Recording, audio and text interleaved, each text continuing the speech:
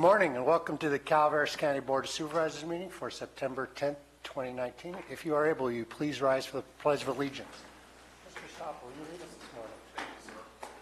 I pledge allegiance to the flag of the United States of America and to the republic for which it stands, one nation, under God, indivisible, with liberty and justice for all.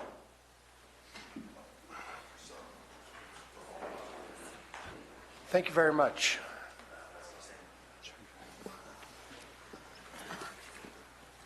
Go to announcements. Announcements. This is a time for county staff to provide updates of upcoming county events that may be of interest to the public. Any announcements from staff? Supervisor Mills. That's kind of interesting. I always remember September 11th and September 10th. Remember, that was the Darby fire 18 years ago. But it was also the year that the towers went down. I happened to be in Rawlins, Wyoming at that point, simply because we were short on water in Murphy's and Angels Camp in Vallecillo. So I hope that all of you will remember tomorrow. And we will have a flag retirement ceremony here tomorrow morning at 8:45 for those that would like to attend. Thank you very much. Announcements from staff. Seeing none, we'll move forward. Mr. Moss. Thank you. I apologize. Got to move quick. Just want to take this opportunity real quickly to update the board on groundwater sustainability plan and the groundwater sustainability agency. This is something we'll be bringing back before the board on October 8th and thereafter as well. I have a handout here.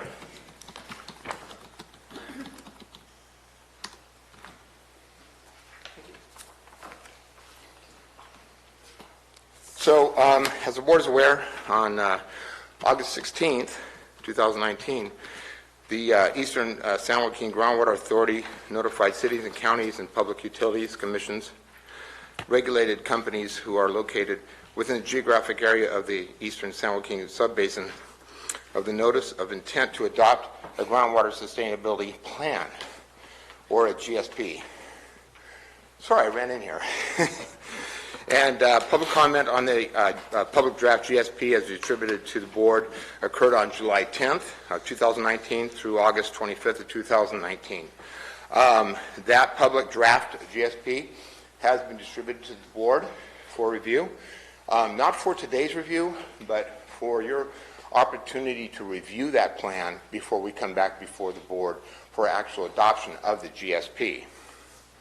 So as you'll see on the handout, you'll notice that no sooner than 90 days from the date of the notice, each GSA must hold a public hearing and consider adopting the GSP. Now, again, that will be brought back before the board within the next 2 months. So really that means that agencies need to adopt the GSP no sooner than November 16th of 2019, so we meet that 90-day deadline, okay? And no later than December 1st of 2019, so that we can finalize the JPA by the January 31st, 2020 deadline. And I know that I'm throwing a lot out here, but this is something we've had study sessions on and kind of discussed the GSP and the GSA as well. Since the existing MOU for the Eastside GSA is structured to leave authority to individual boards, CCWD, Calaveras County, Rock Creek Water District, and Stanislaus County will all need to adopt the plan. And then staff will be returning back on October 8th to talk about introducing a second amended draft to the MOU for the GSA. Now, originally that GSA was with all the parties involved, and Calaveras County Water District had the authority and was designated to represent the GSA. The second draft amended plan that I'm currently working on and running by CCWD will designate the county for that purpose, and the board will have an opportunity to actually go ahead and take a look at that and approve it and make modifications as necessary. So on November 19th, we will bring back the MOU after the board comments and CCWD comments and request the board to approve the GSP for the county. And I know this is a lot. Generally, like I say, I've done a couple updates before the board during the PowerPoint presentations. It's a lot to digest, but I want the board to be aware that we really are coming to the final pieces of the Groundwater Sustainability Agency and Groundwater Sustainability Plan. Again, absolutely has to be adopted because we're in that sub-basin that is in a state of overdraft pursuant to Bulletin 118 of the Department of Water Resources. So, with that said, this is simply an update. Please do contact me if you have any questions about the nuts and bolts of this, where we stand. But I want the board to be aware that this is coming down the pike. There's absolutely no surprises with this for the board. Thank you very much. Thank you. Seeing no further announcement, we'll move on to public comment. General public comment. Any item of interest to the public that is within the subject matter jurisdiction of the board and is not posted on the consent or regular agendas may be addressed during the public comment period. California law prohibits the board from taking action on any matter which is not posted on the agenda unless it is determined to be an emergency by the Board of Supervisors. If public comment is completed before the 30-minute allotted time period, the board may immediately move to the next order of business. If public comment is not completed during the allotted time period, it will be continued as the last item of business in order to provide an opportunity for the remainder of comments to be heard. Thank you very much. Everybody will be allotted 3 minutes. We have a few new faces in the crowd today, so I will repeat the rules. Please be respectful. Turn off other electronic devices. And have your comments reflect well upon our county. So, please, who's up first? Mr. Segala.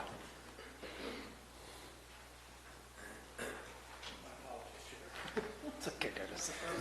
It is. Good morning, Board. Al Segala, Taxpayer Association. There's several things happened in September. One, of course, is 9/11, which is not a very pleasant thing to think about. But there's also on the 17th is the anniversary of our Constitution. And so I put a few words together, hopefully to be published, but it won't be published until after Constitution Week. And so here's what I put together. Will our kids be free? So September 17th is the 232nd anniversary of our wonderful U.S. Constitution. For many thousands of years, human slavery was normal, including in the United States. America was the first to claw its way out of the darkness of tyranny and put a solution down on paper. Our founding fathers possessed an incredible amount of knowledge and wisdom by recognizing natural human rights and restricting the size of the new government so those rights would be protected. This led the way for future generations to emerge from almost universal bigotry to enjoyment of liberty and prosperity today. Still not perfect, but going in the right direction. Just what are the fundamentals of human rights? Although Thomas Jefferson used the term pursuit of happiness in the Declaration of Independence, the actual rights are life, liberty, and property, as stated in the 5th and 14th Amendments to the U.S. Constitution. Will our children enjoy a free society? I think the answer is no. Unless we rediscover and share the principles of our free society, that includes learning about the Constitution and especially helping young people do the same. Perhaps the rise of socialism in America is in direct proportion to the ignorance of our Constitution and its purpose. I think there are two very easy ways to make a positive influence. The first is reading and sharing the fun little booklet, The U.S. Constitution and Fascinating Facts About It, which is free from the Taxpayer Association. The second is taking the free 10-lesson web course offered by Hillsdale College. Just Google Hillsdale College and you'll get right to it. When would be the best time to start? How about today? Thank you. Thank you. Next speaker.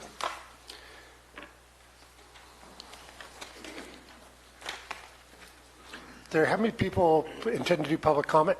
You can raise your hand. Great. We can speed things up if you want to line up no more than 5 deep in the back. It'll sort of speed things up. Good morning. Good morning. I'm Brian Smith from West Point. This is relative to the proposed homeless shelters in West Point. First, I want to read a letter from my wife because she's unable to attend today. To whom it may concern, my name is Judy Phillips Smith. I am the 5th generation of my family to live in West Point. My parents bought their home on Bouvard Street in 1949. I now own that home. I've seen the good, the bad, and the ugly in West Point. We're a small town where the business community is trying and succeeding to make a difference. West Point does not need a homeless shelter in the heart of our business district. We need to enhance our community for future growth, and homeless shelters do not, I repeat, do not belong in downtown West Point. Okay. We had a meeting up there Thursday. Since then, I've gathered 153 signatures on a petition. This is a petition of grievances. We, the following citizens of West Point and Wilseyville, Calaveras County, do hereby petition the Calaveras County Board of Supervisors to henceforth halt any and all action for the establishment of a homeless shelter on Spink Road, West Point, California. We are following the example set forth by the founders of our great country when petitioning King George of England, and is established under the First Amendment of the Constitution of the United States. First grievance, the proposed project is presented fiat accompli, done deal, without proper input from the community. Number 2, those community members most affected directly, both business and private, did not receive proper notification. 3, the proposed location does not lend itself nor enhance our commercial district. 4, there is no guarantee of expanded law enforcement relative to this project. 5, there are realistically no jobs for the homeless to transition into. There is no guarantee of transportation to employment for those homeless in transition. And 7, the rezoning, building demolition, and property improvements will be undertaken by the county at county expense without the approval of the taxpayers.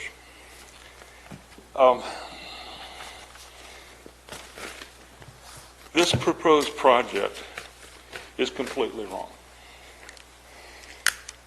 We have no services. We're at the far end of the county. It takes me 45 minutes to get here. We can't transition homeless people from living underneath a bush to being productive members of society with a job and a home when we can't. Sorry, Brian. When we cannot guarantee. Brian. It's done? I have to uniformly enforce the 3-minute rule. So, yeah. Oh, I'm sorry. I didn't realize that It's you took okay. that much time. Thank you very much. Thank you. Thanks, Brian. Casey? My name is Jim Casey. I live in Glencoe. I worked in the West Point area for a while. I was teaching at the elementary school. I'm also the president, because I missed a meeting, of the Coalition for Blue Mountain Coalition for Youth and Families. And Brian and I stand on opposite ends of this project. I'm hopeful that we can find a way to get the sharp edges off this project to make it palatable for the people that are pushing back against it. He had a petition at the hardware store, and I ran into a gentleman who said, "Where's the petition?" And he signed it. And I said, "Well, can I ask you what you know about the project?" And he said, "Well, not much, but if it's good enough for Brian, it's good enough for me." And that's the kind of respect and I think authority that Brian has in the community. And so we sought each other out after yesterday's meeting in San Andreas, and we talked about it, and we think we were going to sit down and maybe just agree to disagree. But on several points, I think we have some room for movement, because there are services up in West Point, and the program would provide service for the people. And we're talking about 2, well, 3, but we're haggling, so it could be 2 of these tiny homes. not a five-story homeless shelter. We're talking about 2 on our property for the Blue Mountain property in front of the garden. We think it would be a good fit. We think it would be a really good fit. There's going to be tons of oversight from the county. We're going to be there almost every day. I think we could probably find some jobs for people in West Point. They're not going to be great jobs, and Brian's right. They're not going to, support a family or a person, but it's going to be something that someone can do to get back on their feet. And so we are going to try and hash things out. And I guess my ultimate message to the board is we're working on it. We're working on it. We did roll it out. It was kind of like rolling out the Hindenburg on its last flight. It did not go well. We weren't very well prepared on the Blue Mountain side. Ms. Stranger was very well prepared. I just didn't see it coming. And so that's left a bad taste in a lot of West Point communities' mouth. And so what Brian and I want to do is get together and at least get rid of that and then move on to try and see if we can't find some common ground, because there are homeless. And there's a dozen people living out there. There's a half dozen kids in the school that are couch surfing. So we'd like to be able to provide a place where people can, have a home, have an address, get services, and maybe get back on their feet. So just let you know, we are working together to try and find a solution. We're going to try and work together to find a solution. So thank you very much for your time. Thank you. Next speaker, Beth? Good morning, Board. I would just want to say I'm in full support of the tiny house project. I think that we need to start somewhere, and so many people that fall between the cracks and have difficulty accessing services just need a little bit of help. I've been in situations a long time ago as a broke single mom that I went through a couple of weeks of homelessness. And at the time, there was a short-term stay at a hotel that, it was a series of unfortunate events, and I just needed a little bit of help, and I got it. And I was able, in 2 weeks of a hotel voucher and a few food stamps, I was able to find a place to live, find a job, and not need any more help. It's as simple as needing an address to fill out an application. And I'm aware that some of the people that are on the streets are veterans. We have 22 veterans committing suicide every day. We can't ignore the people that serve this nation. It's the anniversary of the Butte fire. So many people were displaced by that fire who continue to experience daily indignities at being underhoused. I just think as a community we can pull together, find common ground, and show compassion to people less fortunate than us. Thank you.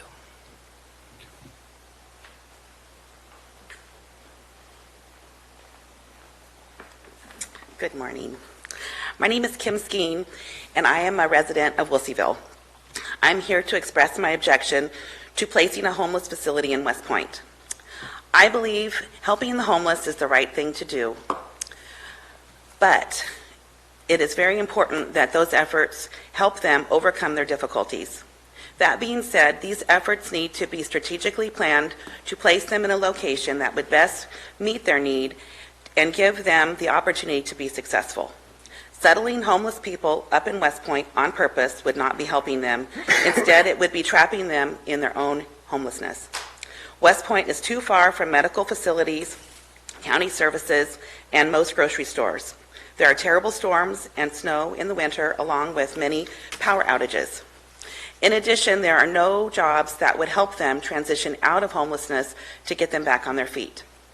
On top of all the reasons I just mentioned, there are also no daily public transportation sources available that would facilitate them with any of these needs. The goal should be to help people become self-sufficient and thrive, and not to inadvertently make it more difficult for them to succeed. One alternative would be placing these homeless units in Valley Springs, where they would be closer to everything. If we really want to help the homeless, let's really help them.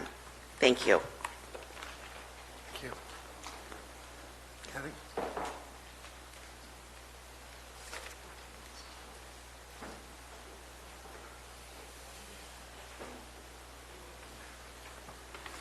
Good morning, Board, staff. Kathy Topol, Common Ground Senior Services. As most of you are aware, we provide the home-delivered Meals on Wheels program, and then we also have a transportation program, and we call it Silver Streak. And those that take it, they like to refer to themselves as streakers. I'm here today because at a previous board meeting, Silver Streak was misrepresented. And I'd like to clarify some false information that was made against this valuable community service. Silver Streak provides the elderly, veterans, and individuals with disabilities an option for getting to health and wellness appointments. This includes in and out of county. So we're the only organization that takes people out of county to medical appointments. And as you're aware, there's very few specialists in Calaveras County. Additionally, we make transports available for grocery shopping, pharmacy trips, and other errands that might not otherwise be available to those that require the use of an ADA vehicle. Last year, Silver Streak provided 2,988 transports to 233 clients, and this includes 60 transports to dialysis appointments. These transports were completed using the fleet of 11 handicapped vehicles, 8 staff, and 5 volunteer drivers. None of these clients were charged for any trip. In an effort to sustain this donation-based program, our staff continually searches for funding. The organization has developed partnerships with county agencies, Caltrans, Area 12, Logisticare. We get donations from multiple community foundations. The county assists us with our Meals on Wheels program. And as the mobility manager for Calaveras County, we work to inform residents of the best transportation option that fits their need. This includes referrals to Calaveras, Amador, Tuolumne transit agencies, the Volunteer Center, cab companies, and other organizations that provide transports. Again, the mobility manager also continues to try to find funding. We encourage those seeking transportation services to contact us so they can be given accurate information in an effort to ensure that they have access to these health and wellness appointments at no charge. You've all heard of the secret shopper? Well, I'm inviting any of you to become a secret rider. Hope to see you soon. Thank you. Thank you, Kathy. Further public speakers? Seeing none, I will close public comment. We will move on to the consent agenda. Consent agenda items are expected to be routine and non-controversial. They will be acted upon by the board at one time without discussion. Any board member, staff member, or interested party may request removal of an item from the consent agenda for later discussion. Fellow board members, anybody want to pull an item? Item 17. Item 17. Other items? Staff want to pull an item? Public? Seeing none, there's a motion to carry the remainder. I'll move. Second. Moved by Supervisor Toffenelli, second by Supervisor Mills. All in favor? Aye. Opposed? Carries 5-0. Item 17 is from the Administrative Office to approve and authorize the board chair to sign the response to the fiscal year 2018-19 grand jury report. Supervisor Callaway, you had some questions. I don't have a question, I have a comment. Okay. On the one regarding animal control services, on jury finding 1 and the county response to finding 1. The finding 1 states that the facility's old, outdated, and insufficient to care for and house animals. Okay, finding 1. The board's response partially disagrees with the finding. The facilities are aged, as many of the county holds. However, the animals are well cared for. According to the grand jury report, and those of you who have been around a long time, this is at least a minimum of a 20-year effort. As far as I'm concerned, the facility is old, outdated, and insufficient to care for and house animals. I think the Board of Supervisors needs to totally agree with this finding. It's about time that we step up. It has nothing to do with how the animals are cared for or county staff at Animal Services. This has to do with the facility. So I would like our response to be that the county agrees with this finding. Now, as we go on, they do ask for us to provide the budget for a new building. What I propose is that within 2 years, we have a plan to do something about the building at Animal Services. It is not sufficient for the animals, and it's definitely not sufficient for the staff that works there. So I would like to make those recommended changes to our response.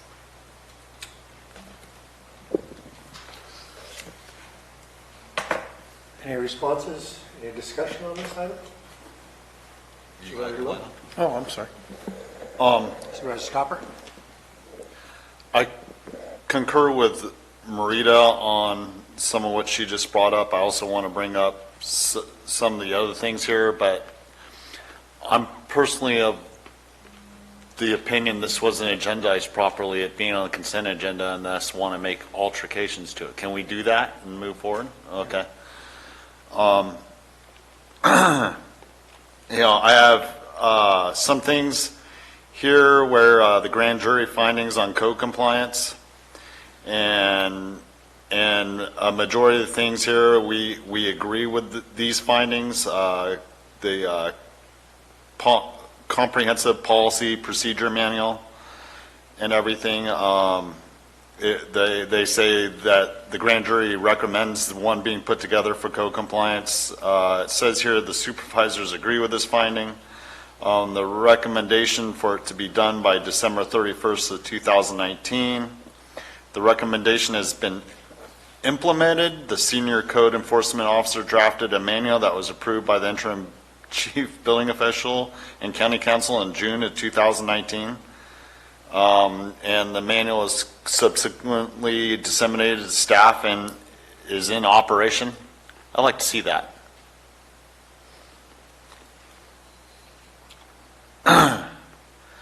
And there's quite a bit more here. And then I also, the grand jury findings on college districts.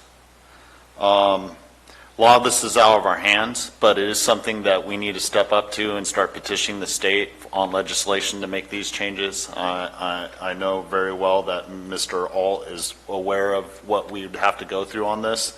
It's a big concern on the west side of the county.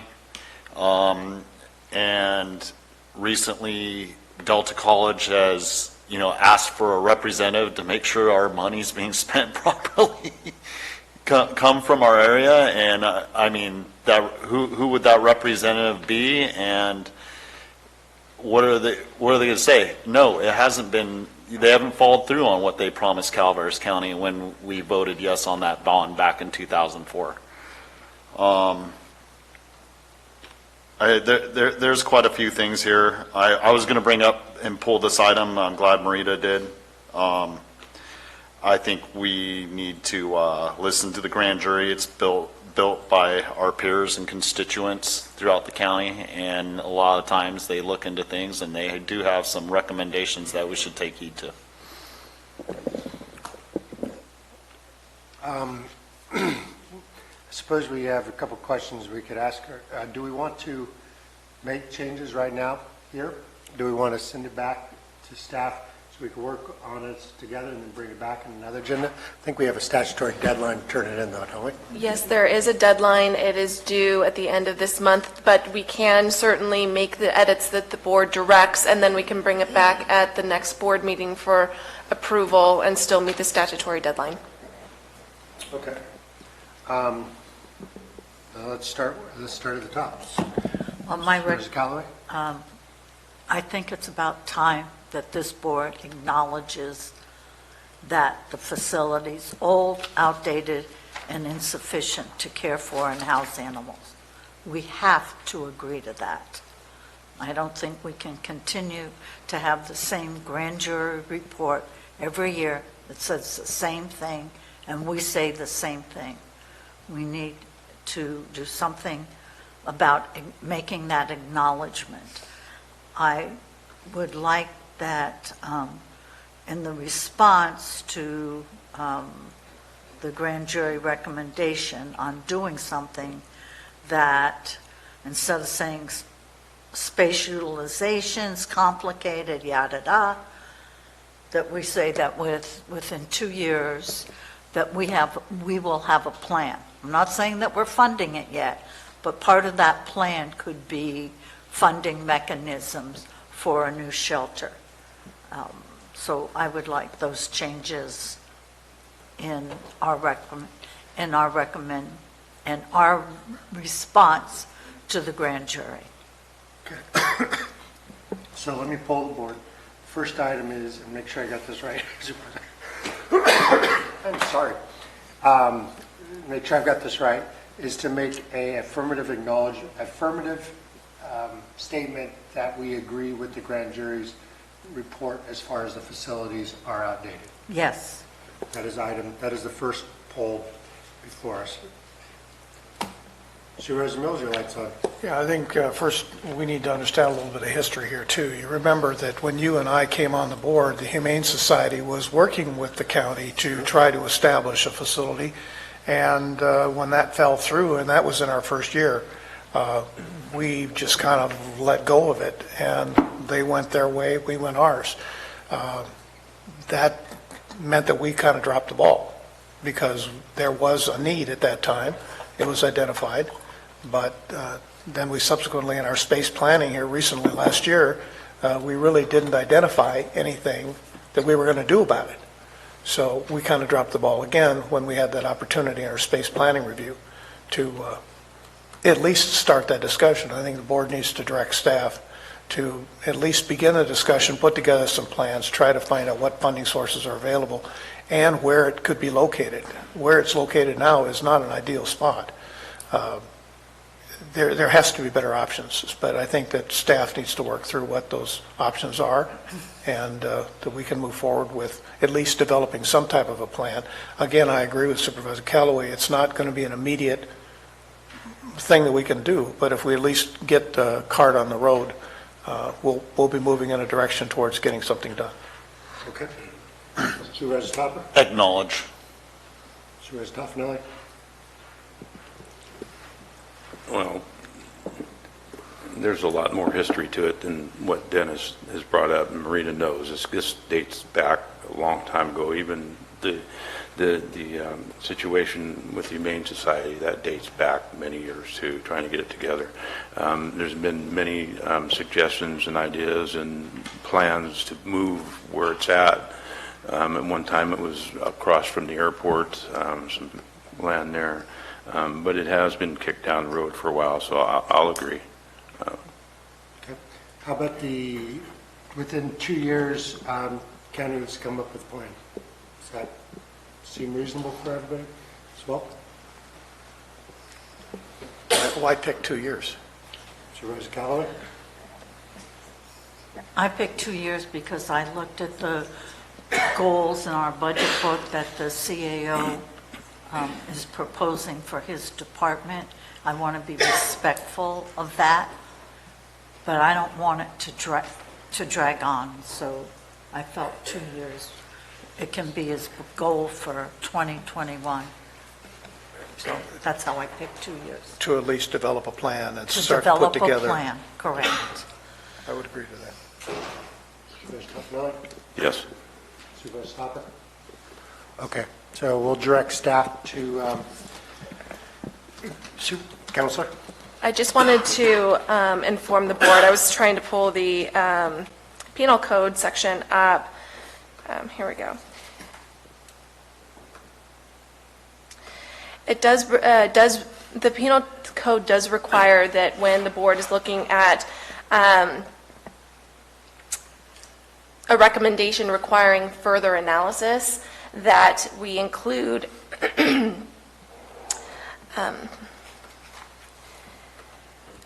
time frame for the matter to be prepared for discussion. That time frame cannot exceed 6 months. Obviously, completion of a recommendation is going to take much more than 6 months, but staff would, according to the penal code, be required to report back to the board as far as how we are proceeding with the recommendation and laying out certain time periods and a path forward within 6 months. So I just wanted the board to be aware, although you're saying 2 years, I wanted you and the public to know that we will be reporting back within 6 months. Good. Pursuant to the penal code. Okay. Any other items on the animal shelter before we move on to code compliance? Okay, so we got direction on that. Supervisor Stopper, you had some direction regarding code compliance.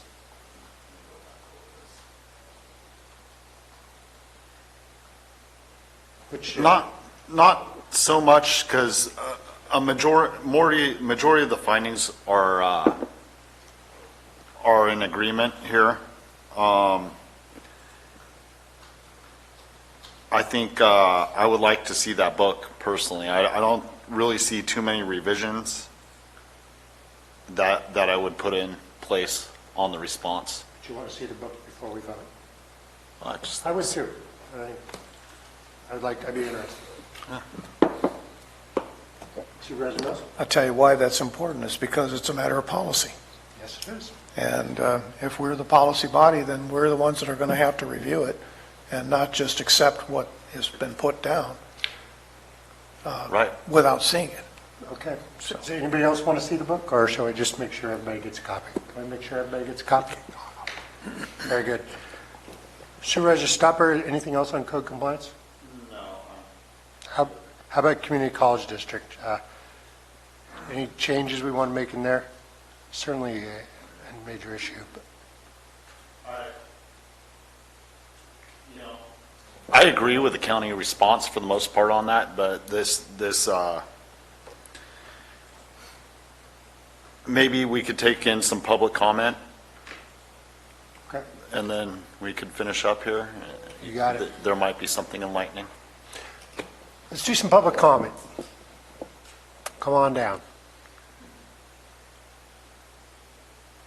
Again, it's be 3 minutes apiece. I think everybody here knows the drill. Good morning. Ralph Copeland, District 4, Copperopolis, current member of the Calaveras County Grand Jury, past member last year of the Calaveras Grand Jury. I'm here before the implementation of your responses. Basically, as a reminder, this is what you've read, all of you have read, front to back. We had to sign for it. I appreciate it. Also, Ms. Stedfeld, council, brought up my points exactly of the Penal Code 93305. All this is public knowledge. Under compliance, the responses received must meet legal requirements as defined in Penal Code 933 and Penal Code 93305 with respect to the timeliness of the response and whether the response met the mandated format and content. Next is responsiveness. The responses must be clear and not evasive. The entities understood the issues in report and responded accordingly.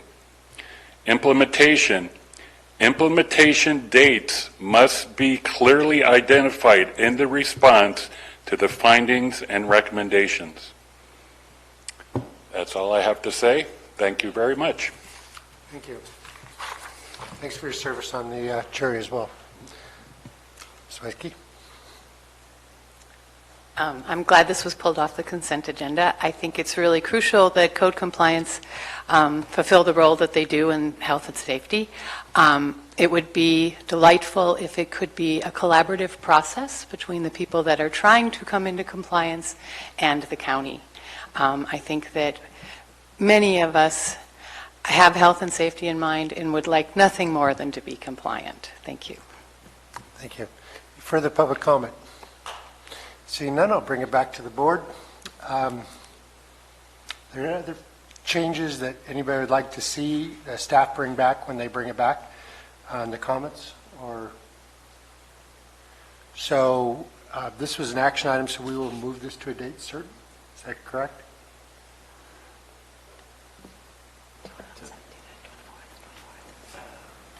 Probably the 17th.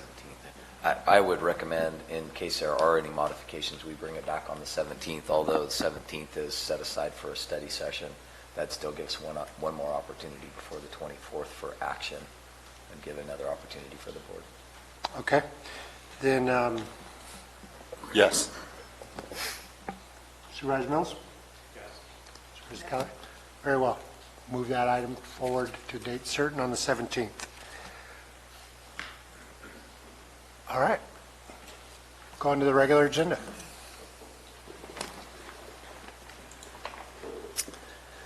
Item number 18 is from... 2 minutes to set up. Excuse me.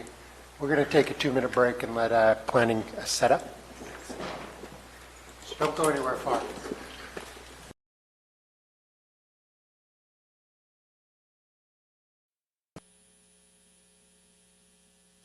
All right.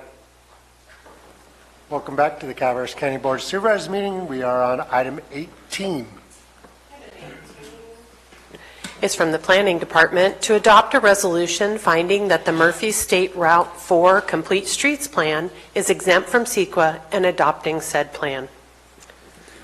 Mr. Maurer. Good morning, Peter Maurer, Planning Director. With me today is Tanya Sundberg from PlaceWorks.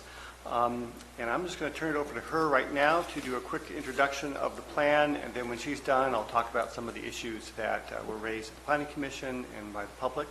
We'll go from there. So take it away, Tanya. Great. Thank you, Peter. Good morning, Chair Garamendi and members of the Board of Supervisors. I'm really pleased to be here today to present to you the Complete Streets Plan for the Highway 4 corridor and Murphy's. As Peter said, my name is Tanya Sundberg. I'm with PlaceWorks. We're the lead consultant on this project. I'm also a resident of Murphy's, so it's really exciting for me to be here and at this stage of the project with you today. This project was a cooperative effort between the county, the Council of Governments, and Caltrans. In fact, it was funded through the Caltrans Sustainable Communities Grant Program. That grant was awarded to the Council of Governments, also with some local matching funds from the Council of Governments. And with us today in the audience, we have Amber Collins from the COG, as well as Kevin Schroeder from Caltrans, and they're also available to answer questions if they come up. So the project was really focused on developing this Complete Streets Plan to identify and prioritize improvements along the Highway 4 corridor through Murphy's. And those improvements are focused on making it a safer place for all modes of travel, including bicyclists and pedestrians. And this plan itself will really be helpful for both the county and the Council of Governments to obtain future grant funding to implement the projects that are identified in the plan. The project was community-driven and involved an advisory committee, and also we have a website. I'll go over those a little bit later when I talk about outreach overall. So the project was focused on the Highway 4 corridor in Murphy's, as I said, and it started at its east end, was down around Feeney Park. Its west end is at Feeney Park, and it went east along Highway 4 up to about Tanner, and right before the road kind of starts getting up into the going uphill. And then it also included some little spurs along Penn Gulch and also along Big Trees and Main Street and Jones Street, going out to that four-way stop right at the edge of Main Street Murphy's. The project goals are as summarized on this slide. We wanted to create safe pedestrian and bicycle connections to Michelson Elementary School, as well as along the whole Highway 4 corridor in that area, improve safety for all modes, create a better sense of cohesiveness and connectivity to Main Street Murphy's from Highway 4, engage community members to identify and prioritize the improvements, establish clear gateways at each entrance to the town, beautify the corridor, and slow traffic through Murphy's so that drivers are alert to the fact that there is pedestrian and bicycle activity. We started the project in December of 2017 with our existing conditions analysis. We've been working since then on all these phases that are shown on the slide. We introduced the project to the community. We developed alternative ways to address the issues that were identified. We got community input on those alternatives, prepared a preferred alternative, and then got community feedback again and brought it out for a public review. So I'll go over those in a little more detail as we get through the presentation. Early in the project, we identified some key issues and opportunities, both from our existing conditions analysis as well as through coordination with Caltrans.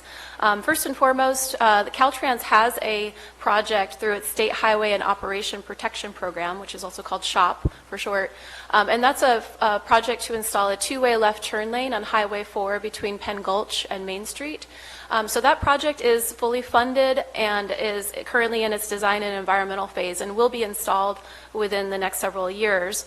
And so this plan is really kind of building from the big opportunity that presents to do a lot more along that whole corridor for bicyclists and pedestrians. So through our demographic analysis early on, it demonstrated that there is a need for complete streets improvements in this corridor. There's a high percentage of households with lower incomes and also older residents. Those indicate that there are people who maybe don't have access to a car or who can't drive. And also there's a high percentage of people who already walk to work. So there is a need for and a desire for safe places to walk and bike in the community based on that analysis. Also, we looked at the walkability and bikeability, looking at how close origins and destinations are to each other. And lots of origins and destinations are close to each other, close enough to walk or bike, but people don't actually do that because of the lack of safe connections. Uncoordinated signage was a key issue, along with parking. We conducted an analysis of historic collision data and found that there's a little cluster of collision history at the Penn Gulch and Highway 4 intersection, and also at the Feeney Park, where Feeney Park abuts Highway 4. So there's a need for some improved traffic safety in that area. And then our engineering analysis generally found that there was a lack of pedestrian amenities. There are wide roadways and intersections which make it less safe for pedestrians and bicyclists. There are unclear pedestrian paths of travel. There's a lack of bicycle facilities throughout the study area, and there are unsafe crosswalk and roadway configurations. But there are a lot of opportunities to make those environments more safe and comfortable for bicyclists and pedestrians just by adding amenities. And so that's a lot of that's really the focus of this plan. So as I mentioned at the outset, this project was community-driven. So I want to take a moment to summarize the various ways we conducted outreach. There was an advisory committee that met 5 times throughout the course of the project. They provided really important guidance to keep us on the right path. That advisory committee was made up of 12 members, including representatives from local businesses and the Murphy's Business Association, the tourism industry, the community club, the school, the sanitary district, parents, and residents and other advocates. The community met in 3 formal workshops. We had great participation at our workshops. Our first workshop, we conducted a walking tour where we organized groups walking through the corridor, and they pointed out the issues that they wanted to see addressed and talked about ways that they think the county and the COG could fix those. Then we also met to present alternative improvement options to address those issues and tell us what they wanted to, which of those alternative improvement options they would prefer. Then we put that into a preferred plan and brought that back to the community to review. And at that last workshop, we also asked the community members to prioritize among those improvements. So tell us what is the most important set of improvements so that we can prioritize those when we go out for funding after the plan is approved. Outside of those formal workshops, we had these informal pop-up events where we set up a booth or a table at community events where people already were, so we could try to access some of those folks that didn't have time to come out to a workshop. So we went to the Chicken in a Barrel event that the Parents Club puts on, one of the first Fridays in the park in Murphy's, and we also went out to the Grape Stump. And we had other meetings with local groups like the Business Association. We conducted a parent survey in coordination with the school, and we had a website. So there's a lot of really helpful outreach that really drove the process. So now I'm going to go over what is in the plan in terms of the improvements, starting with really kind of big picture overview. That central section of Highway 4, which is from Penn Gulch to Tom Bell Road and Big Trees, that's kind of what we call the central section. And in that section, the plan calls for 5 to 6 foot wide sidewalks on both sides of the street with a landscape buffer, also buffered bike lane on both sides of the road, improved and new pedestrian crossings, street lighting at intersections, and taking that center turn lane that's planned from the SHOP project that goes from Penn Gulch to Maine, but actually extending that all the way to Big Trees and Tom Bell Road. Outside of the central section of Highway 4, the plan generally calls for what's called a side path, which is also separated from the roadway, but is only on one side of the road and has both directions of travel, so it's wider, and some other treatments that I'll go over. Here you can see some cross sections of what that would look like. The top photo or top diagram shows what is planned for the SHOP project, that two-way center turn lane with some wide shoulders. In the draft plan on the lower left section, lower left graphic, you can see that it has the same center turn lane as the SHOP project, but then it has the bike lanes and the separated sidewalk. Outside of that central area, that wider side path on one side of the road is shown. So that's what it looks like in a cross section. So we've kind of split up this corridor into some segments, and so I'm going to go through each segment, highlighting what the big projects are. So we're going to start at the west end. So this is near Feeney Park. And what the plan calls for in this end is a separated side path, that separated wider side path that I showed you, that would go from Feeney Park up to Penn Gulch. And then other than that, there's the plan calls for enhanced shoulders, which are wider shoulders with the rumble strip, so alert drivers if they're heading off the road, the travel way. And then there's also this informal parking area that's currently used at Feeney Park. This is something that a lot of, I think, parents use during ball games and practices. It is not a formal parking area, but the plan calls to formalize that with a single egress with striped parking and pavement.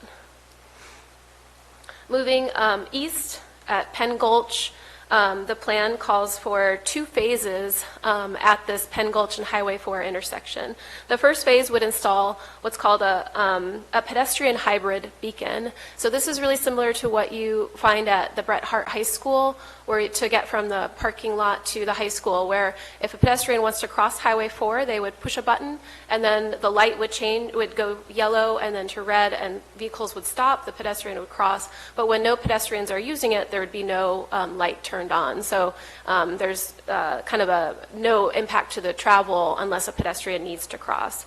In a second phase, we would install a full traffic signal if warrants were met. And you can see this visual simulation on the left that's looking from Penn Gulch to Highway 4 and what that would look like in the first phase. And then along Penn Gulch, the plan calls for a side path on the south side that gets from that goes from Highway 4 to the Feeney Park parking lot. There's an existing crosswalk across Penn Gulch, and that would be improved, and also planting some street trees to address some glare issues. And then east of Feeney Park, Penn Gulch would have Class 3 bike route signage added to make it a safer travel way for bicyclists. Moving east, this is the central part of Highway 4 in our study area. So this is the plan calls for adding these sidewalks with the landscape buffer that I described earlier and the bike lanes on both sides of Highway 4. It also calls for a new crosswalk across Highway 4 at Main Street. And this would have a high visibility crosswalk with a rapid yellow flashing light, but not a stop light. And then also to cross Main Street, we would add crosswalks. There are currently none to cross Main Street. And also a gateway sign here to direct traffic to know that historic Main Street Murphy's is down this roadway. The visual simulation on the left shows what it looks like on Highway 4 looking east at the Main Street intersection. Further east at Big Trees Road and Tom Bell Road, this project would extend, the plan calls for the extension of those sidewalks and bike lanes further all the way to this intersection. Also, the extension of that two-way left turn lane to this intersection. At the Tom Bell and Big Trees Road intersection, there would be painted curb extensions to make the turning tighter and slow vehicles when they're turning, but it maintains access for trucks at the same time. We would have crosswalks on all four legs of that intersection. And then there would also be gateway signage installed at this intersection as well to direct vehicles traveling west to know that they can turn onto Big Trees Road to access Main Street Murphy's, along with a beautification project through landscaping. And then also, as you turn down Big Trees, the Creekview intersection was an area of concern. That's a way that a lot of residents who live in this residential area can access Sierra Hills Shopping Center and also Main Street.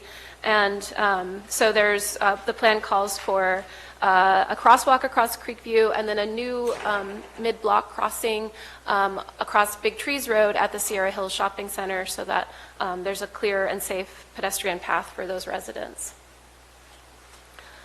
For going further east from Tom Bell Road, this is the outer edge of this plan area. It calls for enhanced shoulders again, as well as a side path on the north side of Highway 4, which would go behind the CHP way station within a utility easement for the adjacent development, as well as a new crosswalk across Bret Hart Drive.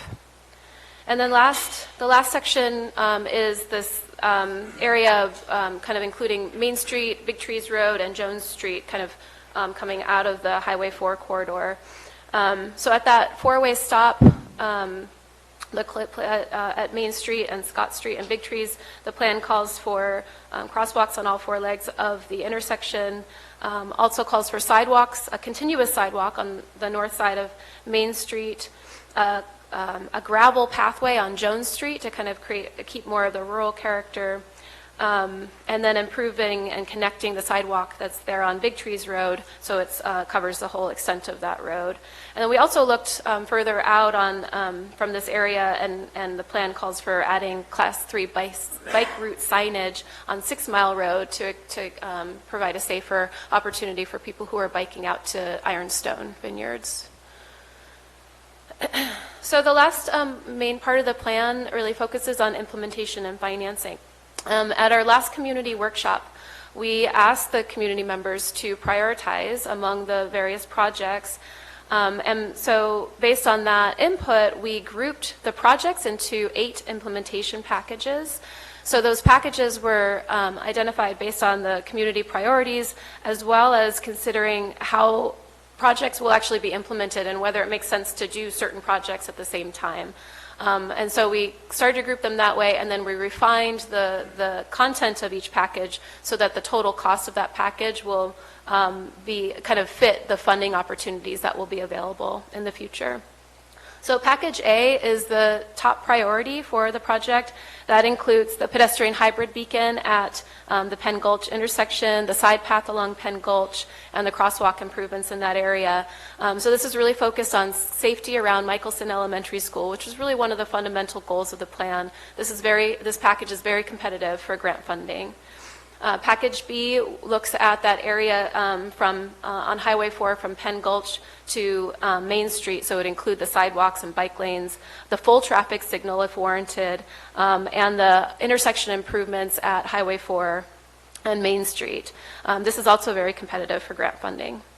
Package C would go continue down east on Main Street to bring those sidewalks and bike lanes to the Big Trees intersection, and it also includes those Big Trees intersection improvements. Once Package B is done, this project will be very competitive as well for grant funding to complete a sidewalk and connectivity for pedestrians and bicyclists. Package D is includes the Big Trees and Main Street sidewalk and crosswalk improvements. So this is really about those downtown connections and bringing people from Highway 4 to downtown. Also the safety for those residents who use the Creek View access. And there are possible grant funds for this package, as well as the possibility that local development could fund portions of it, as well as county maintenance funds. Package E is focused on drawing people into historic downtown Murphys, and so it includes the gateway signage and the beautification at the Big Trees intersection. And this project is something that is most likely to be funded from local business or consolidated into a larger grant project.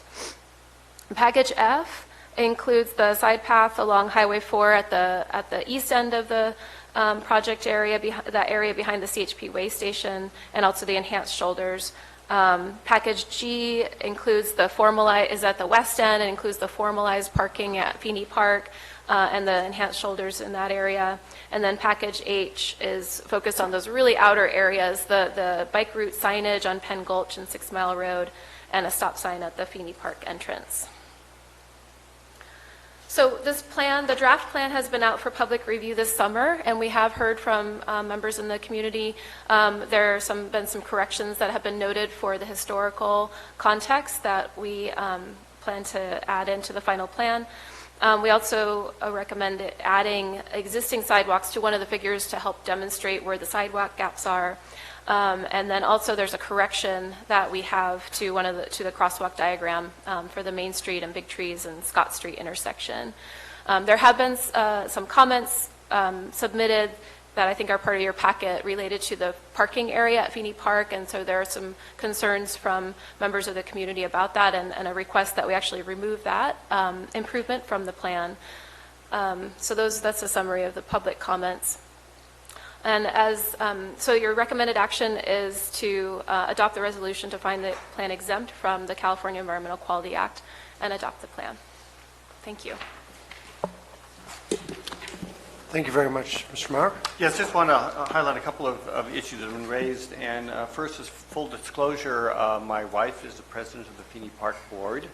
And you have some communication from members of the board regarding the concerns about the parking along the highway.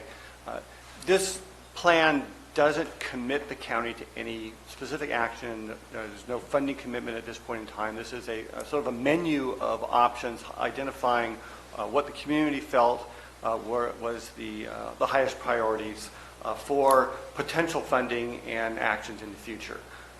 Any decision to make any of these improvements would either be done through on the state highway by Caltrans, or if there's any commitment of county funds, would be brought before the board as a capital improvement project before any commitment to funding is done.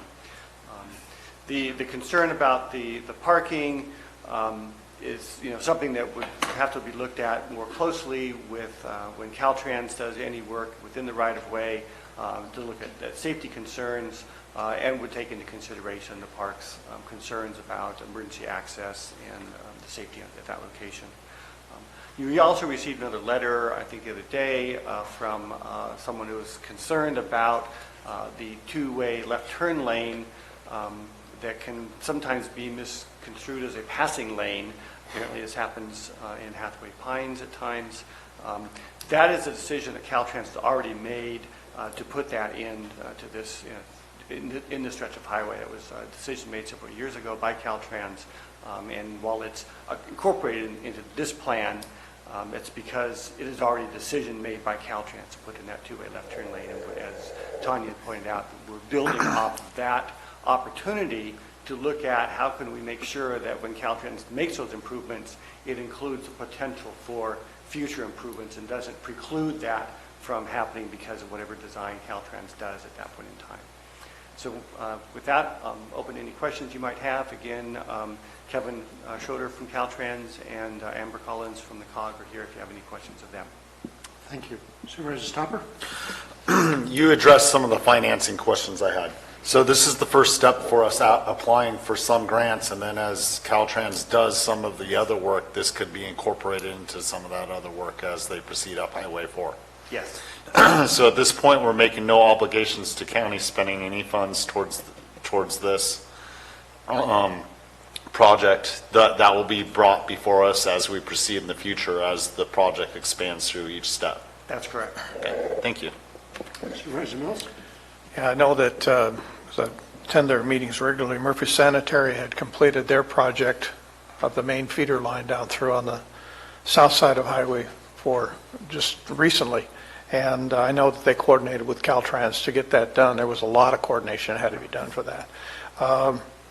We had worked with the sanitation district on this to make sure that, and there were some readjustments that were done for that to ensure that future sidewalks could, and some of the improvements could be made and not ruin the improvements they just put in. Right. I only want to speak to the great coordination that happened between the sanitary district, Caltrans, and our local agencies when that all came together to understand what is the future and where do they fit, how do they move their easements within that. So it was just a great job on everybody's part to put that all together. The concern that I have with 6 Mile would be the width of the road currently between Jones Street and Couts. It's already a narrow road. If we throw a bike trail in there, a bike path in there in the future, there will be some width issues. It's not an that'll have actual to be bike addressed. path, it's more just signage to, Right. so that vehicles will recognize this is a popular cycling route. There's already people that ride there on a regular basis, and just more of an advisory that, you know, share the road kind of signage. Okay. That, you know, there are bikes on the road, be careful of them. So as we move forward with each one of these projects, there's going to be road width issues and easement issues that are going to have to be addressed as those projects come into discussion. Each of those projects will have separate engineering to look at the details. We'll have environmental review associated with those projects. So we'll look at all the details at the time those future projects come in. And the issue of Tom Bell is something, Tom Bell and 4 is something that I had to deal with back in 1992. So it isn't like this is a new issue. And just to get the stoplight put up there for those folks that are in the park crossing the street to get to the post office was an issue back then. So I'm certainly pleased to see that we're moving forward towards improving it even more and providing a better access point. And Penn Gulch has likewise been just a real tough situation for us. So those are the 2 key segments that have been long overdue and needing to be addressed. And this project, the series of projects here speaks directly to those and getting those done. That center area, which we call it the no man's land area in a drive zone between Penn Gulch and then going up to Jones Street, that's always been a problem. Just simply because of the speeds in there, the amount of traffic. There's a lot of traffic that runs through on that section of road. So anything that we can do to make it safer, especially for those people that turn left, the better that we're going to make it for everybody. So thank you for your work. Thank you for the effort that was put out and for the community to be involved in it. Supervisor Callaway, your district? Yes, I vote yes, and so let's move on. But I have to say that the process that PlaceWorks did was absolutely the best planning, community involvement project I have ever seen since I've been involved with Calaveras County. So I give lots of credit to PlaceWorks for getting us to where we are. And everyone I went on my walking tour with were really surprised. So thank you to you and your company. And I support the number 1 priority. Years ago, we had a grant for Safe Routes to School for Michelson. We could not get the school to agree to the different designs for whatever reason that don't need to be discussed today. And I believe Jenny Lynn wound up getting that grant. So, I mean, it stayed within the county.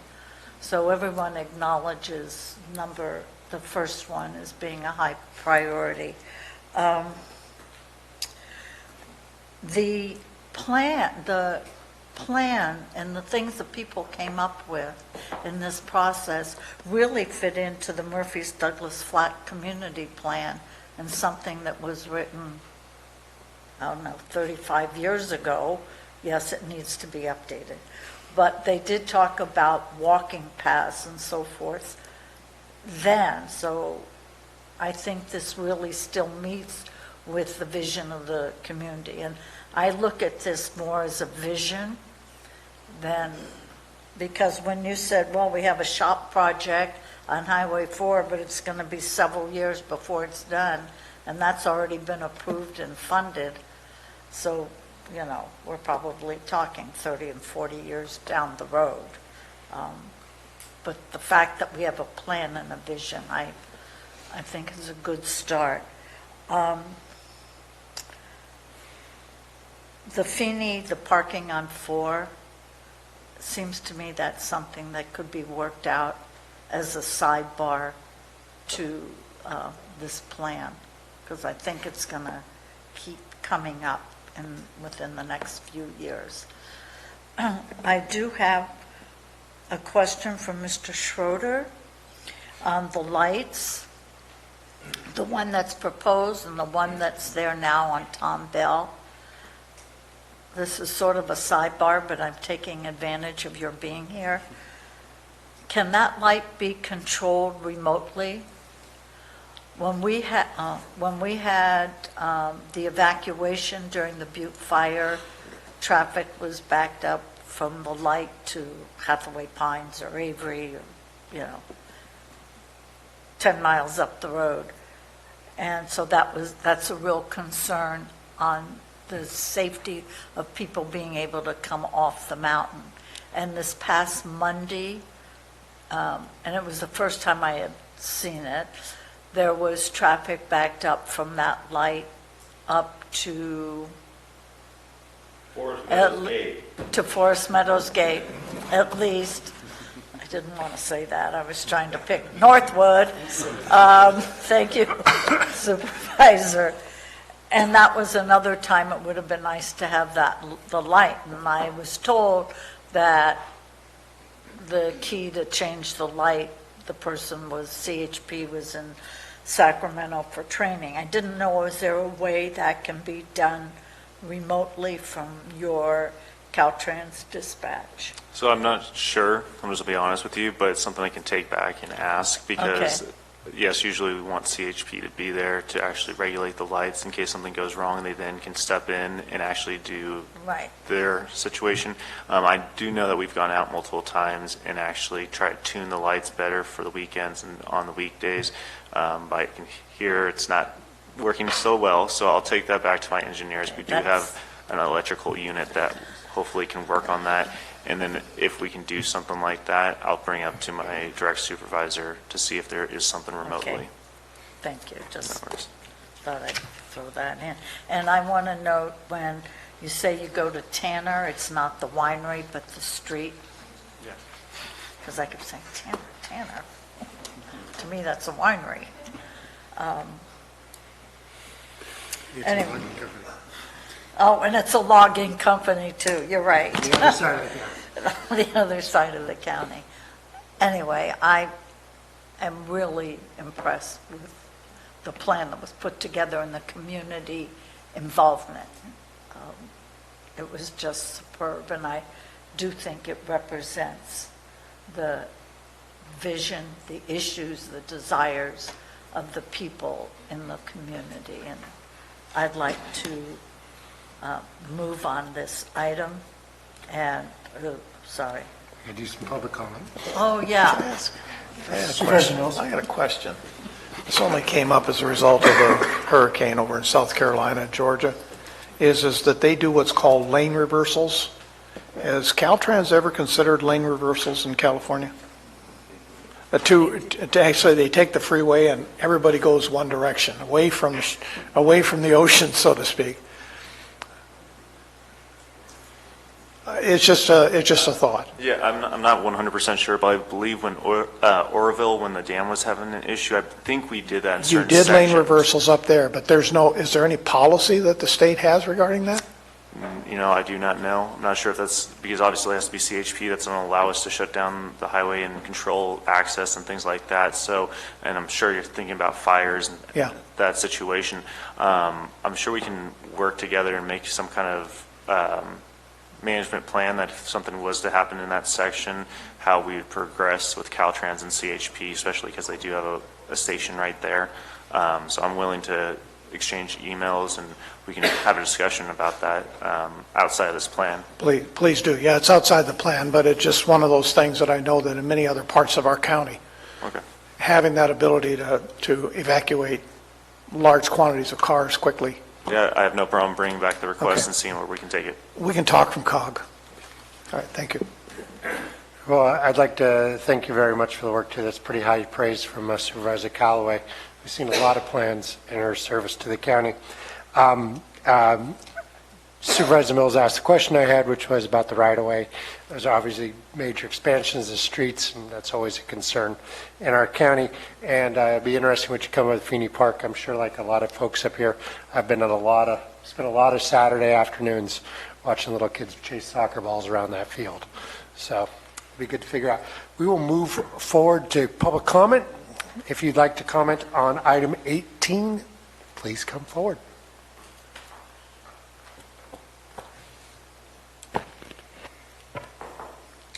I guess I get to play devil's advocate. It's quite a plan. The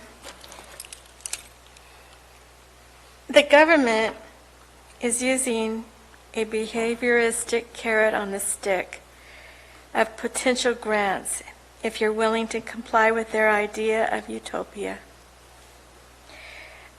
A lady attending the planning meeting who was involved in planning Honolulu brought out that the Paradise tragedy during the fire caused people to fry in their cars because of the gridlock caused by having a narrow road such as this.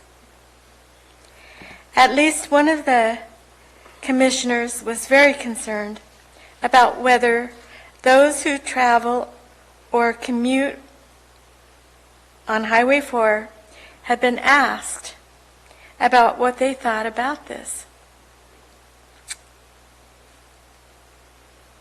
And it didn't seem like there had been a lot of effort to ask the people who commuted or visited on Highway 4.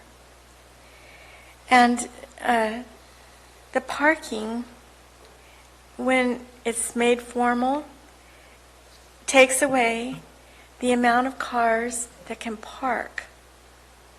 It's difficult for people to find a parking place sometimes after there's lines that you have to go into. And so anyway, I apologize, but you guys, it was quite a job you've been working on. Thank you. Next speaker. Seeing none, I'll bring it back to the board. Again, I appreciate this. Refuse is a very important economic driver in our county. There's a lot for us. Second. Moved by Supervisor Callaway. Yeah, that's my name. Moved by Supervisor Callaway, second by Supervisor Stopper. All in favor? Aye. Opposed? That's 5-0. Thank you very much.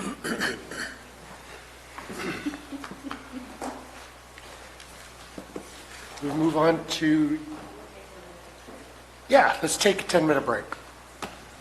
We'll return here at 10:30.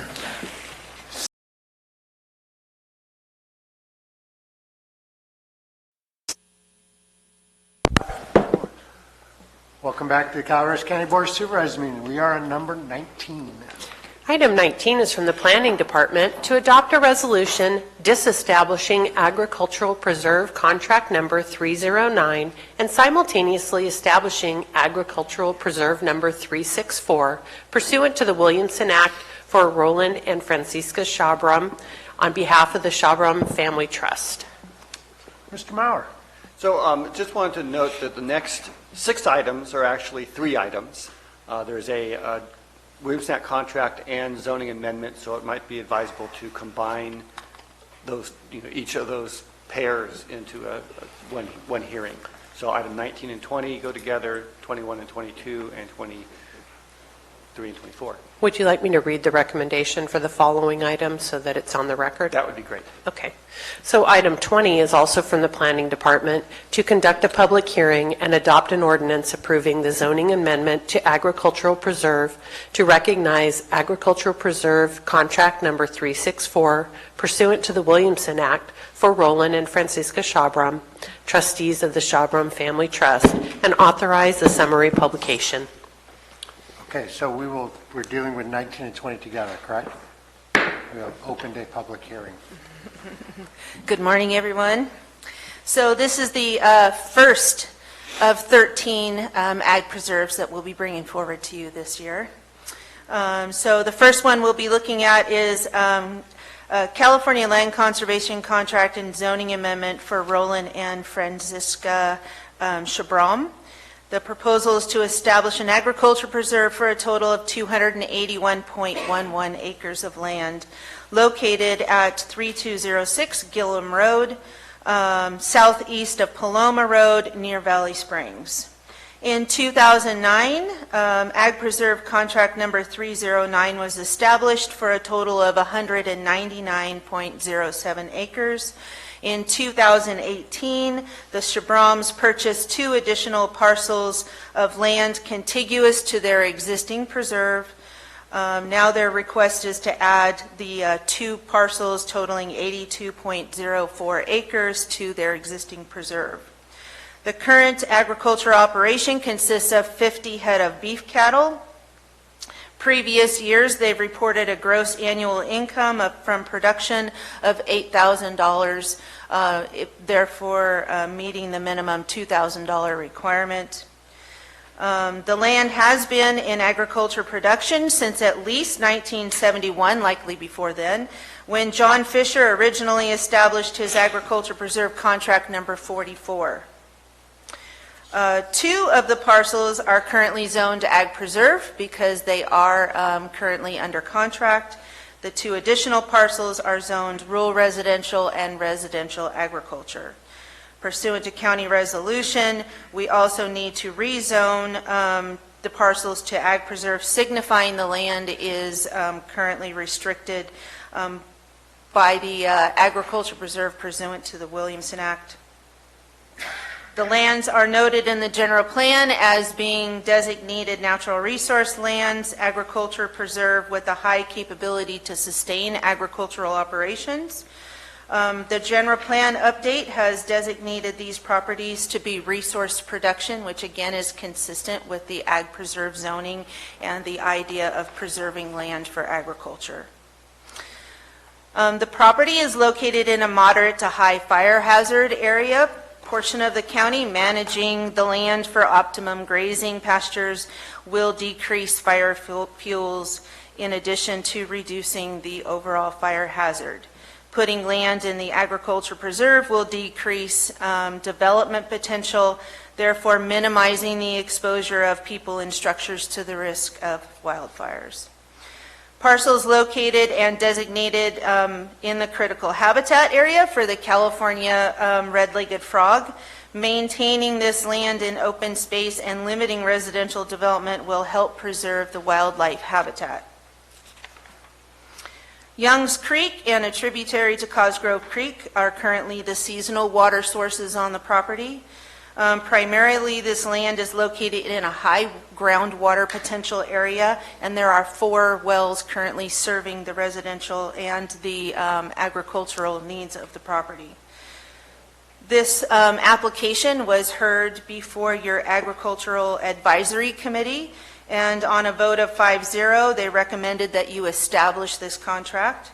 July 25th, your local planning commission actually heard this project as well, and their recommendation to you is also to establish, and that was a vote of 5-0. So in conclusion, the land and production both meet the minimum standards for the agriculture preserve pursuant to the Williamson Act. The application is consistent with the current general plan, and there are no conflicts with the general plan update. Maintaining the land in agriculture will reduce the fire hazard. Open space is beneficial to maintaining wildlife habitat. There is adequate water supply to sustain both the agricultural and the residential development on the property. And the application is supported by your agricultural commissioner, your agricultural advisory committee, and your planning commission. Pursuant to CEQA guidelines, this project is exempt from CEQA, and a notice of exemption has been prepared. So our recommendation to you is to disestablish Ag Preserve Contract Number 309 while simultaneously establishing Ag Preserve Contract 364 and rezoning 2 parcels from the current RR and RA zoning to Agriculture Preserve pursuant to Board of Supervisors Resolution 75-489, which was adopted establishing uniform rules for administration of the agriculture preserves in Calaveras County. Any questions? Any questions of the board? Supervisor Mills? Thank you. You stated something that's kind of interesting about this is a potential high groundwater area. Yes. How did we establish that? We have, I'm not exactly sure where the data of the map comes from, but we have that GIS information available to us as part of our daily. It's one of the largest aquifers, flowing aquifers in the county, right there. Now, the question is this within the GSA basin, the Sigma basin, or is it not? This is outside the basin. Just outside. And this is based on, we have a layer in GIS that was established through essentially well records. So as wells are drilled and submitted to the Environmental Management Agency, they have kept records over the years and determined that this area based on well reports they've received over the past has higher potential. Doesn't necessarily mean you're going to hit a gusher every time you drill, but it's higher potential there than other places in the county. Okay, that's just good to know, and I just wanted to understand where it was in relation to the basin. Yeah, it's outside the basin. Thank you. Good. The creek runs right through there, and there's a number of ponds and so forth there, so It's the same aquifer that runs all the way down that Valley Springs Public Utility draws off of along the road. It's Great, thank you. Public comment on this item. We are taking 19 and 20 together. Seeing no public comment, I will bring it back to the board and close the hearing or vote first. Are there any other questions? Supervisor Toffenelli? No, I would move both these items, sir. Okay, second. second. All in favor? Aye. Opposed? And we will close that public hearing and move on to the next public hearing. So the second, 5-0. excuse me. Sorry, Diane, I jumped the gun. I'm a little excited.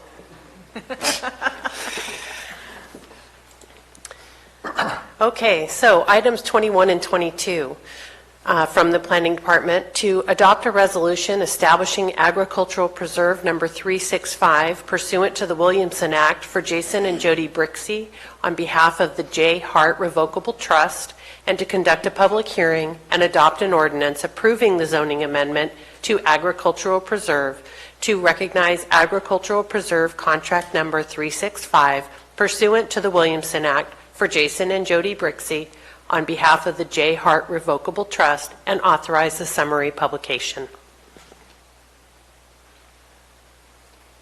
And 22 as well. Oh, I'm very sorry. I was trying to figure out this map. Mr. Mauer. Okay, here we go. So the next contract is California Land Conservation Contract Application for Agriculture Preserve 365, consisting of 5 contiguous parcels totaling 102.67 acres of land, located off Whittle Road and State Highway 49 near Angels Camp. The operation consists of an organic grass-fed beef operation, 10 acres of irrigated pasture, and the remaining of land is dry pasture for cattle grazing. The Brixies report a gross annual income of $90,000, far exceeding the minimum requirement of $2,000. The general plan designates this property as natural resource land, mineral resource area 2A. In addition, there's a portion of the property that is designated through the Angels sphere of influence as agricultural estates. Subsequent to the establishment of the agriculture preserve contract, as before, we will need to rezone the properties accordingly.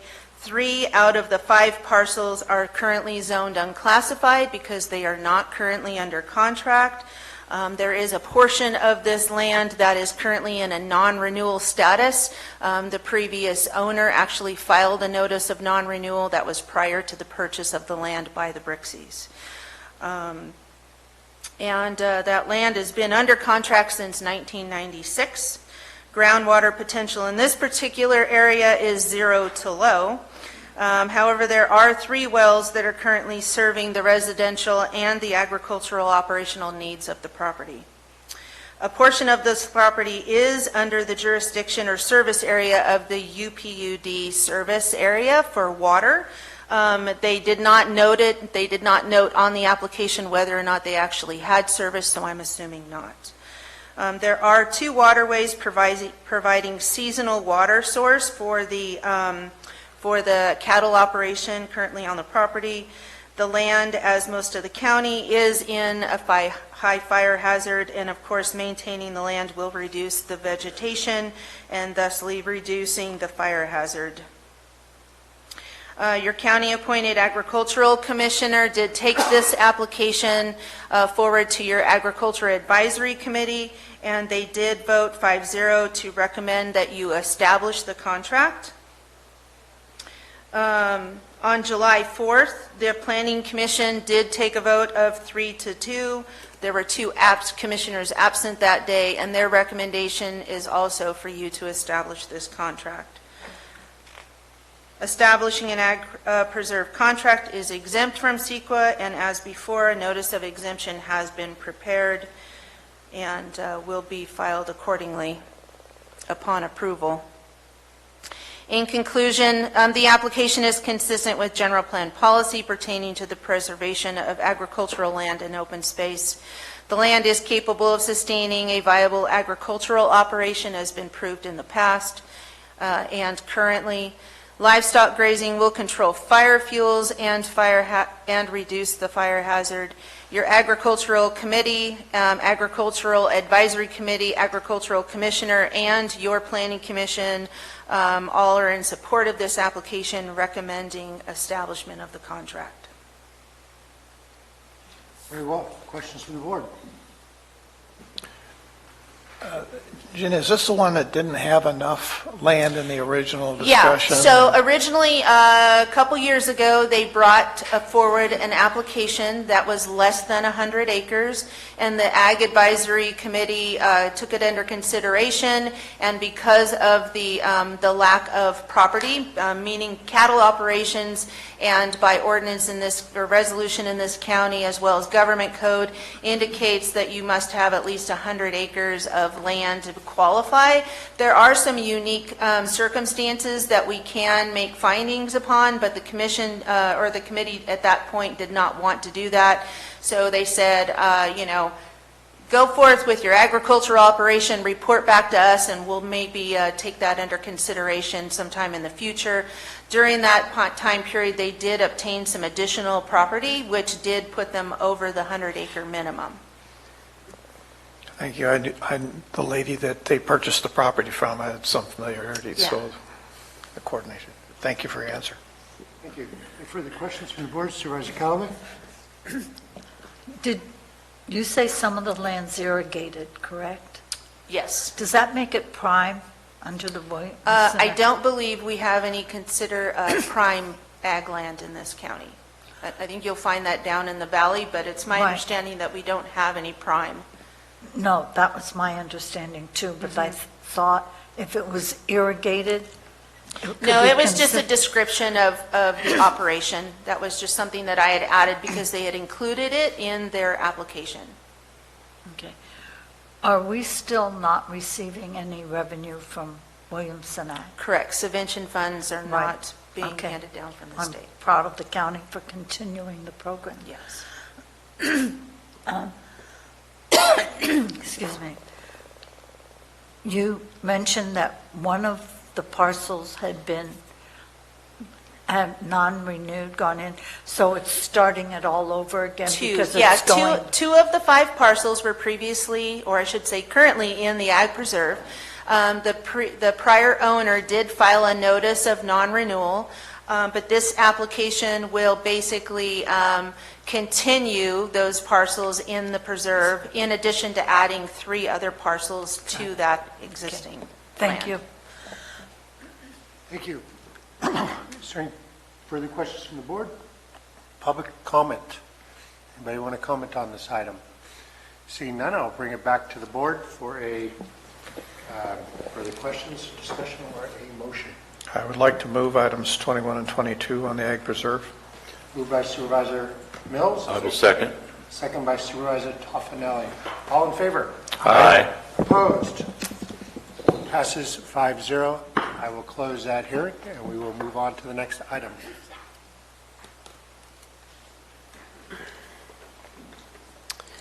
Items 23 and 24 are from the Planning Department to adopt a resolution disestablishing Agricultural Preserve Contract Number 34 and simultaneously establishing Agricultural Preserve Number 373 pursuant to the Williamson Act for Maurice and Amy Protzen on behalf of Bar Down Enterprises, and to conduct a public hearing and adopt an ordinance approving the zoning amendment to Agricultural Preserve to recognize Agricultural Preserve Contract Number 373 pursuant to the Williamson Act for Maurice and Amy Protzen on behalf of Bar Down Enterprises and authorize a summary publication.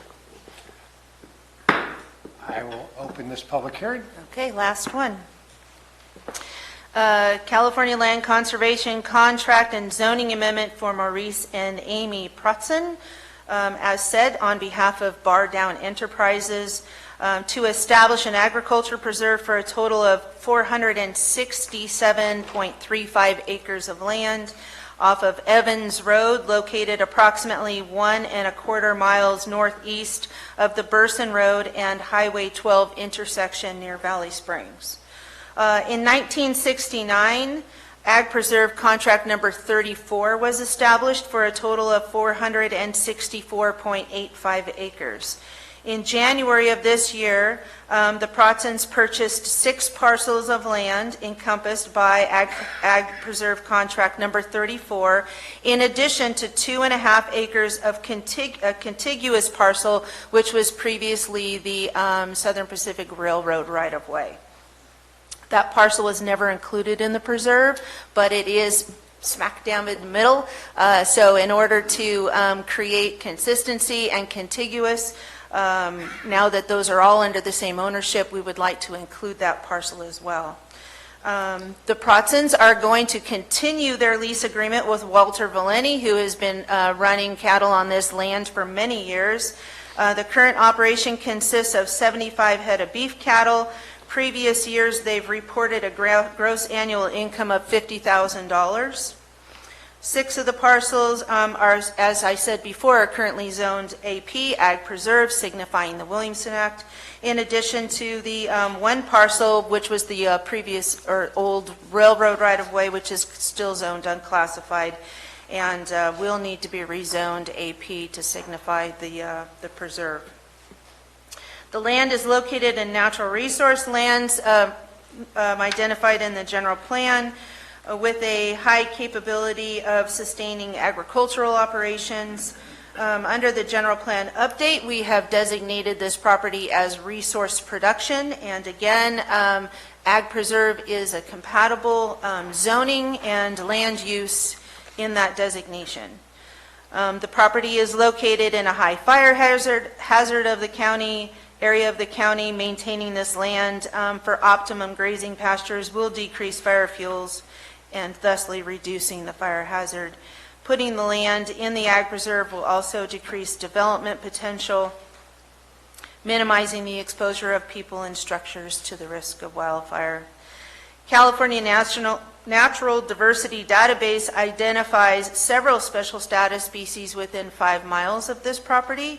Maintaining that open space will limit residential development and will help preserve the wildlife habitat. There are 2 tributaries to the McCollum River, providing seasonal water source on the property. This land is located in an area of both low and high groundwater potential, and as the other applications, there are currently 4 wells on the property serving the agricultural need. Your Agriculture Advisory Committee did consider this application, and they voted 5-0 for you to establish this contract. August 8th, the Planning Commission did consider this application as well, and on a vote of 4-1, 1 being absent, their recommendation to you is as well to establish. So in conclusion, the land and the production both meet the minimum standards for the agriculture preserve. The application is consistent with the general plan, and there are no conflicts with the general plan update. Maintaining the land in agriculture will reduce the wildlife or wildland fire hazard, and open space is beneficial for maintaining wildlife habitat. There's an adequate water supply to sustain the agricultural operation, and the application again is supported both by your Agricultural Advisory Committee, your Agricultural Commissioner, and your Planning Commission. Pursuant to CEQA guidelines, this project is exempt from CEQA, and a notice of exemption has been prepared. So our recommendation to you is to disestablish Ag Preserve Contract number 34 while simultaneously establishing Ag Preserve Contract 373 for a total of 467.35 acres of land, and to rezone 1 parcel from current unclassified zone to agriculture preserve, signifying the land is under contract. Thank you very much. Is there questions from the board? Seeing none, are there questions or comments from the public?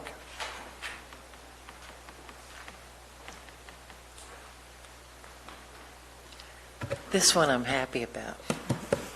I'm a neighbor of the Cook Ranch. I met Mr. Land, I knew Mr. Cook, and I've spoken to the Protsons on the phone. My luck holds. I have good neighbors, and I also have that wonderful view of that pasture out there next to my place, and I have improved fire protection, which I care about. So I'm really happy about this, and I'm happy about the other ones too. Any ag preserve contracts we can get, I'm there. Thank you so much. Ms. Carter?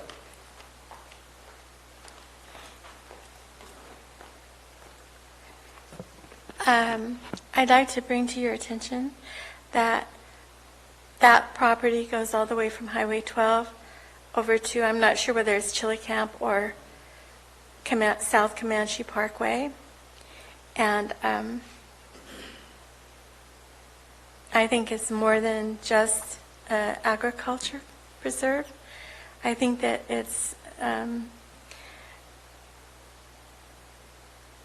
plan. And it concerns me that all these different zoning changes could possibly be in anticipation of pot growing.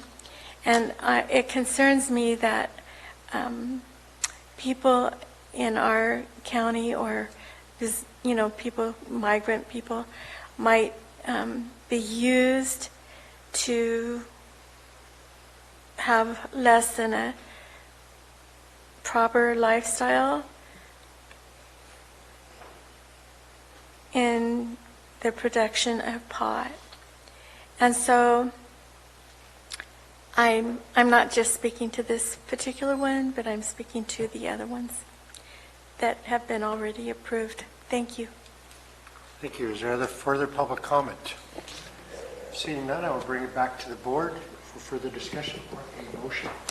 Mr. Chair, I would move both items 23 and 24. A motion by Supervisor Toffenelli. Second. Second by Supervisor Stopper. All in favor? Aye. Opposed? Passes 5-0. Thank you. Close that hearing.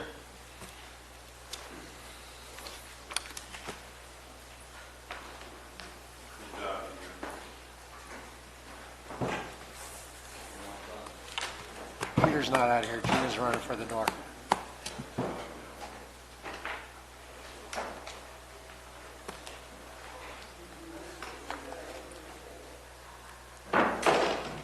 Welcome.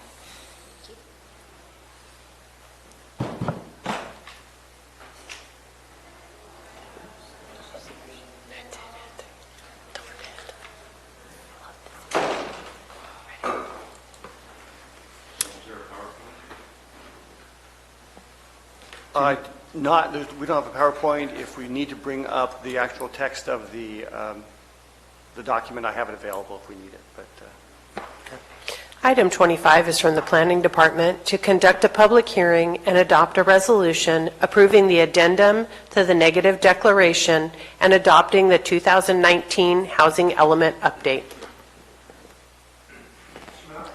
good morning, Peter Maurer, Planning Director. With me today is Jennifer Gustelum from PlaceWorks, our consultant for the housing element. This is the 6th round of housing element updates, the one element of the general plan that requires timely update and state approval. So we have been in compliance with the general plan or with the housing element requirements when we last updated the element in 2015. These are typically updated in 5-year increments. We are moving to an 8-year time frame, thankfully.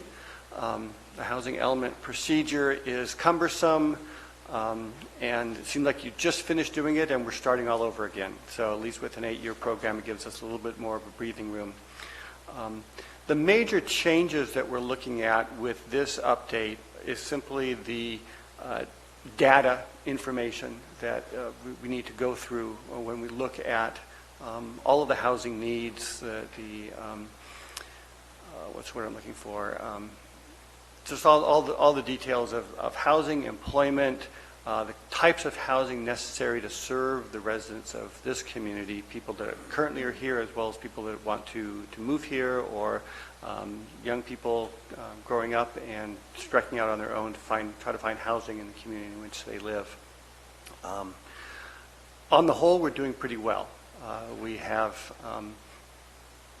come close to meeting our regional housing needs assessment almost every cycle, and which is a far cry from the struggles that other jurisdictions, particularly in the populated Bay Area and Southern California regions, where the housing costs are astronomical, but they also match the income that people get in some businesses, some industries working in the Bay Area particularly.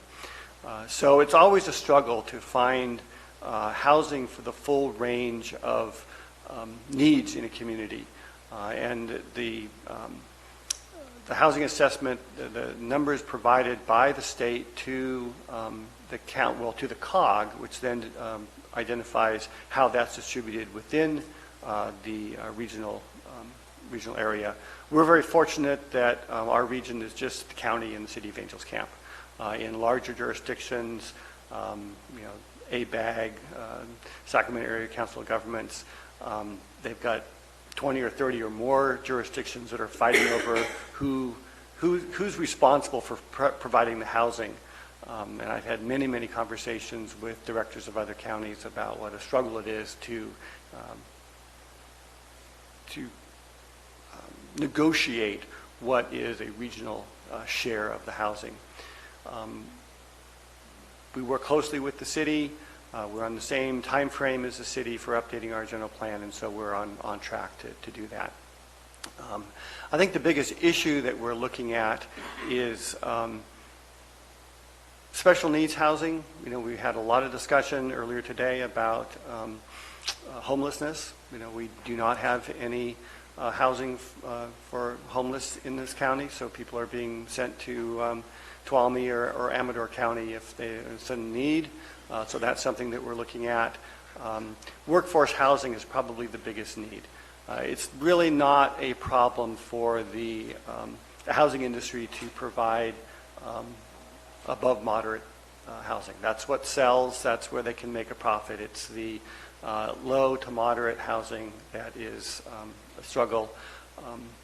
And so The policies are pretty much the same as they've been for the last several cycles, looking at ways to streamline the permitting process for housing, looking at ways to reduce costs.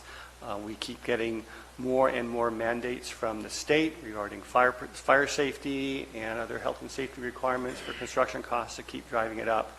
And so what we really looked at this round is what can we do to try to lower those costs, or at least minimize the increased costs, as well as how do we look at the full range of needs.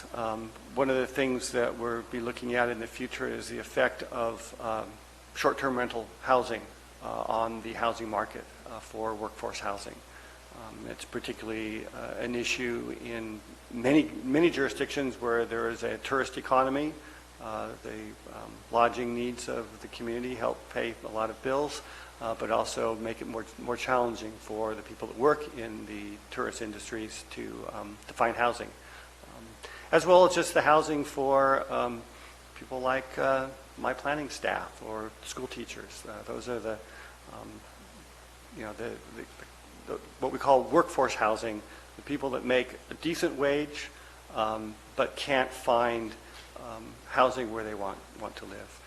Again, it's not as a challenge as it is in, say, Bay Area communities, but it's still a challenge that we have here. So with that, this has been reviewed by the Planning Commission. They had made a number of edits, which have been forwarded on to you. There is one note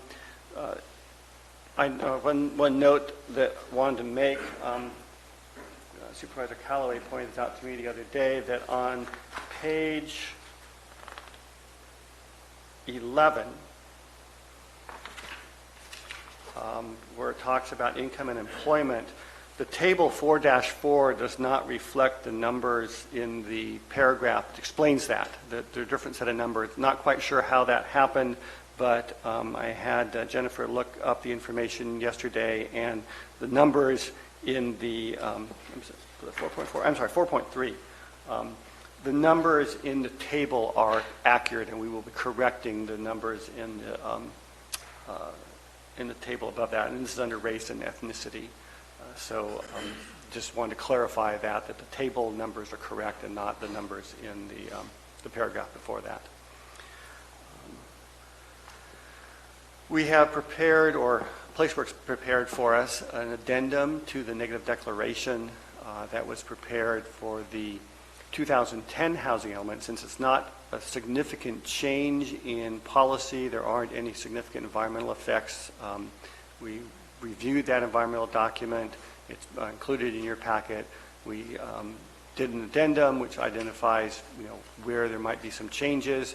We found that none of them really rose to the level of needing to do a new environmental document. So we're recommending that you approve the addendum to the negative declaration at the same time that you adopt this new housing element. Do you have any questions for me or Jennifer?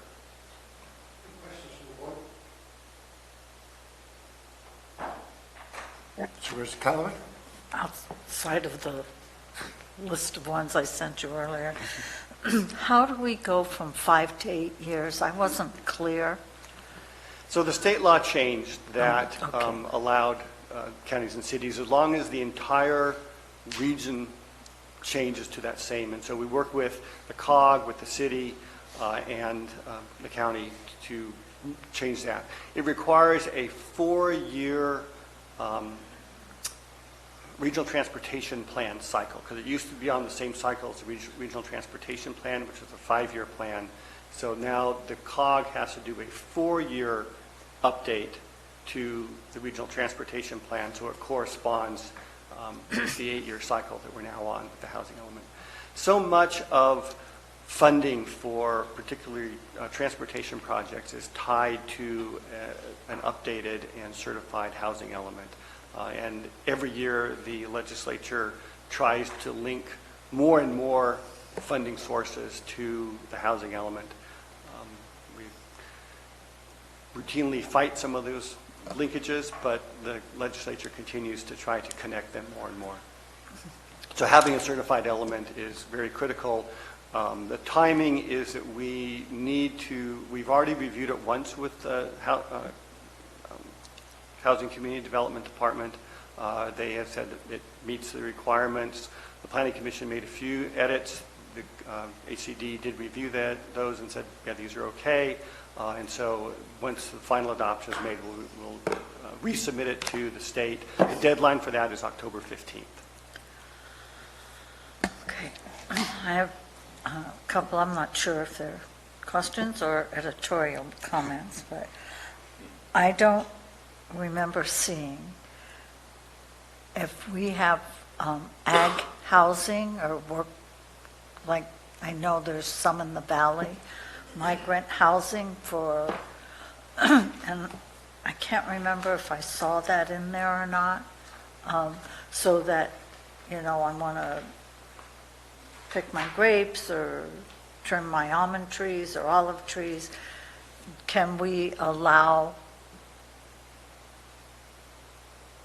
instead of building housing, allow temporary housing to come in, like some of the mobile tiny homes or motor homes or so forth? I don't remember seeing that as an option. And I remember reading it, Mr. Maurer, but now I can't find it, of course. You were going to do, or your department, a study in a couple of years or so on the Airbnb. I use that sort of generically. Is that still in the plan? Yes, so there are two controversial implementation programs. One, zoning for farm worker housing. Right. So Measure H-3B. And I know that there is a directive to, and I can't find it at the moment, but I know that there is a measure in there to do a study to see what the effect of short-term vacation rental has on the workforce housing. Okay, so that's something that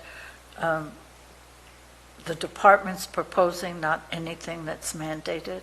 It's not mandated. It's something that we think is advisable. It actually was in the prior element. We just didn't have a chance to get that one done, so we carried that over from the previous. And then probably the one that's most controversial, if we get a project for a subdivision, will we require the developer to allocate X number to workforce housing, as an example? We do not have a measure that has inclusionary zoning. Excuse me, thank you. As a mandate. A lot of communities are doing that. Say if you're going to be building housing, a certain number has to meet different wage or income levels. We do not have that here in this element. Okay, thank you. Any questions from the board? Seeing none, I'll ask for public comment. Same rules, 3 minutes. Please come on up. Joyce Teckle, myvalleysprings.com. A long time ago, with a developer, Mark Pringle, down in Valley Springs area, we had the opportunity to negotiate with him to get some affordable housing included in his subdivision. It should be a privilege to build here, and our community needs affordable housing, so it makes sense to me that we create some provision so that that can happen. That's all. Thank you.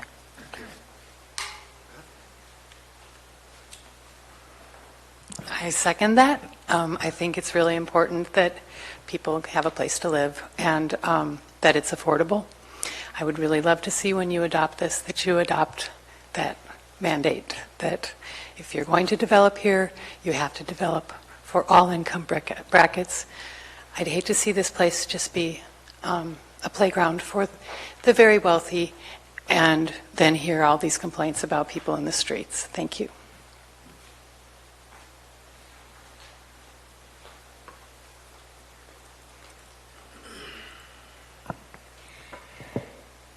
There's no such thing as affordable housing in California.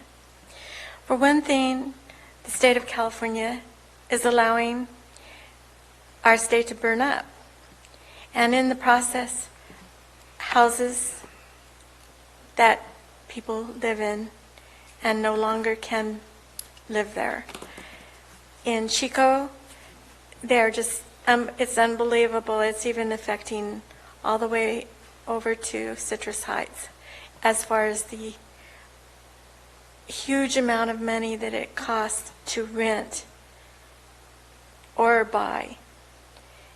And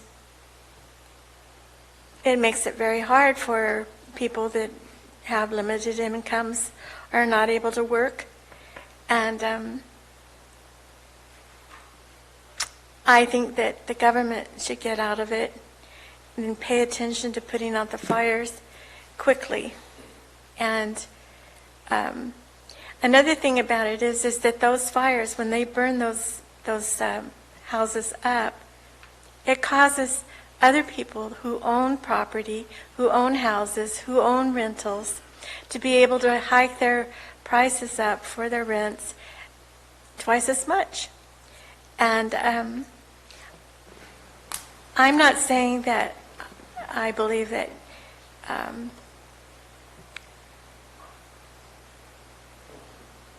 it should be mandatory in the plans to have so-called affordable housing, because I don't believe it's possible.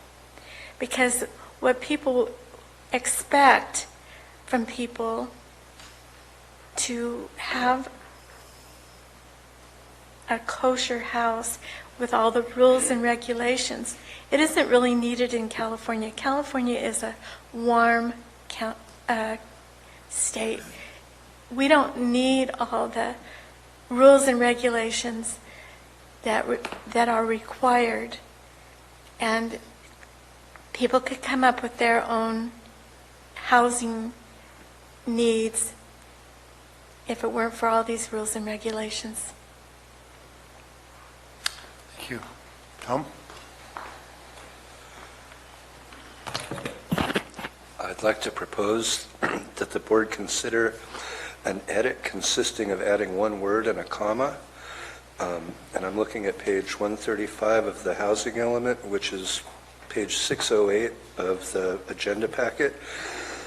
And I'm looking at item H1J, which presently reads, "The county shall develop a program to provide fee reductions, fee waivers, deferral payments, or installment payments for development and/or building fees on replacement projects for owners who lost structures in state or federal declared disasters." And the edit that I would propose for you to consider is adding the word county, which would enable the county, in the event that the state or the feds didn't declare it a disaster within the county, that you, the Board of Supervisors, could declare a disaster and enable you to enact that program at your discretion, rather than only in cases where the state or the feds declared a disaster. Gives you a little more flexibility and discretion. Tom, what package page? 608 in the agenda packet, which is 135 of the housing element. Oh, okay. Thank you. And it's H1J. Thank you.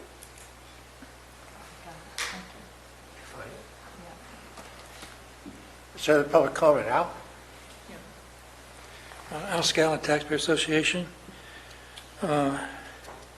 We've got some history on what the consequences are when government attempts to control the marketplace. We have the Soviet Union, which had 5-year plans, and the consequences were pretty awful for the people. California is moving in that direction. It's almost suggesting government is responsible for housing. In a free society, how can government be responsible for housing? But it's It's an oxymoron. It can't happen because people are responsible for their own housing, for creating it, for buying it, for renting it. And so we're thankful that we don't have this inclusionary zoning. That is a very bad idea, which further depresses the housing market because we have a situation of robbing Peter to pay Paul, and it's not a healthy environment to put that kind of approach into the free market. It doesn't work. The best experts in development and planning admit that doesn't work. So we're blessed that we have the wisdom not to include it. We're at a point now where you have a final package, and the only thing I could think of is to, as time goes by and there's further amendments to the housing element, that you focus on making our regulations freedom-friendly and respectful of property rights. By respecting property rights, you allow people to provide, when there's a need for something, provide a way of solving those needs. One such need would be for inexpensive housing would be allow people to rent low-cost housing such as RVs and mobile homes, RV parks, that sort of thing. By allowing a maximum flexibility, you'll be able to meet the demand by allowing the people to meet their own demand. Thank you. Thank you very much. Other public comment? Seeing none, I'll bring it back to the board for further discussion. Or a motion or amendment. Supervisor Callaway? On the way to board this morning, I was listening to the radio, they were talking about the migration out of California and to other states where there was large migration out, and the primary reason for the migration out of California was housing. I mean, we sort of up here, if you've been here a long time, we think of housing unaffordable as the Bay Area or the Los Angeles area. But up here, I'm hearing it also in Calaveras County, and I'm hearing it from workforce people, which is, now, do I want to touch the Airbnb scenario? Not in your lifetime do I want to, but I think it's something that we're going to have to deal with whether we want to or not, if we want to take housing seriously. I mean, I've listened to Mr. Segala for years talk this way, and occasionally I learn something from him. But we have a housing element because nothing's happened in the free market to cause us not to have a housing element. I agree, I don't like inclusionary, but I think that's something that we have to talk about. We can't be afraid of it. You know, we heard earlier, I don't want homeless shelters in my neighborhood. You can go to, I mean, people in San Andreas are saying, why does everything have to be in San Andreas? You know, why can't it be out through the rest of the county, in Valley Springs, in Arnold? I mean,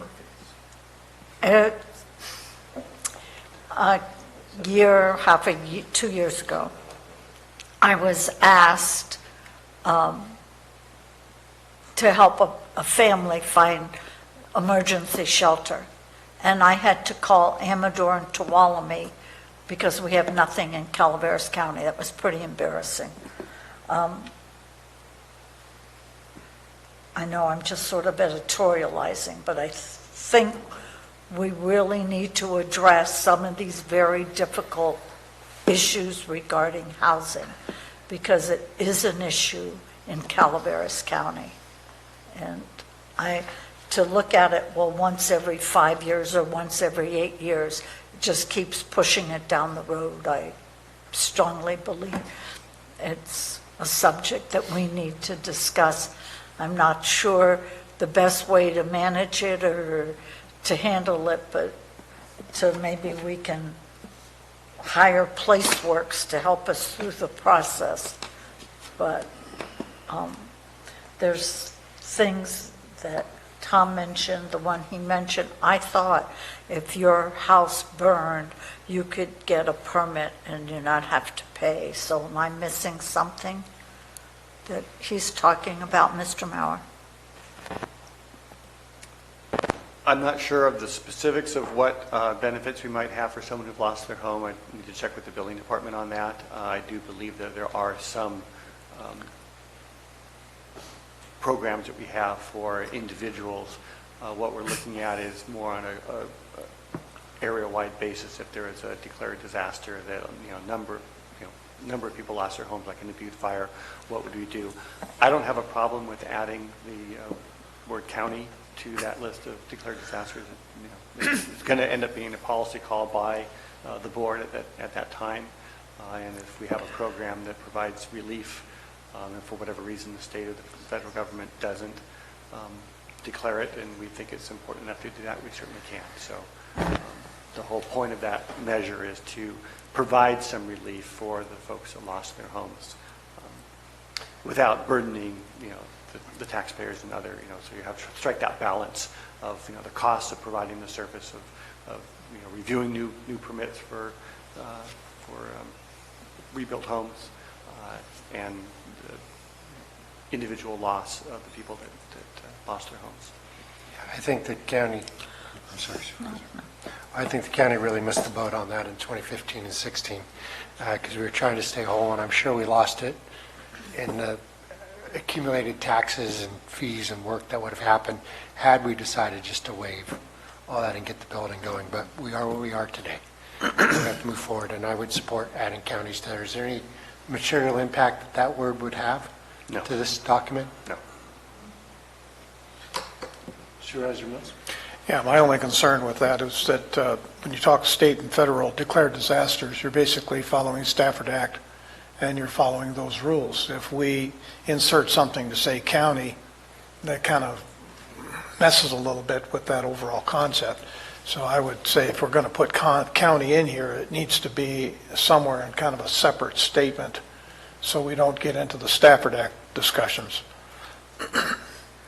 I don't think that would conflict with, the requirements for, reimbursement for disasters when there's a federally declared disaster. There's all kinds of various programs that when a state or federal government declares a disaster. This is fairly narrowly focused just to providing, fee waivers, reductions, deferral payments on building permits, and I don't believe that would create a conflict with all the other provisions that are in place when a state or federally declared disaster occurs and the benefits that we might get from having that declaration. Chair Overlick, I got other things to talk about, but let's get this part dealt with first. Okay. Supervisor Stopper? I'm good with it as recommended. As without the adding in counties county. Okay. We have a general poll on that. We could add that in for the motion at the end. Yeah, well, to speak of, I'm not, I'm happy to add county into this. What this says, though, is the county shall develop a program, Dennis. So that program will be coming to us if, we can look at it, whatever it says. But to add county, I would support that. Okay. So we'll put that in the motion when we move forward. Supervisor Mills, you've got other questions? Yeah. Thank you for including, or being sure that it's included on page 101 about the density bonus, because I've had conversations with potential developers down in the Copperopolis area about how that would work for them, especially when we talk about clustered housing or we talk about, trying to find ways to provide low-income housing in their area without them being substantially hit financially, because now they've moved all of their potential development into one spot on their parcel, and now they can't develop anything else outside of that. We've got to work through that to be sure that they don't, in essence, take a hit for wanting to go in that direction. And I know there's one developer who wants to go in that direction. So SB 435, I think, is a good discussion. I know of several people who have moved out of the state. Okay, I've seen a lot of people move out of the state. But one of the things that they are continually talking about is the cost per foot to build homes in California. And I know that, for instance, in areas of Tennessee and Alabama, and those, believe me, I don't consider that negative because there's a lot of industry out in those areas of around Fayetteville and Huntsville. $32 to $35 a square foot. You can't even get started in California for 32 to 35 a square foot. And when they're talking about their water and sewer rates and their power rates and all of that, a $400 water, sewer, power in California is now $135 in those states. So all of a sudden, for fixed income and low income people migrating to another area that has these lower costs of living, it seems to be an undeclared option that they're going to have to go in that direction because our environmental regulations and our zoning regulations and everything else are just literally driving the cost per foot to the point where low-income people cannot be able to be here at a reasonable rate. So, yes, we can provide low-income assistance through LIHEAP and all of the LEAP and all the other programs that are available, but is that sufficient to meet the needs that we're talking about on a statewide basis? I don't think so. So although this is great for us to put this down and declare that we're going to have a policy of trying to develop affordable housing, the state needs to kind of look back. And I'm going to give one specific example. We take wood, timber, out of our forests in California. We put them on ships, and we chug them with number 4 diesel or worse to Chile to have them manufactured into plywood to send it back, chug it back to California so we can put it on houses. That's just an example of how far afield we've gone from the reality that is not present in other states. So I'm pontificating here for a moment, but I think it is the challenge that this state feels is if we're going to fix our housing crisis, then we need to fix the cost of housing that is associated in creating that crisis.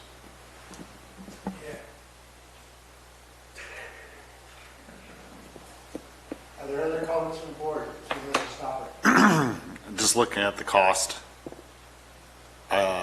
if you're on well and septic and the typical fees, you're paying $46,000 to install that. If you're on water and sewer, initial cost with the fees, $30,000. So anywhere from $30,000 to $45,000 at $35 a square foot, that would give you 1,000 square foot in another state. Any comments from the board, questions? Is there a motion from the board on this item? I'll move this item. With including the And change? as modified. We have a motion by Supervisor Calaveras for the motion. I'll second. As modified, second by Supervisor Toffenelli. All in favor? Aye. Opposed? Passes 5-0. Thank you. Thank you very much.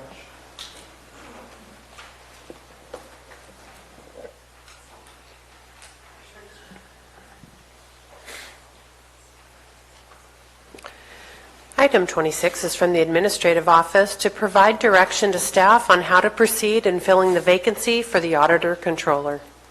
Mr. Chair, can we take just 2 minutes to allow them to? Yeah, good call. 2 minutes to clear out.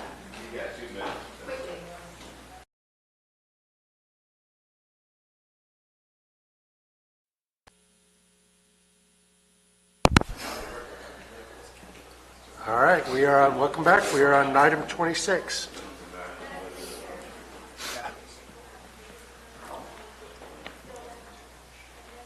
Oh, you read it? Good morning. This item is before the board for staff to receive direction on how to fill the vacancy in the county auditor's position. As you are aware, that position became vacant on September 2nd of this year.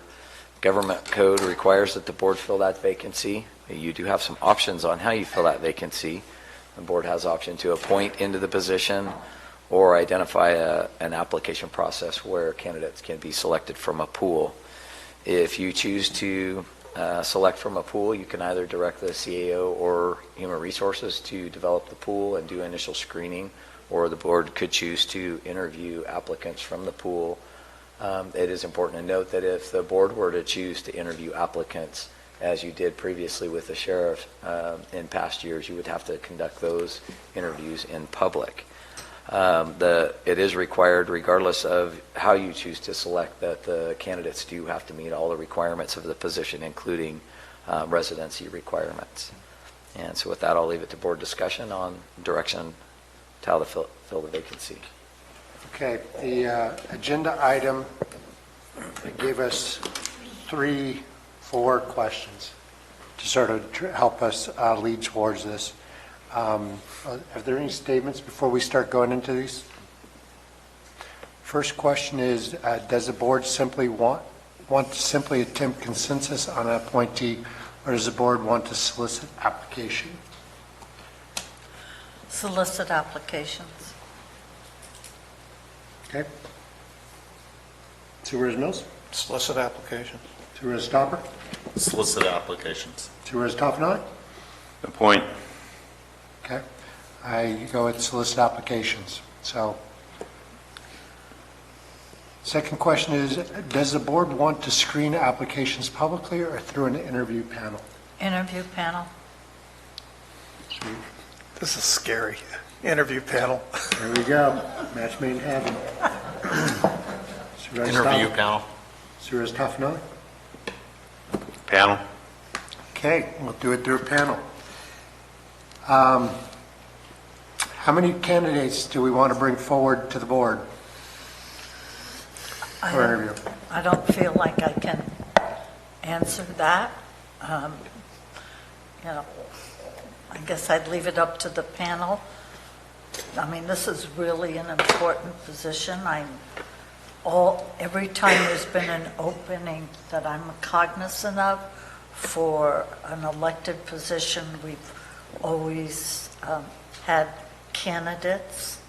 And we've No, interviewed them. you're incorrect. We did. Barbara Uke was the only one Oh, we did that's with right. Jeff Tuttle passed away. That's right. when That's Jeff- correct. But And we Jeff appointed her. was- Right, but Jeff was part of an interview that we did publicly for district attorney. And Yes. then the sheriff, so, I mean, has nothing to do with what's recommended to us.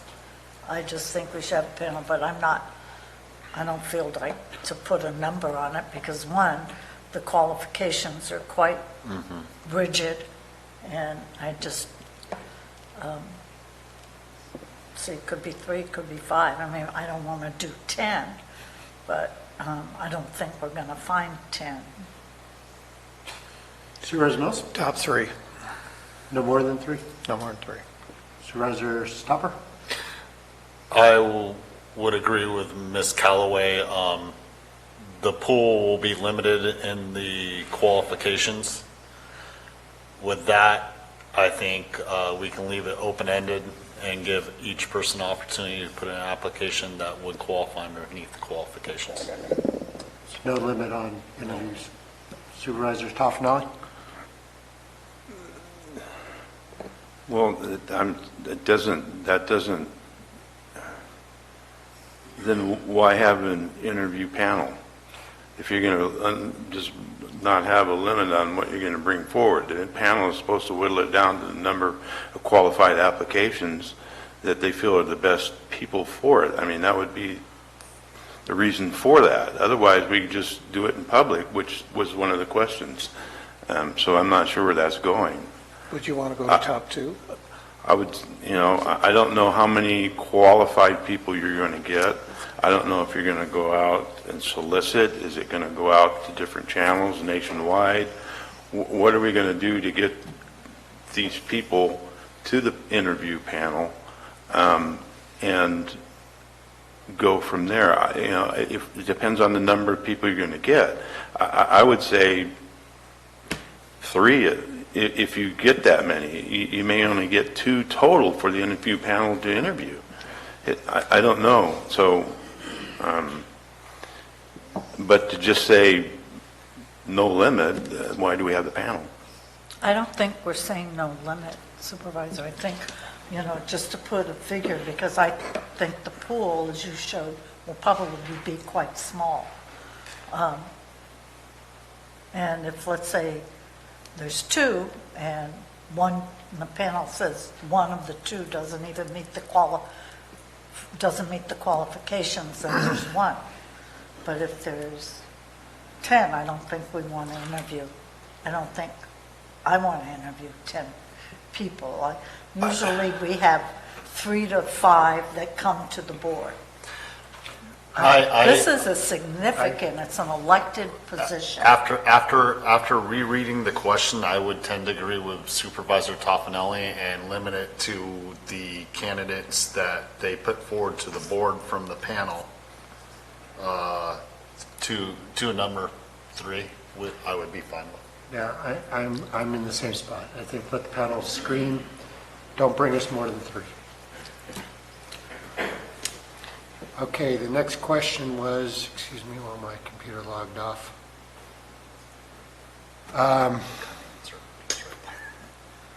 We want to interview we want to be part of this interview process. Is that the consensus? Yes. Yes. Yes. Are there other questions before I go to public comment that we're not giving clear direction on? Just clarity for me, when I hear you say panel, you're directing me to develop a panel, screen the applicants through paper, and then interview and put forward no more than 3 finalists, but potentially up to 3. There may be 1, 2, or... Might be 1. I didn't know that we were saying an interview panel is just doing a paper interview. No. So the initial paper screening and then an interview process and then put through forward. the panel, got it. Okay, thank you.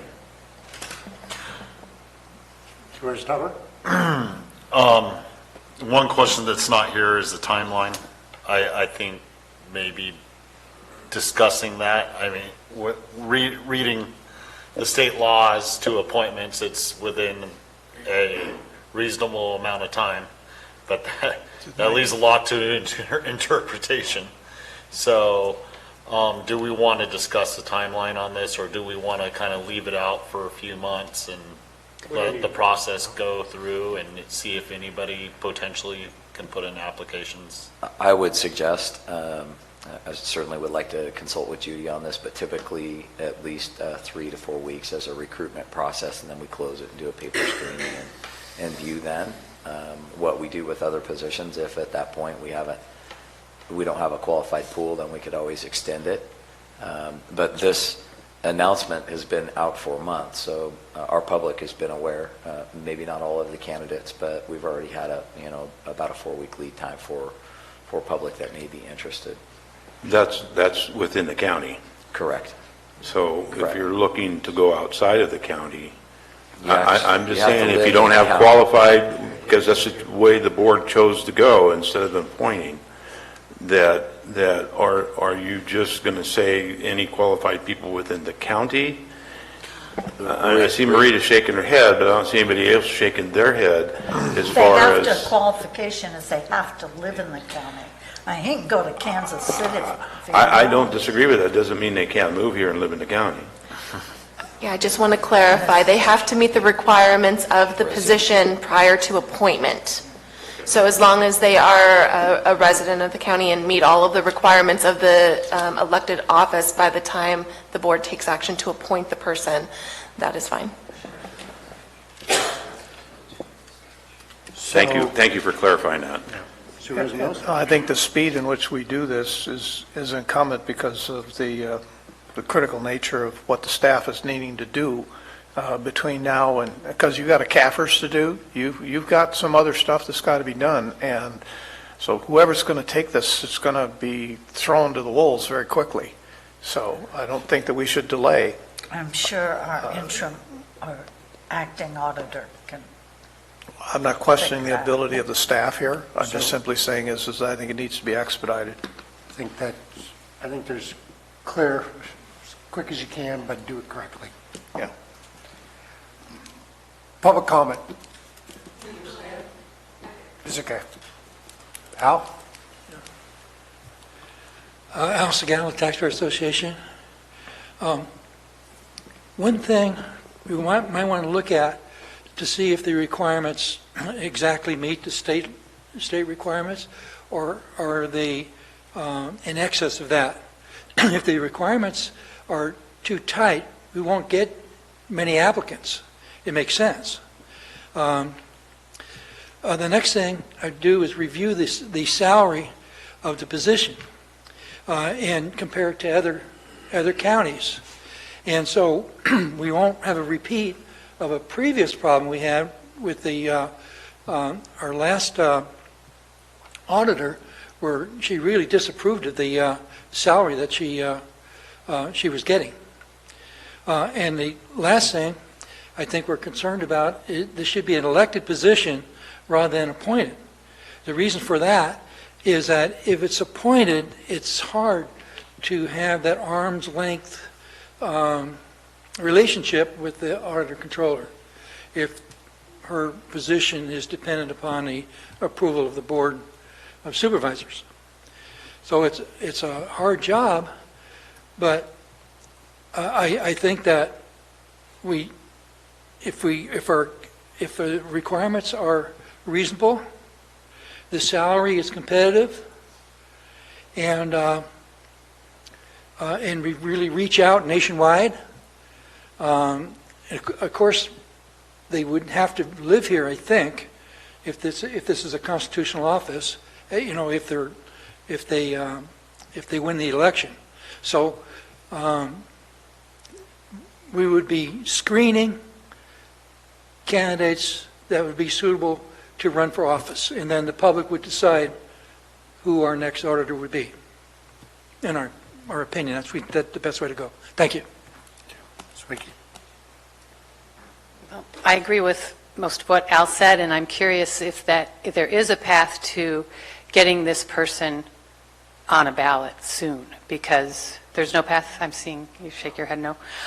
It just seems to me that because there's close to over 3 years left in this, that this ought to go to the voters at some point. And so I guess if it can't legally, that's too bad. I really wish we could have met the salary needs of the previous auditor. I think she did a bang-up job, and I'm sad that she left. I'm very comfortable with her deputy taking it on until we can have a new election. Thank you. Thank you. Any further public comment? I'll bring it back to the board. I think we'd all like to have this on the next ballot, but we don't have that privilege. It's pretty cut and dry there. So this was to provide direction. Staff, do you feel like, Al, you feel like you got what you need from us? I was clear up until public comment, no changes. After public comment, the direction is still the same. Thank you. Thank you. Very well. With that, we will take up the budget after lunch. Should be an exciting afternoon for those of you who want to stick around. We are on break until 1:30. Thank you.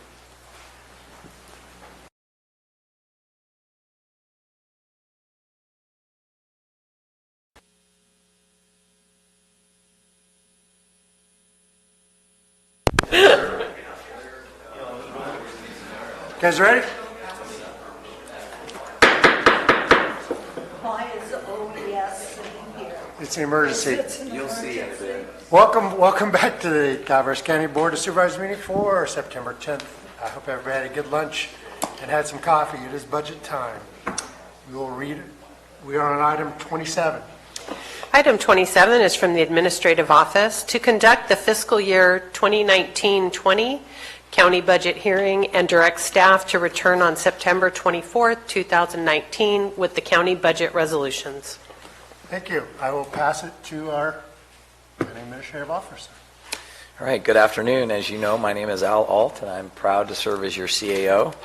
I have the opportunity to bring my first final budget to the board since I've been hired. As you know, at prelim, I'd been here about 7.5 weeks when we made that presentation, and now I'm much more seasoned. I have almost 4 full months under my belt, and I can tell you since prelim, we've learned a lot about our budget that you're going to learn as well today. Before we get started, I'd like to thank Krista. She led this process this year, and she had a lot of help from our office. I know there was a real push from the board when we did the prelim to make sure you got the budget book as early as possible.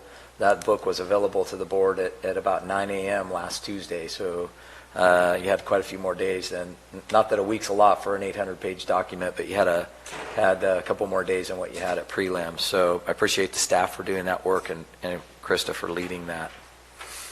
And I already heard a question why the OES director would be at the budget table. When we get further along in the budget, you'll see that there's a key reason for him being here today.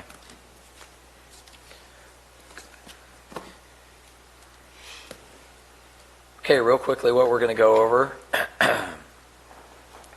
I won't hover over the table of contents too long, but we'll talk about the background of the budget, how we did at year-end close, and revenues that have helped us in a positive way for the budget. We'll do a budget snapshot of all our funds in the general fund.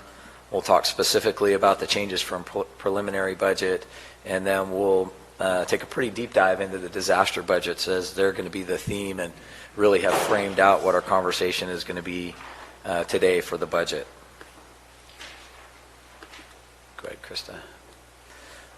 You'll see in the budget book that overall the budget is balanced. The reserves are funded at the board-approved policy level of 8%. That's an important note. If you were interested in reviewing the reserve and contingency policies, those are page 32 and 33 in your budget book. That was our first focus as we developed the budget. There was obviously a lot of discussion in previous agenda items since prelim about the importance of the reserves and contingency, so we made sure to preserve those as we moved forward in budget development. However, you will also notice that in order for us to maintain those reserves and keep the budget balanced, we used the increased cash carry, and I'll give you specifics on that momentarily, and teeter transfers to balance the budget. At the end of the day, and you're going to hear this be a repeating theme quite consistently throughout the discussion, the disaster budgets are the thing that really define our budget in this final budget. And you've heard about them before. Our former auditor controller spoke to them from the podium before, but we've taken a bit of a different approach in this budget development, specifically because of the impact of the disaster budgets. Moving on to the year-end close. Fortunately, we had the benefit at year-end close of having approximately $2.2 million additional in cash carry. We originally estimated $4.2 million for fund balance. Our office worked very closely with the former auditor controller to develop that projection, but we had the good benefit of having additional cash at the end of the year. That's primarily from salary savings. Each year we generally have salary savings at the end of the year. That's the biggest balance of that money, but the remainder of it is unspent, supplies and materials and professional services. We had the benefit of additional revenues as well between sales tax, property tax, TOT, and vehicle license fees. We also had some additional revenue, and those revenues helped offset our disaster budgets, as you'll see moving forward. Just real quickly to look at 18-19 comparison. I won't live here very long. You'll obviously see that there are some differences between the 18-19 adopted budget and the final budget. I just provide this for a summary. We can come back to it if there's more discussion needed on it. But you'll note some of our bigger areas where revenues are up in public works, health and human services, and those are primarily driven by either additional taxes or benefit that we receive from the state in those budgets. I won't do much with the pictorial views of this. Essentially, everything that we present in a table, there's a graph that follows, just so that if that's your preference on how you want to look at it, it's basically just a breakdown of our funds in a pictorial view. So we'll move forward to the expenses by service category. And this is where I'll start keying in. First, we've looked at our revenues. These are our expenditures from the general fund. They're broken down into particular categories. These are service categories that are groupings of like departments in our county budget. These service categories were developed when we brought OpenGov on. I can't tell you off the top of my head what the rationale for the service categories are, but we've kept them consistent since the inception of OpenGov so that we can start tracking longitudinally expenditures in these service category areas. What you'll notice at the bottom, middle of the page there in disaster response and recovery, as I've mentioned in different venues, we have a tremendous draw on our funds, and not only of human capital, but our resources as well for the disaster budgets, because all of the expenditures are borne by the county in advance of us getting reimbursed from Cal OES or FEMA as we work through our projects. So that's reflected here. I wanted to highlight in particular the amount of money that's being expended towards disaster response and recovery here by that blue arrow in the middle of the page. Move forward. This again is just a pie chart that represents the table that I showed you before. We'll move past it fairly quickly.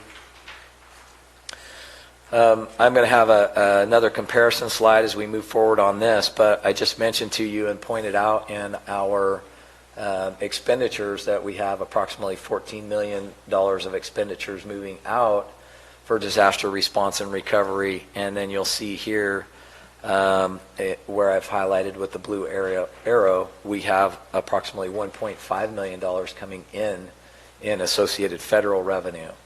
And again, this is going to be the theme throughout the whole presentation, but when I show you the next comparison, you'll see this is the biggest difference. The change over preliminary that's coming forward in the final budget is that between preliminary and final, we've pulled the majority of that federal revenue out. This is the very revenue that our former auditor controller has made it to the podium before, and we've talked about that is potentially at risk. You've contemplated this revenue being at risk for years, and in fact contemplated it pretty significantly in the discussion in the PG&E settlement funds, so much so that the board was thoughtful in putting aside a contingency from PG&E funds that contemplated the potential loss of revenue or disallowance of revenue from the federal side of things. So we've stripped all that revenue out. I'll show you that in one more slide, moving past the pictorial view. I'm sorry, it's a bit further down, so I'll continue in order. Let's go to the reductions past this slide, two more past. I'll continue to contextualize this. I know I'm moving through it quite quickly, but I want to get to the disaster budget so we can talk the meat of it. The overall changes from revenue and reductions that we've made here. The easiest way to describe what we did from preliminary to final is not much. We didn't take any requests, any positions or any enhancements that any department had made from preliminary to final. We didn't accommodate those. We didn't put them in the budget because we were trying to get our hands around these disaster budgets. So the only thing really that you'll see changed from preliminary is the disaster budgets. By and large, other than some mostly ministerial changes, the only significant change that we made was from preliminary that you've already reviewed has been in the disaster budgets.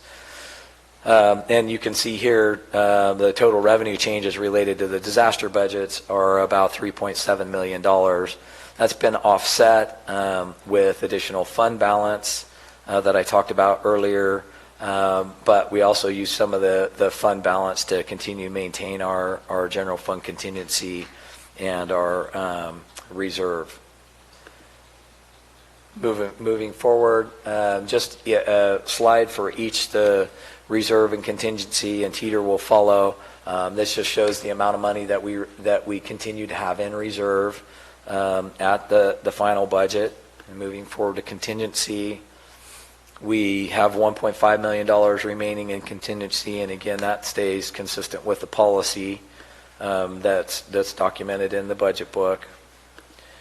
And then to Teeter, this is where the most significant change has happened, where we pulled out the federal revenue in order to make the budget balance. We pulled a significant amount of Teeter. And the background on that, why we went that route, Contingency and reserve we've talked about, particularly reserve we've talked about quite a bit. If you review the policy is written such that our general fund reserves are to mitigate unforeseen circumstances or reductions to state and federal funds. We are experiencing, and you're hearing presented here, that we're reducing our federal funds. That would typically be an area that we would use reserve to offset. However, given the context of the discussion of the board a meeting or two before about Murphy's Road, the board made it abundantly clear that the contingency and the reserve were to continue to be held safe. And so our opportunity to balance the budget other than contingency and reserve really existed in Teeter Fund without making recommendation to come from any other funds.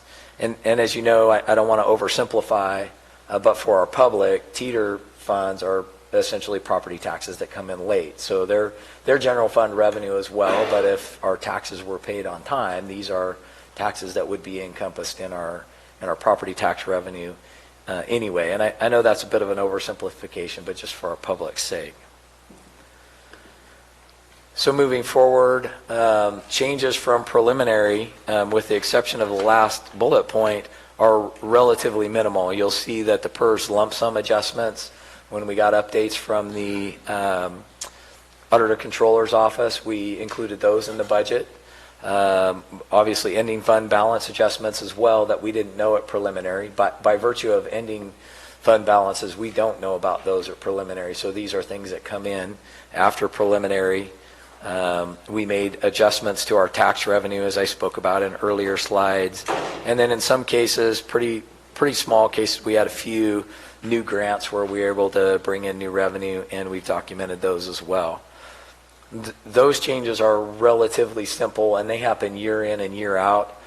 They are what you're very familiar with that happen between preliminary and final. But this last particular adjustment, this disaster budget adjustment, is one that you have not experienced on a year-over-year basis. So it'll be the newest thing for us, and we'll dive into that with some great detail here shortly.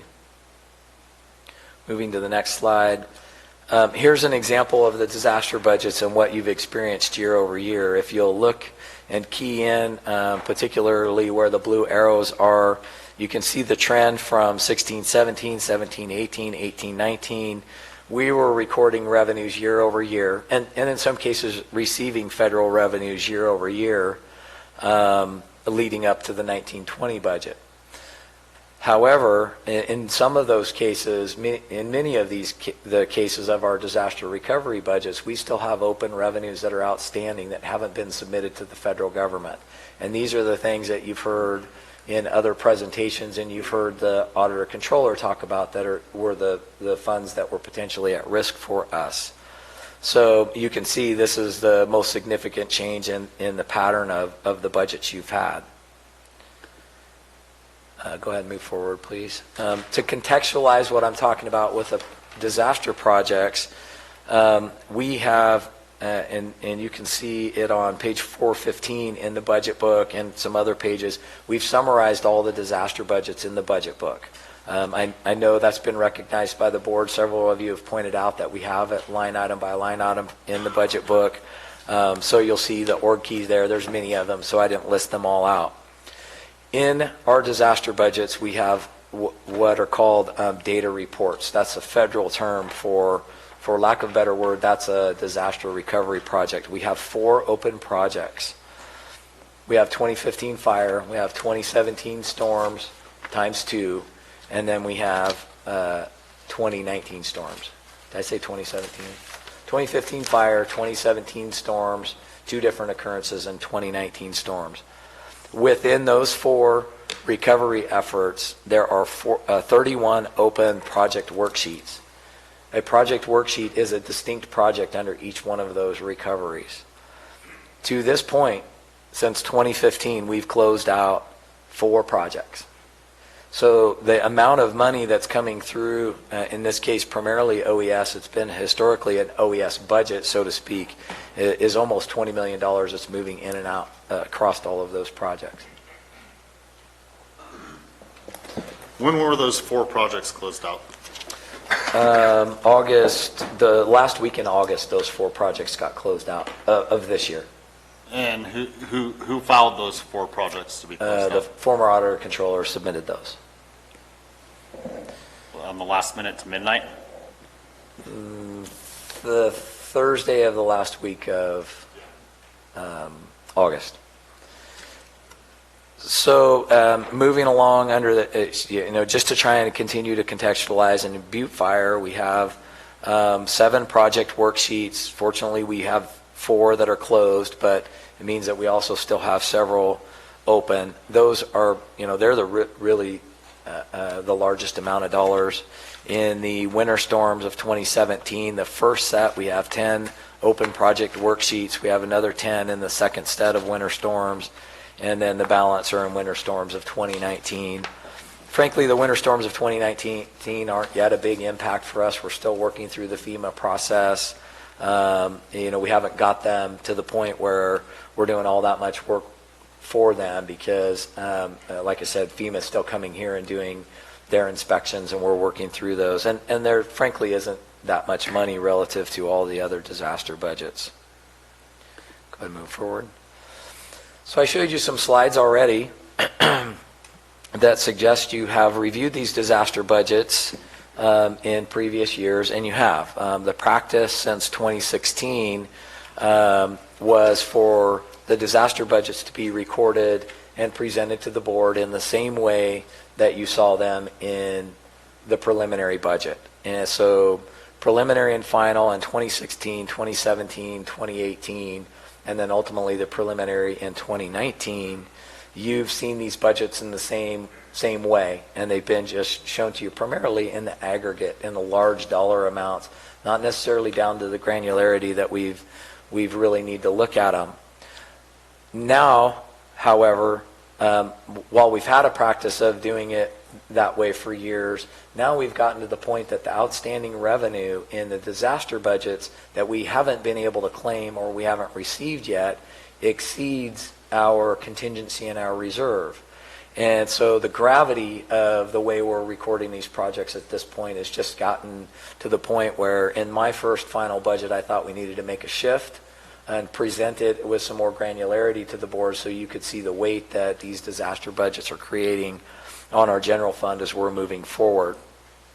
What you'll see in this budget is we've taken the absolute most conservative approach and stripped out the revenue. We'll talk about some options and some other ways you could go forward on that, but really the most important thing is now we've gotten to the point we're far enough out from these disasters and there's enough revenue hanging out there that I just wanted you to see it much more detail and talk about the risks that are hanging out there for us. Moving forward though, one slide, here's an example from the 2017 final budget presentation, and you can see these are specific to org keys and names in particular of projects. So these are, for lack of a better term, these are project worksheets that in many cases remain open. So this was from the final budget that was approved in 2017.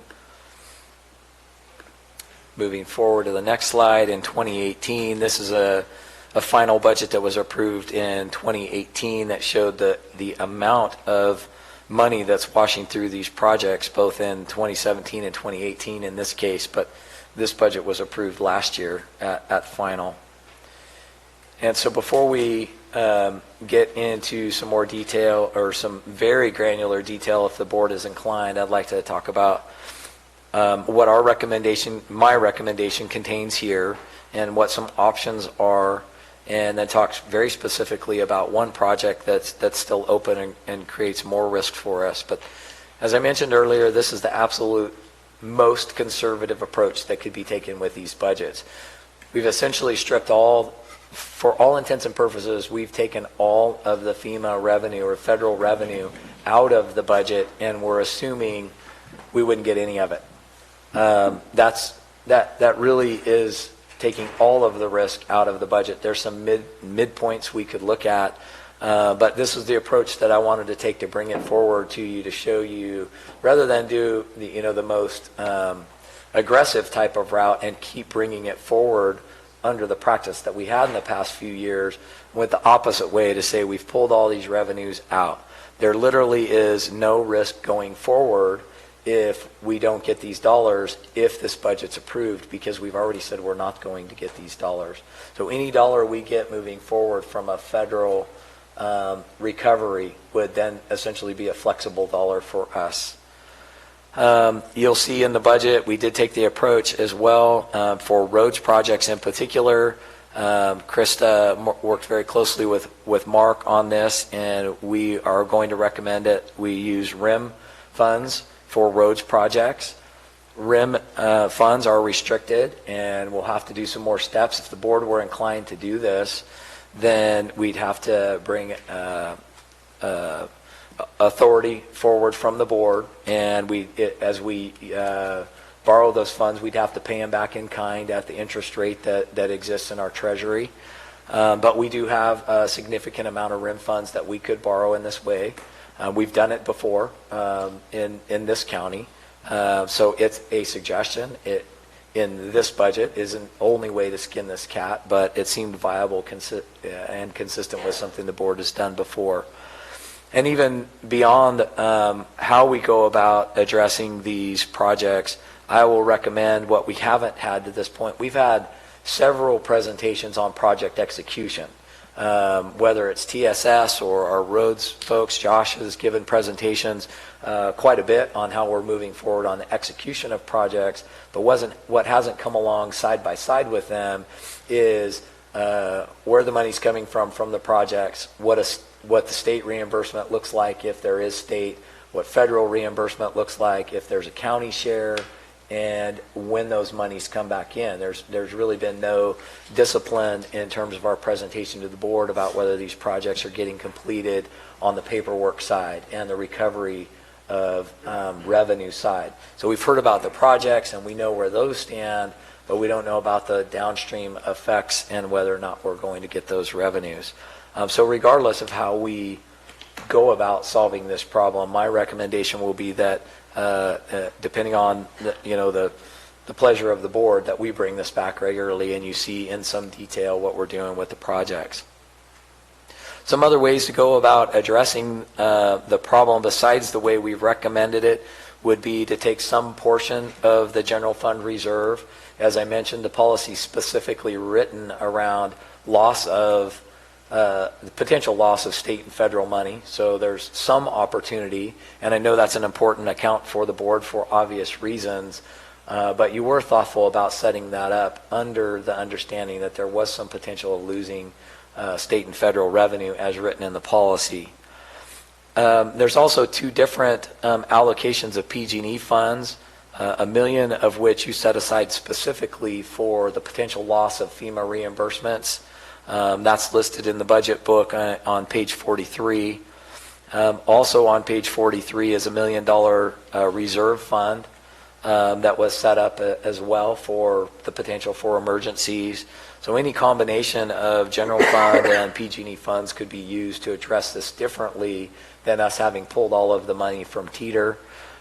These are things that I took from our discussion on Murphy's Road that I wasn't going to pull from reserve and make that recommendation given our discussion. And the PG&E funds weren't funds that I felt I had latitude without coming to this board to suggest as potential offsets. We could certainly go back to the practice that we had in the previous three budgets and record the revenue and assume we're going to get it all, but that's the riskiest approach. And that's what we've been doing to this point. I will recommend against that. But the midpoint between what's in this recommendation and going back to our practice is for us to reflect some level of federal reimbursement for some of these projects. And I'll go back to the Murphy's Road discussion. If you remember that discussion, our auditor controller at the time mentioned that we had approval for about $160,000 for that project. Nowhere near what we need for the project, but we have paperwork in hand authorizing us for $160,000 worth of revenue. That certainly isn't going to fix this picture, but we have other instances where we believe we're going to execute projects and we have approval from state and federal agencies that we will get some money back. And so kind of meeting in the middle on these two approaches, we could record some of those revenues. But that still brings some marginal risk with it. And that it's just a matter of how risky the board would want to be and how we take the approach on these projects. I want to move forward to one particular project that's significant, that you've been getting reports on project execution, but this is one that's really a new development. I know the board's aware and our public's aware that we were doing tree mortality, and for a simple guy like me, the easiest way to describe these trees are these are road floppers. These are the ones that the board authorized TSS to go in and mark and cut down along side our public roadways. This was approved under the understanding that we had 75% reimbursement from the state under a program called CDAA. We also understood there was CAL FIRE reimbursement for 25% of these projects. What wasn't clear to me when I came in, and has become abundantly clear as we've been working through this, and I say we, I should say more John than anybody, but that the CAL FIRE money was limited not only in time but in dollar amount as well. So the money expires in January, at the end of January in 2020. So whatever doesn't get used reverts back. We can't exercise that money. However, we were well out in front of that expiration date, and we have to date now, we have expended all of the CAL FIRE allotment, and so we've halted the projects. There are still 6 projects. Well, before we get to that, there's 22 projects completed. We've cut down approximately 6,200 trees, over 6,000 trees, but about 4,000 remain. And that's just a layperson's guess. We've expended about $6.4 million in these projects since the inception of the project. We have one that should wrap up this week. Basically, when we found that we had extended the LATM, the CAL FIRE allocation of $679, we halted all projects that weren't already in contract. And so the one that's still about ready to wrap up this week was already under contract, and so we're completing that work out. We have 6 projects that remain that now do not have appropriations for, and if we were going to move forward with those projects, we either have to have a county general fund match to backfill that CAL FIRE match, or some other options. I'll speak to that here momentarily. But before we do, we have 6 projects that remain. 2 are on BLM land. I won't make recommendation that we address the BLM land. John, I think the first week or second week that he got here, he coordinated the writing of a grant that's been submitted for these very projects, that if we get funded for BLM, we'll be able to use grant money to backfill the 25% that CAL FIRE doesn't support, and we'll be able to leverage the state CDAA monies against that grant.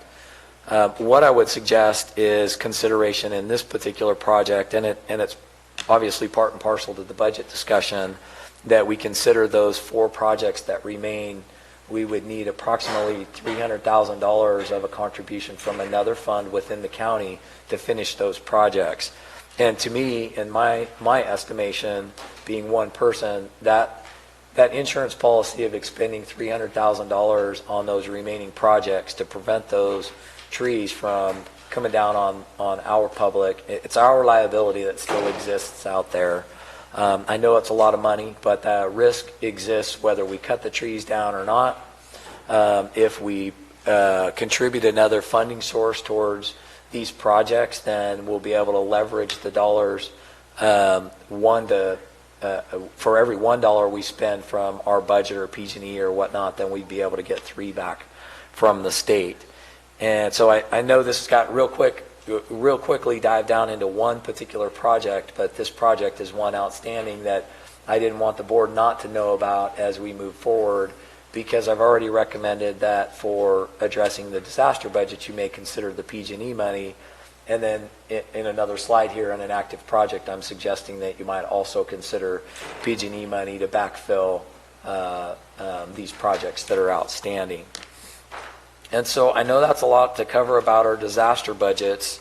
John in particular, I'll take little to no credit. I've sat by and watched while he's done a project matrix or a data record matrix of all of the projects that I just went through, because Supervisor Mills has a particular interest in it, and we wanted to have a lens from the board as we were crafting this out for you. He's had opportunity to look at it. We've used his consult to try and narrow it down to most important information for the board in these types of presentations.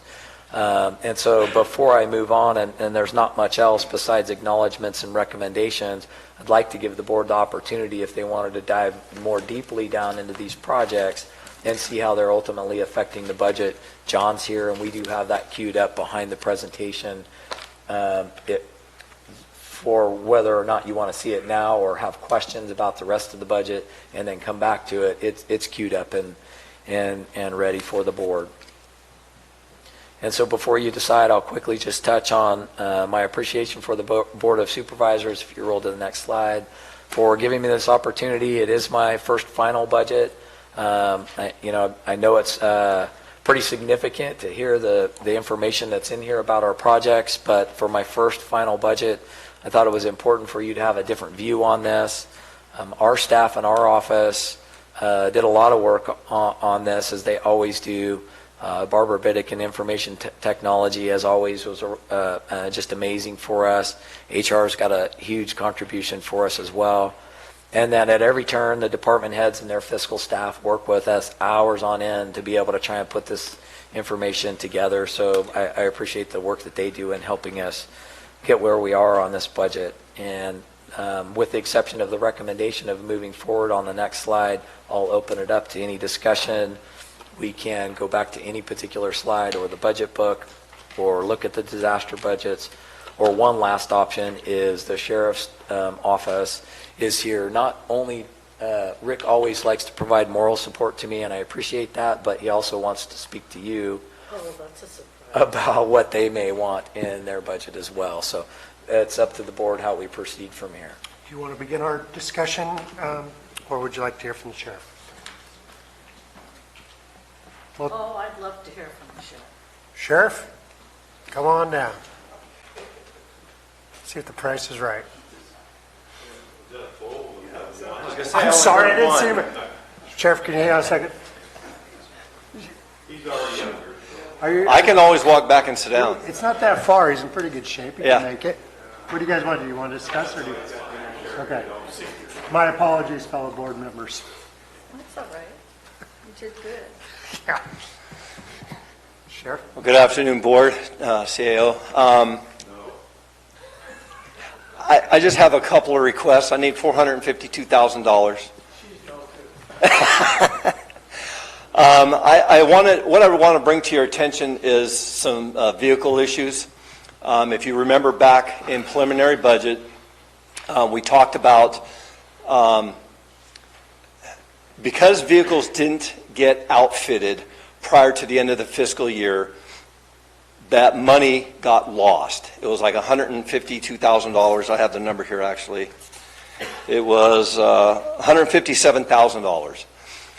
Well, when the last time we were up here talking, we talked about using the funding that we are going to use for new vehicles that we purchased to outfit the vehicles that didn't get funded last year, in last go-around.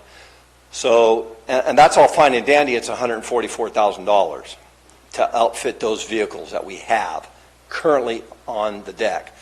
We're purchasing 4 new vehicles for 1920 budget. The problem is, and what we brought to your attention then, was that we don't have the funding for all of those vehicles, because if you remember, the CAO had pulled 2 vehicles out, and the outfitting for those vehicles, we put the 2 vehicles back in, but we did not put the funding back in.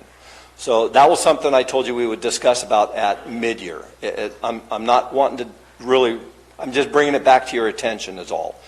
We have the funding for the vehicles that we have on the floor now, but I'll be back at mid-year for the remainder of the funds to finish up the vehicles that we have purchasing. The other issue that we have is we have a vehicle that got wrecked that we've already paid the $20,000 out of our funds, and insurance is paying for the rest of it. Is that correct? But we need to get that ordered. If we don't get it ordered now, we're going to be into a situation to where those monies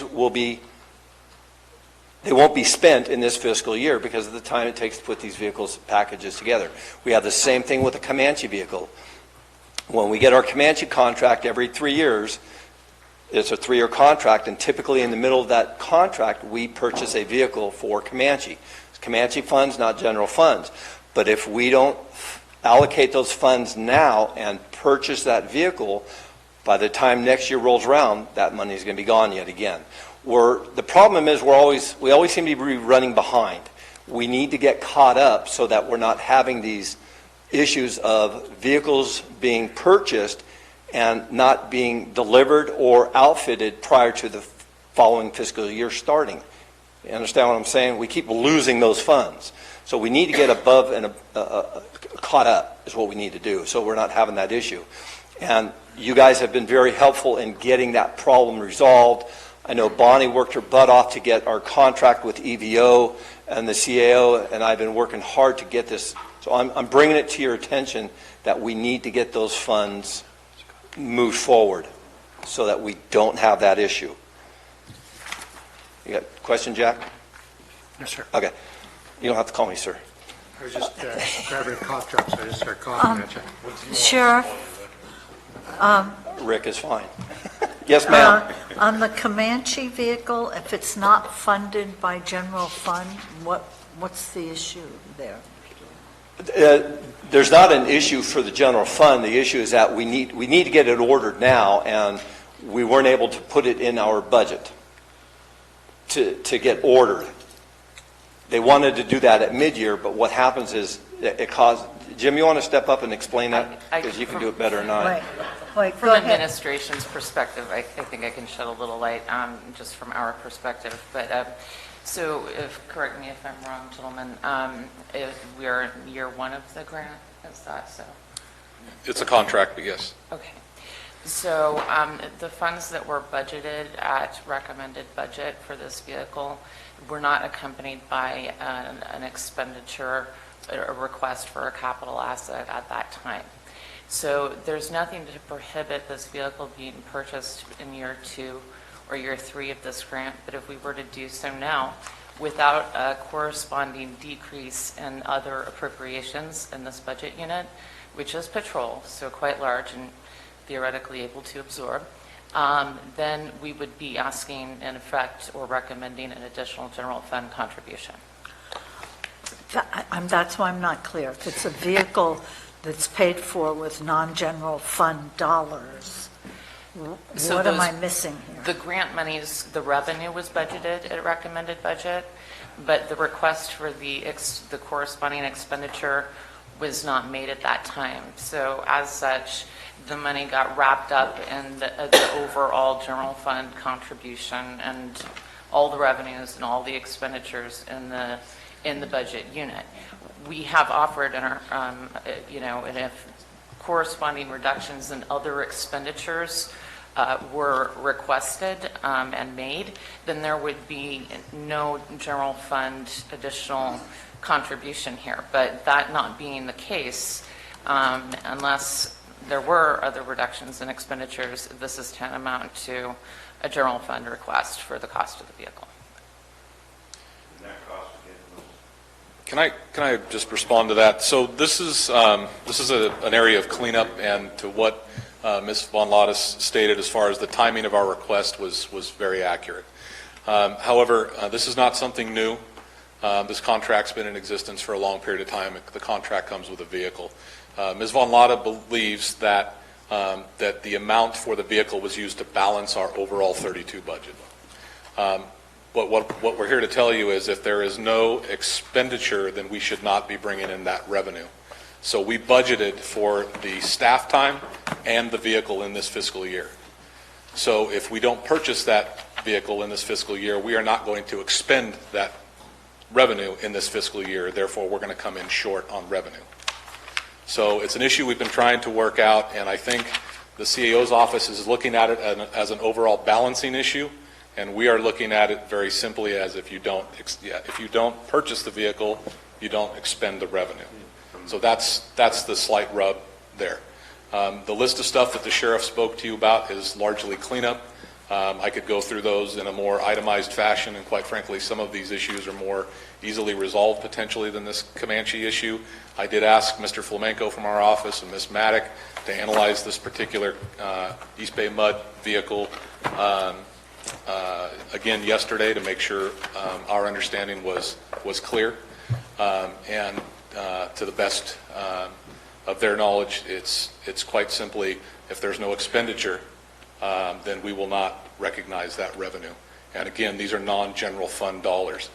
I want to be clear about that. Ms. Von Lotta is looking at the overall balancing of 32, stating that the revenue for this vehicle was used to balance. And so I understand her point and her concern, but I just want to make sure that the board understands if we don't buy the vehicle, there's going to be no expense toward the vehicle, so you're going to see less revenue coming in this fiscal year. What we're actually... Can I put it a different way, sir, and tell me if I'm incorrect? There's multiple years of revenue on this, and until the expenditure's made, the revenue is not realized. It's more like closing out a disaster project to a point, but the money was located someplace else. The contract is multi-year. Mm-hmm. The revenue is multi-year, but we budget it year by year by year. Right. Had we not intended to purchase the vehicle this year, we would not have budgeted the revenue for that vehicle in this fiscal year. The problem was, and our error is, and this is partly due to staff turnover and my responsibility, we did not notify the CAO's office early enough of our intent to purchase this vehicle. That is our error. However, and I'll touch on the reimbursement as it relates to the insurance vehicle. As the year goes on, things come up. It's no different than why you guys push from preliminary to final budget. Things come up, which is why we come back and bring these to your attention. Normally speaking, if there's not a general fund impact, the board states that the money's coming from some other revenue source, it's generally not an issue. But the concern this year, I think, because of the overall budget concern about being tight, is that there's a concern that we are using that money to balance, and therefore we're somehow asking for additional monies, and that's just simply not the case. If I could be clear, just because I'm simple, hopefully I can make it simple. It's a matter of process. It isn't so much that we're using their money to balance or they haven't gotten it. The revenue was recorded, and a corresponding expenditure was not recorded, and now we've put the whole budget together. So if now you program in a corresponding expenditure, it's over and above what's already been done in the budget. So from a budgetary perspective, it has to come from somewhere. It either comes from any of our other funds or any of their offset. But as with all of our expenditure revenues and expenditures, if we don't program them in and we miss one thing or the other, sometimes it's to the good and we get to program in an extra revenue and then we can spend that. But in this particular case, it's just a matter of timing. And not having the expenditure recorded means that now that we've put the budget forward, if the expenditure is approved, then it has to come from somewhere. And we're not opposing the expenditure at all or the vehicle for the sheriff's department, but we want to make the point that there's an impact to the budget. And either that comes from some other place in the budget or there's a corresponding adjustment in theirs. And that's certainly the board's prerogative, but at the end of the day, there's a net impact to the budget that will cause a reduction in another fund somewhere if there's not an offset. Absolutely concur with CAO. Further, I think there may have been some miscommunication, or maybe perhaps I don't fully understand the issue with the insurance recovery vehicle, but we did include that on the capital assets request list and the capital asset appropriations, with the offset being the $55,000 insurance check that we did in fact receive. So could perhaps clarification on that? There are no issues. What I was trying to demonstrate was the fact that insurance, we didn't know when that was going to be paid. The things are going to come up between preliminary and final budget, and these are both just a matter of issues relating to vehicle purchases. And to answer a question, why now as opposed to mid-year?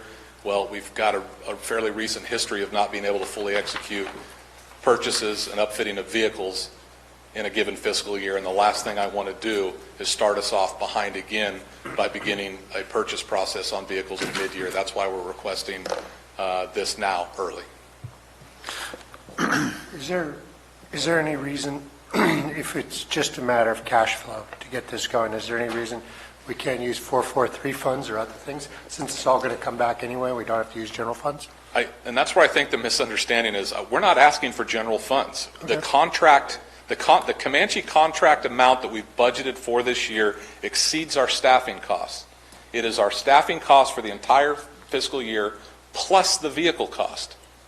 So we've overestimated revenue for the fiscal year coming from East Bay Municipal Utilities District. So if we don't purchase that vehicle, we are not going to get to spend the dollars that we've estimated. So there is not a general fund impact.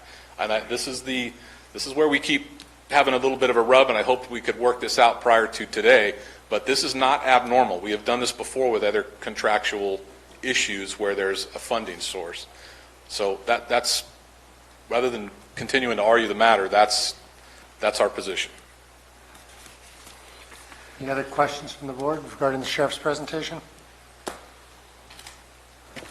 Thank you. I just would like those two, you gave us two different items. One was patrol, and that was to do with the radios and everything. I just want to make sure that the Comanche issue is separate and how much each one of those cost, itemized separately, so that I get the whole picture.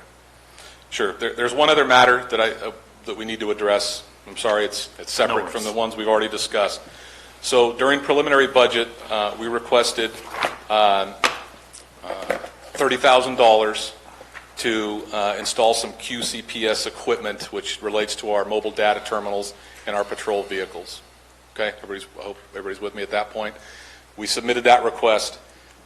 The CAO's recommendation was to reduce the numbers of vehicles we received.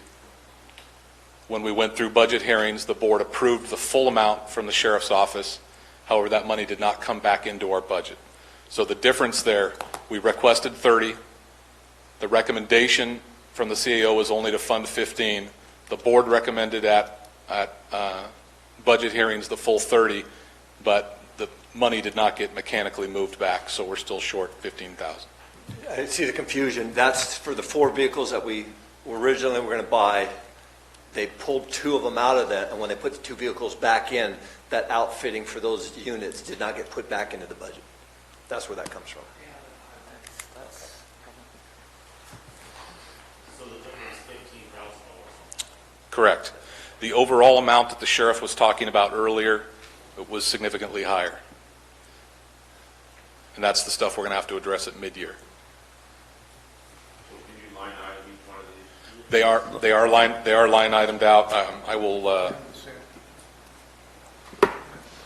Do you have that? Yeah, it's in the Okay. CIP.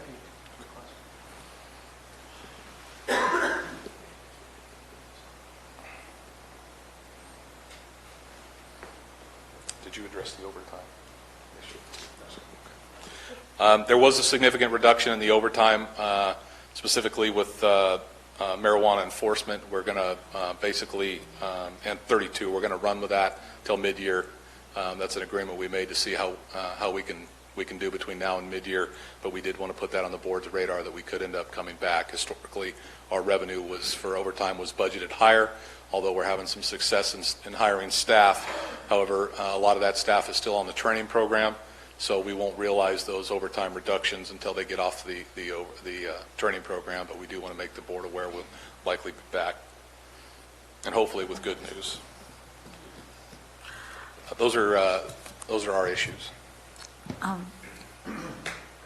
Under Sheriff, Yes. you need 15 for the paraphernalia for the 2 vehicles. And that's my turn. Yeah, can I call it QPCS, excuse me, because the upfitting of the vehicles has really gotten a little complicated because there's general fund paid for upfitting, AB 443 paid upfitting, and some of it didn't get taken care of for an entire fiscal year, and it's now moved. So I think the best way to phrase all of this, and I'm sorry for interrupting you, Supervisor Callaway, we're really trying to do cleanup. We're really trying to do cleanup. I'm just trying to look at a bottom line figure here. Yes. So there's 15 for the vehicles, and what for the Comanche vehicle? I wasn't clear on that. The Comanche vehicle in total is about 75,000 completely upfitted, 76,000 completely upfitted. I think what the supervisor is asking is, what is the total that your sheriff's department is asking for? The total amongst all the issues we've spoken about today? Minus the overtime and that stuff. Sure. Yeah. 1576 and 143, right? Yeah, Oscar, I don't have my budget book in front of me. You have to bear with me. So We supplied that request, the itemized request. $234,000 approximately. Is that correct, Under Sheriff? No, that sounds high. I think you're Sounds considering, very high. I think you're considering the EVO upfitting that we're going to address at mid-year. Yeah. Okay. You're looking at about $92,000 right That's now. what I have. Just with Okay. Just for the Comanche vehicle and the $15,000 for the other. Yeah. Okay, and you're not going to ask for anything more? so not Right now? not Till mid-year. If I move to the other side of the podium, I might, but not right now, no. Okay, so the 143 on the patrol got moved to mid-year. That's going to be mid-year, yeah. So The only thing we're bringing up right now is the Comanche vehicle and the $15,000 to complete the other two vehicles that got dropped and got picked back up. Got it. See, it was easy. It wasn't the $475,000 I originally talked about when I got up there. Okay. We're not having a mid-year review this year, And that's fine. so that's it. If I got away with 91 from you, I'd be happy. Anything else while I'm We're going to have a standing review, but no requests. We're not taking any requests. Well, it'll be a That's demand. It'll be what a we said request. this time. Thank you. Yes. All right, so we've heard the presentation of the sheriff. Why don't we start our discussion? Supervisor Stopper, did you want to kick off, or? Sure. I would like to wait till we're done going over the budget before we decide to add more expenditures to the list. I think these are definitely things worth considering, but until we have this discussion and we go through where we're at, I don't think we would be wise to start adding costs before we decided where we need to cut or whether we need to cut. That's just my personal perception. That's one.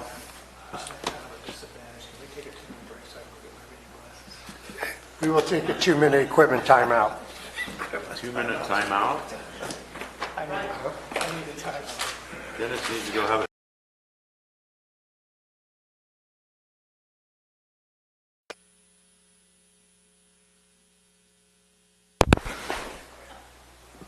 Welcome back. Our equipment timeout is over.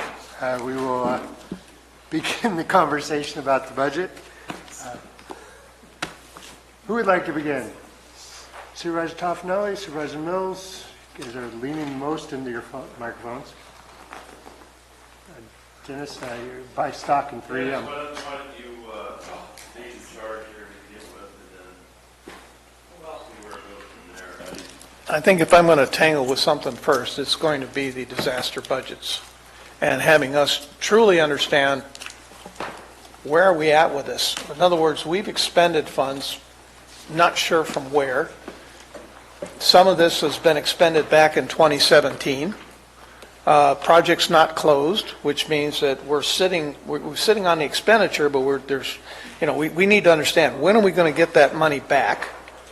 And if it's a case that we're being bugged by the state or the federal because they're wanting us to submit and get these projects closed, that's just creating another area of concern. So I'd like to really kind of dig in a little bit to this without going into the granular detail to have us fully, and this would be the first time. Remember, there's a couple of members on this board, we've been dealing with budgets for year over year, and it's really never been a discussion before, and I think it's long overdue, and it was kind of an aha moment for me to want to really understand it and its impact on our general fund, its impact on our other operating funds, and to better understand what are the timelines, where are we going to get to where we can close out the 2017s, the 2027. When are we going to be able to close out Butte Fire?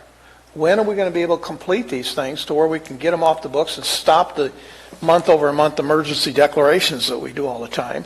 And I'm thankful, John, that you're here, because you've had to do some what I call forensic financial accounting, which is not your area of expertise, but it is critical to understanding where are we at. Okay, so I am still in process with figuring that out. There, as CAO Alt spoke to, there are currently 4 data reports or individual disasters, and you'll see them at the bottom here. DR 4240, which is the Butte fire from 2015. DRs 4301 and 4308, which are 2017 winter storm declarations. DR 4431, which is the 2019 storms.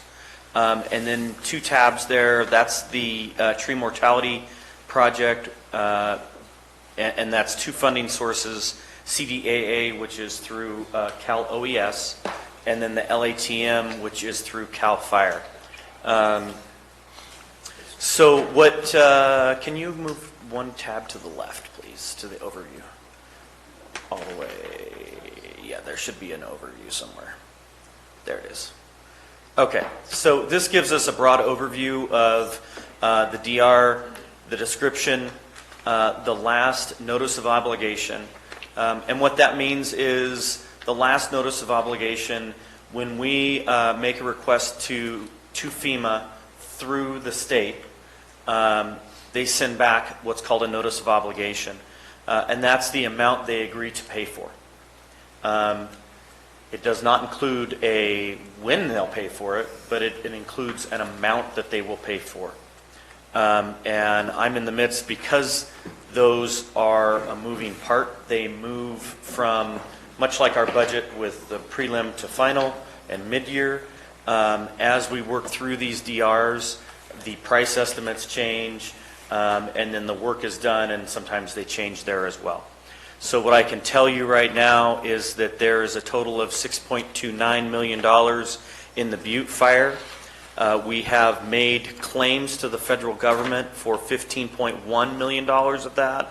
And of that $15.1 million that we've asked for, we've received 12.1 of that back. Yeah, but the difference between what we received and what we've claimed, we just made those claims just recently. Is that the claims you were talking about that were filed at the end of August? No. No, those were not. Those are part of the claim, part of the claims, but there were other ones that were made. Can you click on 42? So hold on a second before you click. So of the $3 million that we're looking to receive from our claims, only part of that $3 million was made just at the end of August. Correct. So, whatever the difference is from what we claimed on Butte, we've had claims in just waiting to be paid. It could be as long as a year ago that we had those claims in. Yeah, if you'll click on 4240 for me, I'll show you that the 4 projects that were closed, if you'll pan right,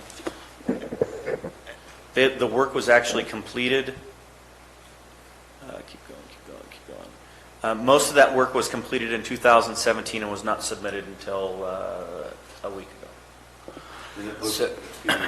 And that total is 459, about 460,000, 227, 97, and 141. So it's less than $1 million that she turned in a claim for in August. Correct. On the Butte fire. On the Butte fire. Yeah, 3 million. He said it was. CAO said it was about 4 million that she claimed. I didn't state the dollar amount. I've been talking about aggregate amounts. And just for clarification, closing out a project worksheet is a very specific item. We can make claims underneath the project worksheet without closing it out entirely. So there's claims within a project worksheet, and then a project worksheet can be closed out, and then ultimately a DR can be closed out. So and just one more on that. Now, you said here 4 out of 7 of the Butte fire have done. So there's 3 more to close out still. Yes, sir. There is the one The debris removal for trees is still open. And what you see closed, maybe it'd be easier to discuss that. The EPM law that's the emergency protective measures for law enforcement, and EPM non-law would be emergency protective measures for non-law enforcement. Those are the first two you see closed. Basically, that is the protective measures we took during the incident to preserve life and property. And grossly split, that would be with the sheriff's office and the people that came and helped them, and then the non-law enforcement guys like Department of Public Works and the other non-law enforcement entities. And then the other one at the bottom is the in-kind donations that have been closed out. At this point, we've probably received all of the in-kind donations we're going to receive, so it's pretty safe to close that out at this time. The ash insurance that you see there, we submitted the final piece of information to close that out. I sent it off today. And so we're working through these individual project worksheets so that we can gather up all of DR 4240 and close it out. Does that make sense? Yeah, so let's go back to your overview for just a moment, because, and you can see it here too, there's $3 million that's yet to come in. Yes. Under 4240. So overall then, I'm seeing roughly a $5.5 million claims due at this point. It's just a matter of us making those claims? Yes, through that process. And one of the moving parts of that is when we close out final, if there is an expenditure above the notice of obligation, FEMA can choose to either pay that difference or decline it at that time as well. So it's almost like they issue another NOO for the increased amount. So in this budget year, what are we expecting that you think could be potentially received of that 5.5? A lot of moving parts to that. And the moving parts to that is, number one, we have to be able to provide the documentation. Number two, we make the claim. Number three, it goes through OES, state OES, and over to FEMA, which is federal. Each of those entities entertain those dollar amounts in the background. They make a funding decision about how much or if they're going to fund it, and then it all circles back down. So, and that complexity is why we chose in this recommendation just to pull it all out. We might get it, we might not. Any dollar we get beyond our recommendation will be a bonus at this point. And John doesn't like to answer a question with "it depends," but it depends so heavily on so many things. Our documentation, what we can recreate back to 2015, whether or not FEMA respects the claim that we've put in. We all recognize going back to 2015, we've been called on the carpet about how we handled some claims back in 2015. So some of those are a little scary to us. So it seems, at least in our recommendation, the least riskiest approach was just to take it all out, and we'll do all we can to get any dollar from that, but they're iffy at this point. Even some of what we've received, you can see up there, we've claimed some, and not all of those are new claims. I mean, it's gone unrecognized that we submitted claims and didn't get funded for some reason for some of those claims, and I couldn't tell you off the top of my head whether it was disallowed, we just didn't get it, the check's in the mail, it's in a drawer somewhere. We don't know of that $3 million that's hanging out there between claimed and received, why or if it was disallowed. We just don't have it. And that's part of what we need to do on our end in terms of the project tracking, is to find out where some of the deltas are between what we've claimed and what we received as well. And have they not been bugging us a little bit to get some of these claims turned in and get some of these projects closed? yes, sir. The large projects are supposed to be completed within 180 days. At this point, with this particular DR 4240, we are well past that, obviously, nearing the 4-year mark or 5-year mark. But some of them have been bogged in BLM, and primarily if you'll click to 4240, please. 4240, you'll see the large tree removal, and if you drive around our county, you see a lot of burned trees that are still up. We have significant amounts of federal ground within our county, and that puts an extra moving part into the process to go in and remove those trees through either BLM or the Forest Service. We have projects with BLM that we've been waiting, specifically in 4240, we've been waiting nearly a year for the environmental process to complete. So there are valid reasons that some of these are still open. We are still doing work, and there is still work to be done. And for those moving parts that we can't control have caused us to experience delays. But if you will, for a moment, if you can go over to CDAA, I can speak to what I'm in process of doing.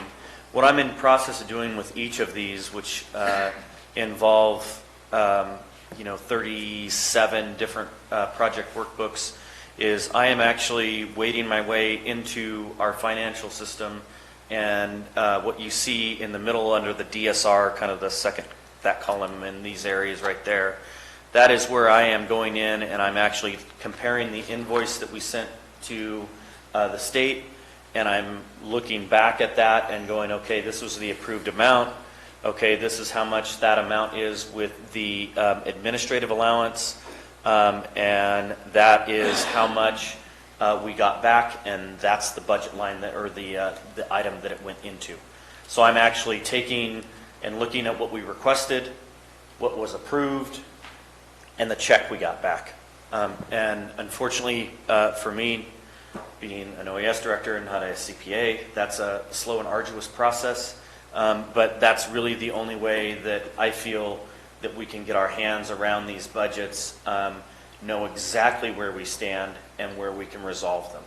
I know from that work that we have, the federal government has obligated money to us, but without going through and doing that to each one of these DRs, which I've only had about a couple of weeks to do so far, without having gotten that work done thoroughly through each one of those DRs, I don't know that exact number. And your administrative allowance is 8%? 10. Could it be split? The administrative allowance, it's possible that is our money to work with. It's not earmarked for anything in particular. Okay, so however we need to spend the money, or you need to spend the money to get that stuff done, you have the financial capacity with that 10% to do it? Yes. Well, that's a loaded question. That's a loaded question. Let me qualify that, because if you look back at 4240, there's about $305,000 worth of admin allowance. Some of that money has come in, and I don't know where it went. That was prior to my arrival. It was between 2015 and now. So how do we budget the 10% admin allowance in our budget right now so that you have the capacity to do what you need to do? Well, I'm not sure that I know the proper answer to that question.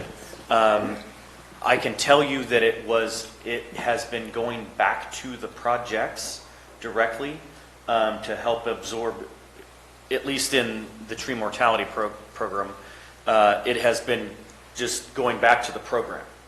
It hasn't been going to particularly my shop or, say, Public Works or anywhere else.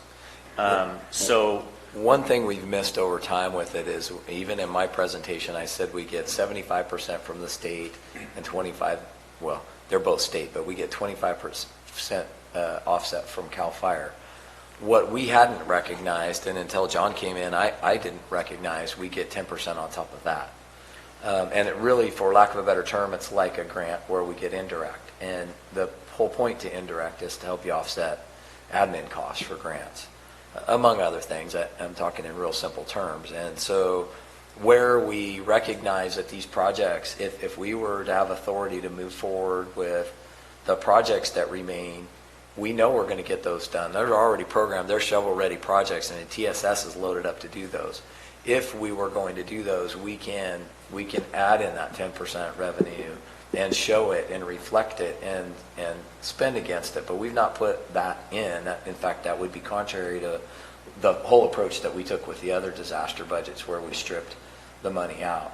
This is more assured than any of our other budgets, but I didn't want to treat one budget in drastically a different way than we did all the other disaster budgets. But these are, frankly, now it's so push button, particularly Tad and Peter Crace from OES, Bonnie to a certain extent as well, and Tad from TSS. They've got the process now where it's pretty much just flows through. They do the work, the contracts come in, we let the contracts, they go out and fall the trees, and we get reimbursed relatively quickly now because we finally hit that stride. So I would say while this project represents one that's not yet complete, I took it separately so that we could talk about it with this level of detail, but it's got less risk than the others because we know we can accomplish these revenues and we can get these projects done within the current year, which is the case with some of the roads projects as well. They're ready to start moving forward on those. So that may be a midpoint to consider where we can identify some marginal amount of revenue that we're going to be able to exercise through completed projects this year. We could put back in some real safe levels and marginal levels of revenues in both roads and tree projects. Most of what you see here throughout, especially the later DRs, 4301, 4308, is our road projects, public works projects. And so that's not my shop. I have reached out to Mr. Pack and his crew to get an update on where these potentially stand so that we have a better idea of our exposure. And I've received feedback, but that request, I actually made it Friday, and Outlook decided not to send it out until today. And in all fairness to Josh and all the folks in roads, they've been working with us on this a lot. Yes. At the end of the day, what none of us really realized was the aggregate of all of this that was sitting out there, and it really took somebody with the time and to have the way I would describe it, a belly button assigned to it to dig down to this level. So, whether it's roads or OES folks, they're not forensic accountants, but they've all been working hard on it to get us to this level that we are now. So I have a question. You made a statement that we get 10% on top for admin, but we haven't. First off, we don't even know if we've got what we've invoiced back. You're right. So if we haven't got what we invoiced back, we're not actually getting 10%. If they haven't paid the full invoice, and then since 2015, who's been keeping track of the 10% where we're at level-wise for admin? Is there any track record of that? Are we at 10%? Are we at 8% of each of these projects? Are we at 20%? You see the records that we've been able to put together at this point, and I don't mean anything by that other than this just didn't really have a home where one person worked on it consistently. You've had, even down to the auditor controller at this point. At this point, there's not one person consistently in any chair that's touched it, from OES to Public Works to even now auditor controller. It's just been, kind of catch as catch can, depending on who was here in the year it was. What you're seeing here was created less than 21 days ago. And what I did to create this is I took a lot of other files and combined them. They were all kind of scattered in different file folders, in different drives, and different people, even from our turnover rate, different people were in charge of the same project at different points during the project. Since 2015, and coming to a lot of the meetings here, the budgetary meetings over the years, I consistently have seen change in leadership, and also the practice of not my responsibility in a lot of lot of areas where someone wants to do the work, but they didn't want to take on all the, finishing that job and doing the claim properly. So it's been a constant shuffle from one area to another on a lot of these issues. So it's not just one spot to look at and find out the numbers. And my point is if you ever had to audit this, where would you start? Because if, for instance, part of your administrative cost is public works, part of it is OES, part of it is admin, part of it belongs to somebody else, I'm sorry, ladies and gentlemen, this will not fly. And OIG could very well get in the middle of this and make everybody's life very miserable, and this board would be right there. So I just want everybody to kind of understand the seriousness of what we're talking about here if they do come up with an audit. Well, I want to be clear in my presentation that I'm not laying this at anybody's feet. No. What I am suggesting is we're all here together at this point in time. It's evolved to this point. When we started this in 2015, we'd never been through it. We didn't even have a chance to figure it out from 2015 before. We wanted everything to stop burning, right? Please rain. Oh my gosh, please stop raining. So no sooner do we get through the work and something else has been thrown at us. So I don't mean to imply or infer that anybody hasn't done their work, but it's been an evolution to get to this point. And my suggestion would be, for one, that we provide very direct oversight like you're seeing now, reports to the board, and if we were going to audit it, that with all due respect to John, Josh, or anybody else, these guys just aren't very good accountants. Maybe we could get Jim to do it. He's getting pretty good at the budget stuff. But aside from that, if we were going to do this kind of level of audit, I'd say it's worth investing some resources, some very qualified people to come in and do the project. But what I do feel comfortable about where we're at now is that, for one, we caught it before it got to the gravity where we just couldn't handle it. It's going to be painful for us to do what we need to do in terms of the overall impact of the budget, but it's an episode. It is episodic, and if we handle it now, we're fine. It's not such an impact to the general fund where I would suggest that the sky is falling in any way, shape, or form. It's just gotten to the point where we need this level of transparency and granularity on it, and we move forward together in the same way that we have in the time that I've been here, which is a positive approach, and know we can do it, and we're just going to get it taken care of, and we're going to be accountable for it. Exactly the point. Work forward, get the job done now. We realize there was a problem in the past, but what we do is answer the problem now and work forward on it, and there's got to be accountability with the job also. And this is something I've been bringing up since the very beginning of the year, is we need follow through on it and accountability to those ends, and being transparent and working on the issue is the first step to solving that problem. I would like to just add, I'd like to just add that to Ben's comments that, I'm less cautious than our CAO. I'd be more than happy to assign blame, but that's not going to get us anywhere. What's getting us somewhere is the fact that you're doing the lift right now and figuring this out. And if we do this correctly, and if things work out well, we'll be in good shape at the end of the year. We've done it. We've written this whole off. So right now we're assuming zero in our budget, and anything else you bring in is manna from heaven. And I think you've got a plan here. So I'm glad it's got assignment. It's probably not what you signed up for when you took the job, but I appreciate you doing the work that needed to get done. I appreciate that. Before I forget, Mr. Toffanelli, the 10% that we're speaking of isn't 10% of, isn't in CDAA funds, at least, is not 10% of the overall cost. It's 10% of what they're going to reimburse us. So it's 10% of 75, which is also a moving target. another moving piece. Yeah. It's not, yes. Yeah. So we actually, for like tree mortality, we're actually, for every dollar that would be our obligation, we're getting somewhere in the neighborhood between 80 and 83 or 4%. So for every dollar, we're getting about 83 of them back, more of it.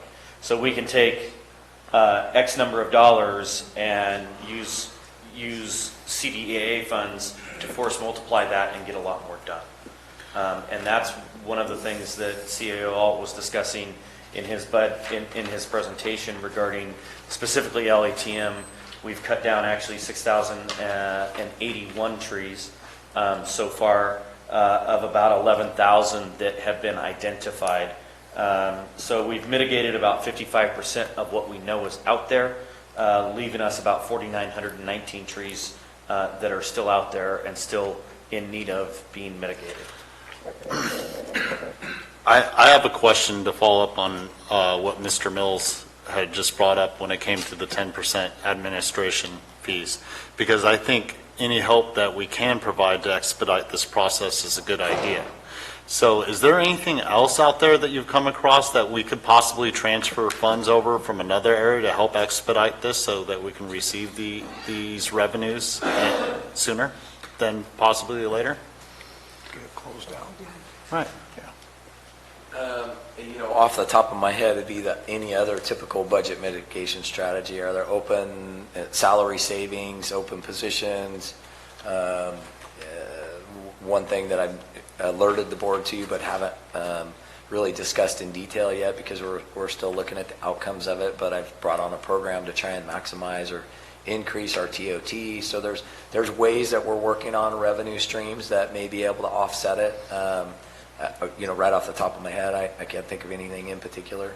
But what I can tell you is I'm not going to sit up here after we've told everybody you can't get positions or make requests and then say we're going to bring a request forward. But I can say as good a job as not only John and Public Works and everybody and Auditor Controller's Office, with the exception of the Auditor Controllers, these folks aren't accountants. So their work takes 3 or 4 times longer than it could. We probably could put this project to bed a lot quicker with some, dedicated folks that know how to, access the financial system. Let's talk about salary savings and us progressing throughout this year, because, generally we don't pull those back until the end of the year, the fiscal year. Is there any avenue on those as we're progressing through the year to sweep back some of the salary savings and maybe allocate it to that point? My particular opinion has been since I got here, and I said it before and recommended in preliminary, is that there's a lot of money in salary savings across all of the departments.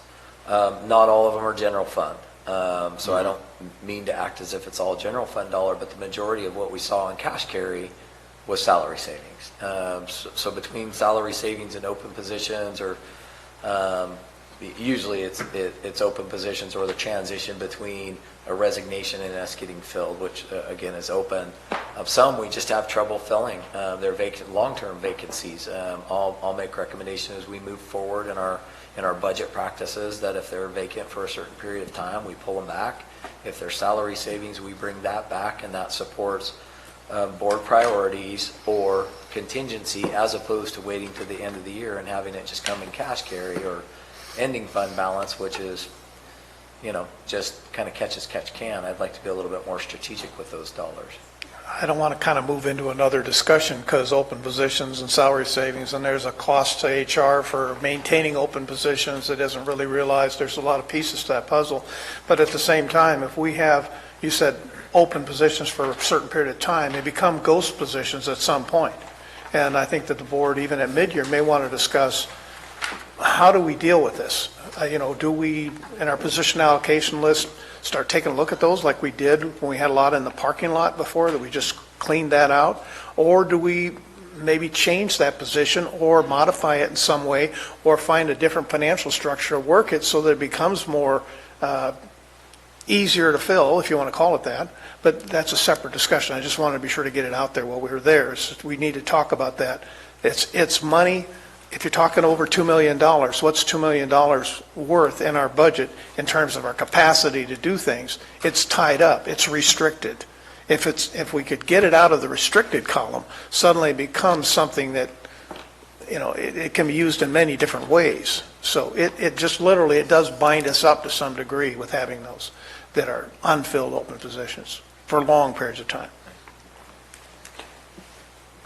But again, let me go back to this 10%, because I think that the Public Works Department needs to share in some of that revenue so that they can get their work completed on these spring storms projects and these other pieces.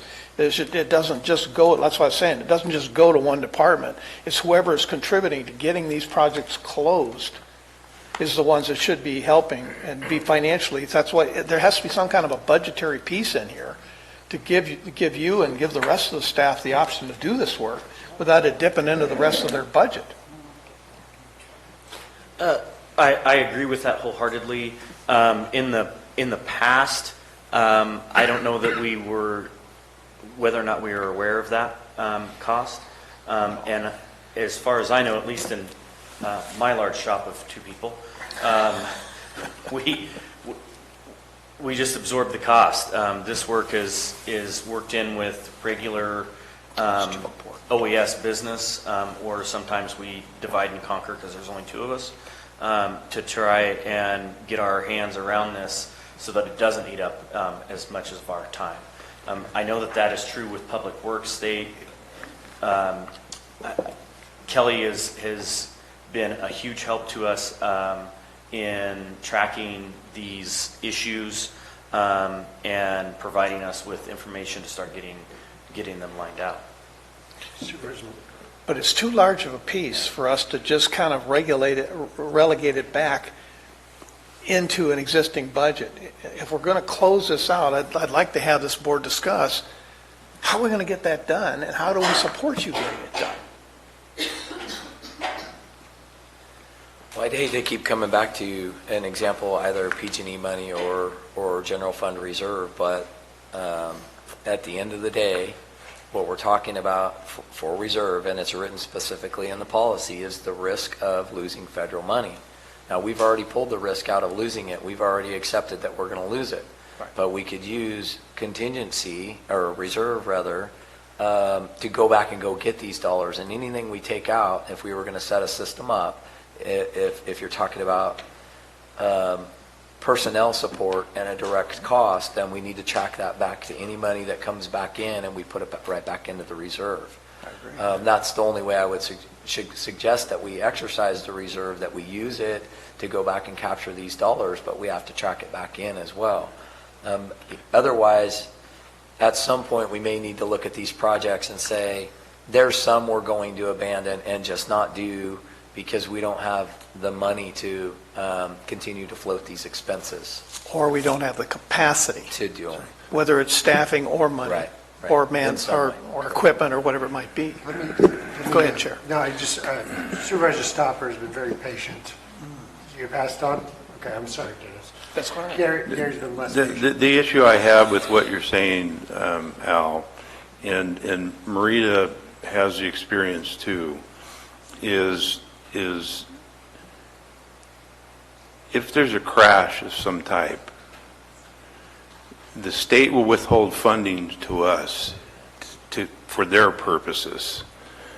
And that's what the general fund, reserve is set up to cover, is our expenses during a time where the state may withhold our funds, and they have in the past. There was a time in 2009 or 10, the property taxes came in very, very late, and they were withholding it for their purposes. We had to tap into the reserve in order to have operating cash to operate and pay paychecks and so forth. I can't see the future. I don't know what's going to happen, but I can tell you from the past, like I just told you, what could happen. And if we're going to utilize that money for that, and then something happens, and then the state doesn't want to pay any of these, OES charges that we have towards them for what we've been doing, or the federal withholds money, we're out. What are we going to do? Yeah, so I 100% agree with you. I wouldn't contest that at all. I was in public agencies when we had the economic downturn, and in community colleges, they did the same thing.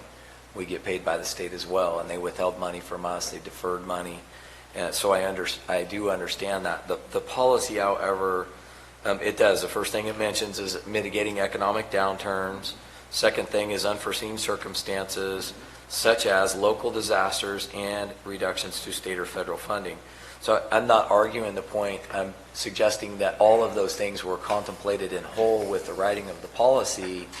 And I wouldn't, however, suggest we use the reserve except in these really limited cases where we know there's targeted dollars to go after. I wouldn't ask that you give us, out of any fund, $5.2 million to go get four or whatnot, where we can target very specific projects. If we're talking about closing out very specific projects where we can get reimbursed, that we do that strategically. And we only record revenues that we reasonably think that we can get in this year, and then we put them back into the funds that we end up exercising them from. You're absolutely right, it has a risk to it. And that's a little riskier than what we did in the budget recommendation, but at least it gives us an opportunity to keep the revenue machine going and not just write some of these things off. It's just a midpoint from what we recommended to what we have been doing the last few years. If I can, let me see if I can get us back on track here. This is a very good and very important conversation. I really do feel it. We have in front of us, we have the new section on disaster budgets. I think the question is, do we want to, I think we all understand what we're doing here. Do we want to stick with the CAO, with the way this budget sits right now, with where we pulled those funds from to do this, primarily teeter? Or do we want to do it another way? Are we okay with where it is, or do we want to go a different route? It's teeter and the additional 2.2 million that was above what was forecasted. Correct. At prelim. So there's a total of about $7 or $8 million there that we're talking about. Yeah. So are we comfortable with what's in front of us, or do we want to change it? I'm not comfortable with an estimated balance of 77,000 teeter. Just a personal opinion, I guess, but. Teeter's just. I understand, but it's a separate, it's a separate issue here, but. If it's not teeter, then it ends up being reserve or contingency, and then Then it's it's all the same. It's all the same, it's just which way you're going, so. Well, hold on a minute. There's another proposal that was before us, and he brought it up about the money that we had from PG&E, the $2 million that was set aside. And that's not part of this, so that's still sitting there. So that's another option of keeping some money in teeter and being able to utilize some of those funds from the PG&E that'll be just sitting there. Well, if I might, the first question is, if we want to do this, if we don't want to do this, we have to explore those other options. In my opinion, teeter, PG&E funds for this type of work, I mean, it's just one pocket to the other. It's just a matter of, do we want to do that now? Supervisor Callaway, you've been patient. Thank you. I have been patient. You have been. You're patient. She hasn't hit me. I'll back up. One, we could decide we don't want to do it, or we don't want to do them all. I mean, if I heard Mr. Osborne correctly, he said we've done 55% of tree mortality. We could say, set the priorities, we don't want to do them all. So I don't think I've heard anyone on this board say we don't want to do a project, but that is an option. Can I respond to that really quickly? Those projects that are outstanding right now in TSS are not included anywhere in this. Those are separate and distinct. We have to decide a strategy for the tree mortality project, and that's why I presented that particular one on its own. We haven't included anything more. If we only adopted what's in this budget book as recommended, the bark beetle tree mortality projects would cease to exist. So one is the budget, and the second is specifically, and I know it's part and parcel, but the second question then is, along with the budget, are we going to have direction? We don't have appropriations or the authority to continue the project without addressing it. So the big question is the budget, and the second more granular question is, if we're going to move forward with tree mortality, we need a specific appropriation for that. And that was my point in part of the earlier conversation, that we need to appropriate something in a budget for that. If it comes from the PG&E settlement funds, so be it, because I think that would be a wise use of those funds without putting risk on our other reserves. So I would like to poll the board to see if that's the direction they want to go. Because if we're not going to get the money back, at least we're admitting that possibility exists. And I would rather we try to do our due diligence for the taxpayers of this county to be sure that we do what we can to ensure that these projects get closed out. We're never going to, what are we going to do next year if we haven't accomplished anything with this budget? So let's dig into it and say we're going to do it now. Okay, so as I think I hear, we're done. We have two items. One is, are we okay with where we're pulling the reserve funds for this budget? Two, should we add money from PG&E to Supervisor Mills' poll, add money from PG&E disaster reserve funds to continue the tree mortality programs? Or to contribute to the disaster, getting those projects Getting closed. these projects done. There's another fund, Yes. which is interest-bearing, as all of them would be if we borrow the money or take it. Well, if we take it from general fund, we don't have to. But if we took the money from the solid waste fund, borrowed from the solid waste fund, we could pay it back with interest. So whichever fund, however we take it to pay for this, then I think the priority needs to be set up when the monies come in. Where does it go first? So if we borrow from the solid waste fund and the money comes in from FEMA, then it has to go back to the solid waste fund with interest, of course. Can I? Yes. Are you, Kathy Bones, are you talking about the RIM fund? Borrowing No, from the RIM not fund? the RIM. I'm talking about the, Whichever fund we'd borrow from, we'd have to pay it back. The Right. concern with the solid waste is that he's getting ready to close a cell and open a cell. correct.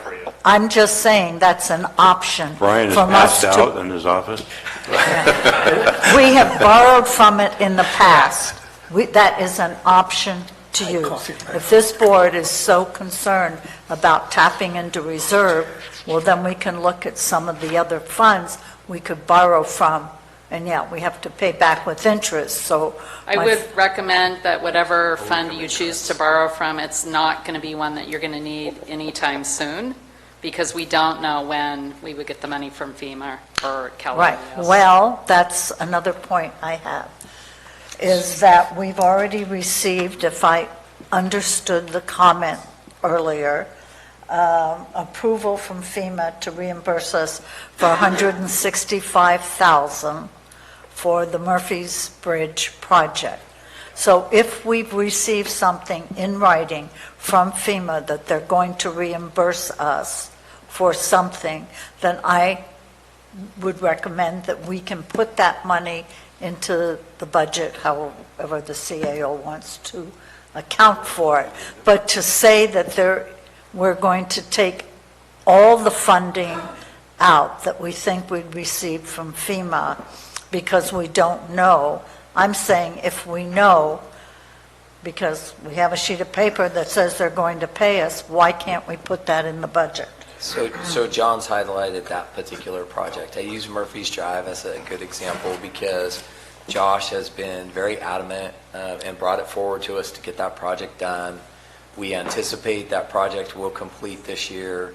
We anticipate we'll be able to close it out and submit for that money. And that's the real definition of being able to have a receivable. If we didn't get it this year, we're going to get it early in the beginning of next year, but we fully anticipate getting that this year. When you say year, you mean 1920 budget year? Well, they're going to complete the project, and when we do, we'll Yes. submit the paperwork. So, Right. so yes. So I'm, go and, ahead. and I'm agreeing with you, is that that's an approved amount that we know or we can reasonably expect. We haven't found a situation where we were told we would be paid that amount and we submit and we didn't get that amount on smaller projects like this. Where we've really had issues were 2015 fire projects. But there, if we program that in as revenue, if we only get 140 or 130 or whatever, there is a risk to that. There is, but that's not really a good example, because what was brought before us is going to cost $480,000 or $450,000. So we're all in for $450,000 to get 149 back. No, the 300,000 could be possibly, if they don't approve any more, come out of general fund that we've approved. So you're right. We approved monies to do that project, and we're going to do the project, but we have not recorded that 149 as a revenue. So kind of the midpoint between taking all the revenue out is to say, here's one where we have an approval for 149. We could put that back in. It's not enough to do the TSS projects, but it helps offset the negative impact to the budget. But that is basically your point of making your adjustment on this. We've been doing that since 2015. You're absolutely right, and that's why we didn't put it in the recommendation. You're absolutely correct. If I can, I'm going to try to move this along. Good luck. Good luck. I'm going to give it a shot. All right, and I'm going to put together. Oh, well, wait a minute, I'm not coming up. I'm not inviting him. No, but he's afraid I'm going to take some of his money, and he's right. That's what everybody's I'm here going to for. borrow it. Borrow. That's what, you know, what do you think Mark's doing in the back of them? They're all watching their dollars. Let me ask you a quick question. Is everybody okay with where we transferred the money out in this plan, the way it stands here? Let me just pull the board and we can move on. If not, we'll have to open this back up. So let me see. Supervisor Mills. No. Supervisor Stopper. We're just switching pockets if we go someplace else. So I'm okay with this, but I'm willing to listen to other options. Supervisor Toffenelli. I'm not comfortable with it. I had a conversation with Al yesterday and told him I wasn't comfortable with what we're doing here. I understand now. We didn't have this full conversation yesterday.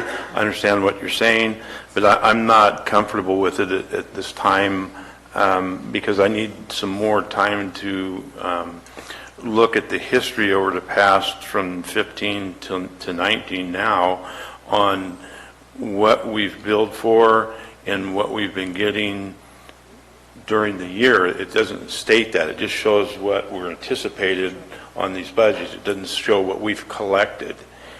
It just shows what on the numbers part of it, on the slides that we were showing, even on page 63 or 65 in here, where you've taken it out and it shows the prior years.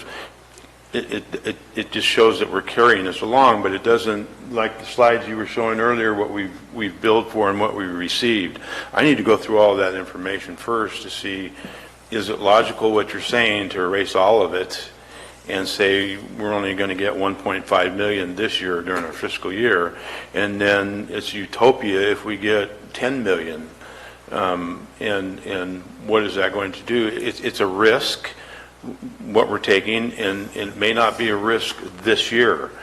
The risk will come next year and the following year, if we are denied a lot of these claims, if we didn't do, and it sounds like he's going through a lot of what we did and didn't do, whether they're going to pay it or not, and the length of time. So I fully understand wiping the debt clean. It's almost like going, I don't want to say the word, but, and then coming, I'm not going to say it, and then coming out clean and saying this is where we're at. But still, the risk is there, and I need some time to really consider that at this point. The main question is where we're transferring to do that. Where we're transferring to do that, and you're correct, it's just shuffling money around, whether it comes from PG&E settlement fund, whether it comes from reserve, whether it comes from teeter, you're still just shuffling this money around. It's a big risk that I need some time to go over all of this information and decide whether I want to take that risk, be part of that risk or not. Supervisor Callaway? I'm supportive. I mean, if the goal is to get the work done, that these are disaster issues.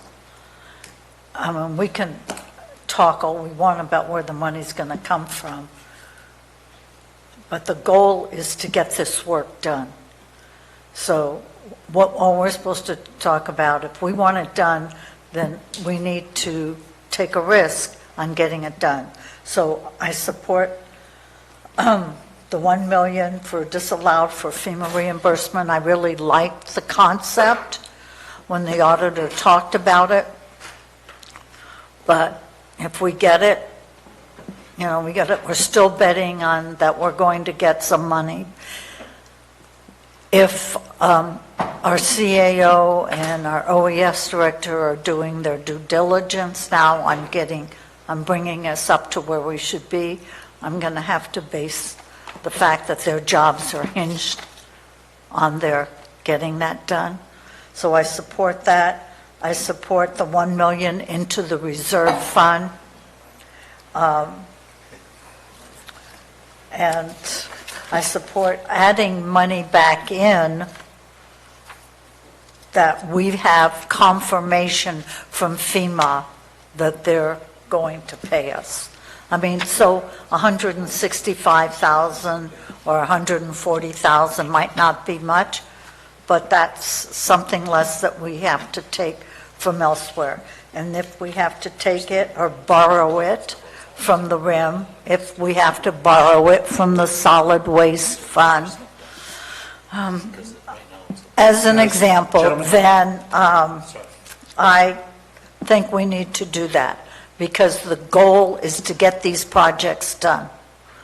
And whether we have to take it from reserve and we say, okay, when money comes in from FEMA, the first place it goes back is to the reserve, that's fine.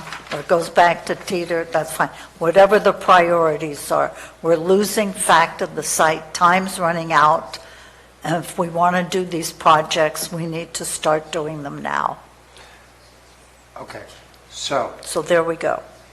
the question was, are we okay in transferring the money the way it's set up in the CAO's budget right now? I believe that, correct me if I'm wrong, Supervisor Callaway is a yes, Supervisor Mills is a no, Supervisor Stopper is a yes, Supervisor Toffenelli is a no. I want to correct what you're saying, because Marita said she's in favor of putting some of the funding back. Well, I'm going to... Did you not say that, Marita, that you wanted to, that we were guaranteed from... If we have received notification from FEMA that they are going to pay X amount, whatever the project is, and I can use the Murphy's Drive one, that they said they have committed to paying us $160,000, then we should at least add that back in and take it off the bottom line of what we need to borrow. But we're having to front the money. We're having to front the money to do the projects, to do what it is county government's supposed to be doing. Okay. Is that clear? You want to reread Clear as mud, okay. So if it's okay with you guys, I'll try to break this into two parts. The budget, transferring the money, and Marita as a second item, which is adding money back into the revenue line. So I think I can make these two separate questions. We now have three questions before us. So Marita, we're done. Gary, are you okay with, I have you as a no in transferring the funds as it comes. Ben, I've got you as a yes. Dennis, I've got you as a no. Marita, on the first part of the question. Yes. Okay, yes. I'm a yes too. So we have a poll that we will pull the money as we've put here. The second question was, is there any interest in putting in money back into the revenue line, as Marita stated, stuff that has already been allocated, or we've been told we're going to get paid, but we may not have billed? Is there any interest by this board in opening that discussion? Have I got that right, Marita? It has to be money that we've been told we are going to get. Not submit the paperwork will tell you, but money that's been confirmed that we will get. We might get it this year, we might not, but Okay, does everybody understand that question, Supervisor Wilson? So you've got 4 projects that were closed, submitted August of 2018. How much money is that? And Yeah, we have a slide that shows committed and what we billed. I understand. 165. I understand that one too. What I'm just saying is that taking upon what Supervisor Callaway is suggesting, I would like to be sure that we look at those 4 closed ones as well. It's about $95,000. It's not a lot, I understand. No. But it's just developing some kind of a policy that we're going to put this money back. This is the submission that went in on the 28th. It's about $95,000. Okay. So the question is, do we want to go back and, we're taking the most conservative approach, do we want to take a less conservative approach and take them at their word in writing before we get a check? I say yes. Supervisor Callaway is a yes, Supervisor Mills is a yes, Supervisor Stopper will add it. This will add about $95,000 to projected revenue. It's not a lot, can help us. It's not revenue until we receive it. Supervisor Stopper is a no. Supervisor Toffenelli?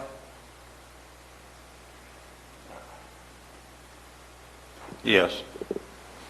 All right, Supervisor Garamendi is a no. So add back in the 95 into revenues. Third question.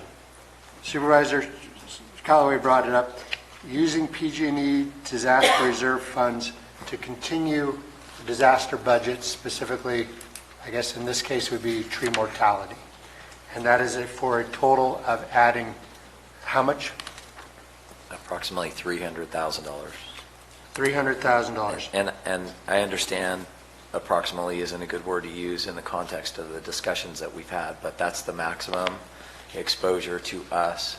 The projects may be less, and we'll bring back an accounting of that for the funds on a project-by-project basis. But that's what we would need to capture from the PG&E funds, and I'd say specifically the reserve fund that was set up for that we pulled that amount of money in and put it in for revenue in the tree mortality budget. I can speak to that. The projects have a maximum contract amount, and we've used that in our calculations. So again, in being as conservative as we can and to be as accurate to depict the exposure, we use that maximum amount. So the question is, do we want to take out $300,000 of the PG&E disaster reserve fund to continue the tree mortality program forward? Supervisor Callaway? yes. Supervisor Mills? It's going to reduce our ability to handle or disallow it if it happens. This is of the second, the $2 million, I think this is the So you're second dealing, bucket. as long as you're dealing with the second one, not the first, The yes. second bucket, not the first one. So, yes? Yes. Supervisor Stopper? Sure. Supervisor Toffenberg? Yes. Yes, so we'll get the trees done. Okay, that should deal with the, what's our next set of questions, Supervisor Stopper?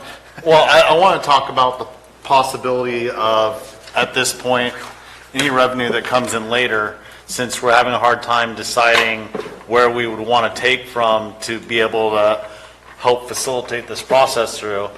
Once we get some of these funds back in as revenue, yes, we do have to pay back the other things, but maybe allocating some of that directly to facilitating this process for the future. And that way, but until that point, those funds are received. Zero. It's zero. That's But important. that's when it comes up. That's the only way I can think of pulling some money from somewhere we don't have yet. And so that we can push this process through. So we can get us CPA to help out our good man John here. Well, if we're not talking about where it comes from first, at the end of the day, taking the conservative approach with the budget, when the revenues come back in, they go to either contingency or reserve. And I would suggest, since these are disaster projects and you sent the reserve up for that purpose, that it go back to the reserve. That's understood. I would suggest also, along with the PG&E money, when we pull that money, and as we're recognizing these revenues, that we put those funds back as well to the extent that we can. The caution is that at some point, and I recognize the reason for the reserve and the contingency, but at some point when we continue to put money in, we need to be cognizant that there's more latitude in the language. You intentionally, through the policy, designed latitude in for economic downturn, unexpected issues, or disasters. And so it's a good place to hold as the clearinghouse for these disaster revenues to go into and to pull from. I think to keep a close account on it. Is that okay with you, Supervisor Topper? Is that what you had in mind, or do you have something else? Sure. Why not? Don't put words in his mouth. I'm not. I'm trying to help everybody get through. Sure. Supervisor Mills, I imagine you've got other items you want to bring up as I look at all this. Were we going to poll on that? No, he has On the no poll, other so items. the poll is to put the money in, you want to articulate it for me? I'm going to put words in your mouth otherwise. As we're getting money, we receive money back as these are being closed out. Thank you, Al. As we're receiving these revenues, as each of these issues is being closed out, we pull some of that aside as we should pay back PG&E and we should pay back our reserve and wherever we're taking this from. But I want to set like $100,000 or $200,000 aside of this to help facilitate this process in the future so that we can close these out quicker. That's where I was going with it. Because we're not reaching for it anywhere else, apparently. So, I mean, if this money comes in, it's not coming in tomorrow. I mean, you did go off on a bird walk on me, so I just... Yeah, I apologize. I didn't understand what you were saying. What I understand you saying now is we use some of this revenue as it comes in, then for support, whether it's professional services or limited hire or whatever, to help with specialized people to go back and get this money, not our non-accountant folks that are doing it. Right, somebody that's more specialized, and that's going to facilitate the process getting done quicker so that it can get done. You know, we're in a better spot once this is behind us. What do you think, Al? It's certainly the prerogative of the board. We could use the assistance in the approach, but we'd need some specificity of when that is, and maybe it is as some of these revenues come in and we continue to report out on the projects. As we get some of it flowing in, then we can make a recommendation at that point. It's in arrears of the work. I mean, the longer that John keeps digging in, the closer we are to continuing to close these out. And that's been okay to a point. What we're not doing is doing emergency planning like we could be. We're doing accounting, but it's an interim step. I might suggest we identify where we would get it from in advance and do the work and get them closed out in advance. Would probably be a quicker and more efficient way to do it. But as you said, that requires us taking it from somewhere, and that's what the issue has been to this point. Sherry, you're I'm sorry, do we have a question for you, Kathy? I just wanted to make a comment on the accounting. Our office, as always, would assist with that. So working through the costs that are going to be claimed. Thank you. And they have. I don't mean to sound as if they haven't, but we're also cognizant of the fact that in the CAO's office, particularly in IWM, we conducted thievery on their office and stole one of their fantastic employees and now enjoy her service in our office.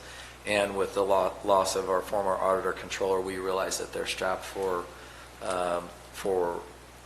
in their team for capacity as well. So we're trying to be cognizant of that and not expect too much from them on the projects. You know what, I'm going to, I'm actually going to call break. We're going to take a 10-minute break and then come back.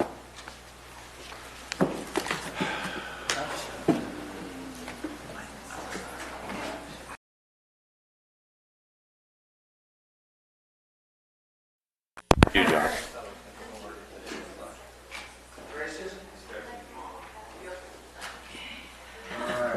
home, we'll be late. Welcome back to the Board of Supervisors meeting. We are discussing item 27, the county budget. We left off talking about Supervisor Stopper was making suggestions regarding figuring out how to get resources to help OES get to the bottom of this accounting thing. Supervisor Stopper, you want the ball back? Yeah, after the break, there's a suggestion of possibly pulling $50,000 for the PG&E Disaster Reserve Fund, giving that to the CAO to facilitate this getting done, and having Public Works or the Auditor Controller's Office or whoever needs to be in the room on each one of these to all work together and get this issue retired and put behind us. So the idea is to take the $50,000, get you the tools you need to get this thing done. And the statement is, get this stuff done. That's correct? That's it. Let's poll on that. Supervisor Callaway. No, not as presented. Supervisor Mills. Yes. Supervisor Toffenelli. Yes. Supervisor Garamendi. Yes. Get it done, John. Get her done. Yes, sir. And we'll make a very, and thank you. We're holding you accountable, John. John, when I say get it done, I mean everybody's on the team to help you get this done. Right. You're not solely responsible. You didn't create this. But you helped me solve it, so thank you. And please come to work tomorrow, John. Yes. Unless it doesn't get done, then he's fully responsible. Thank you, guys. Okay, let's move on from this item, and let's see what other concerns the board has on the budget that we want to take on. I think we've gone through this one, and we've had some resolution. I get all the questions on here? All right. Supervisor, who wants to go next? And let's, if we have to bump back into disaster recovery, we will.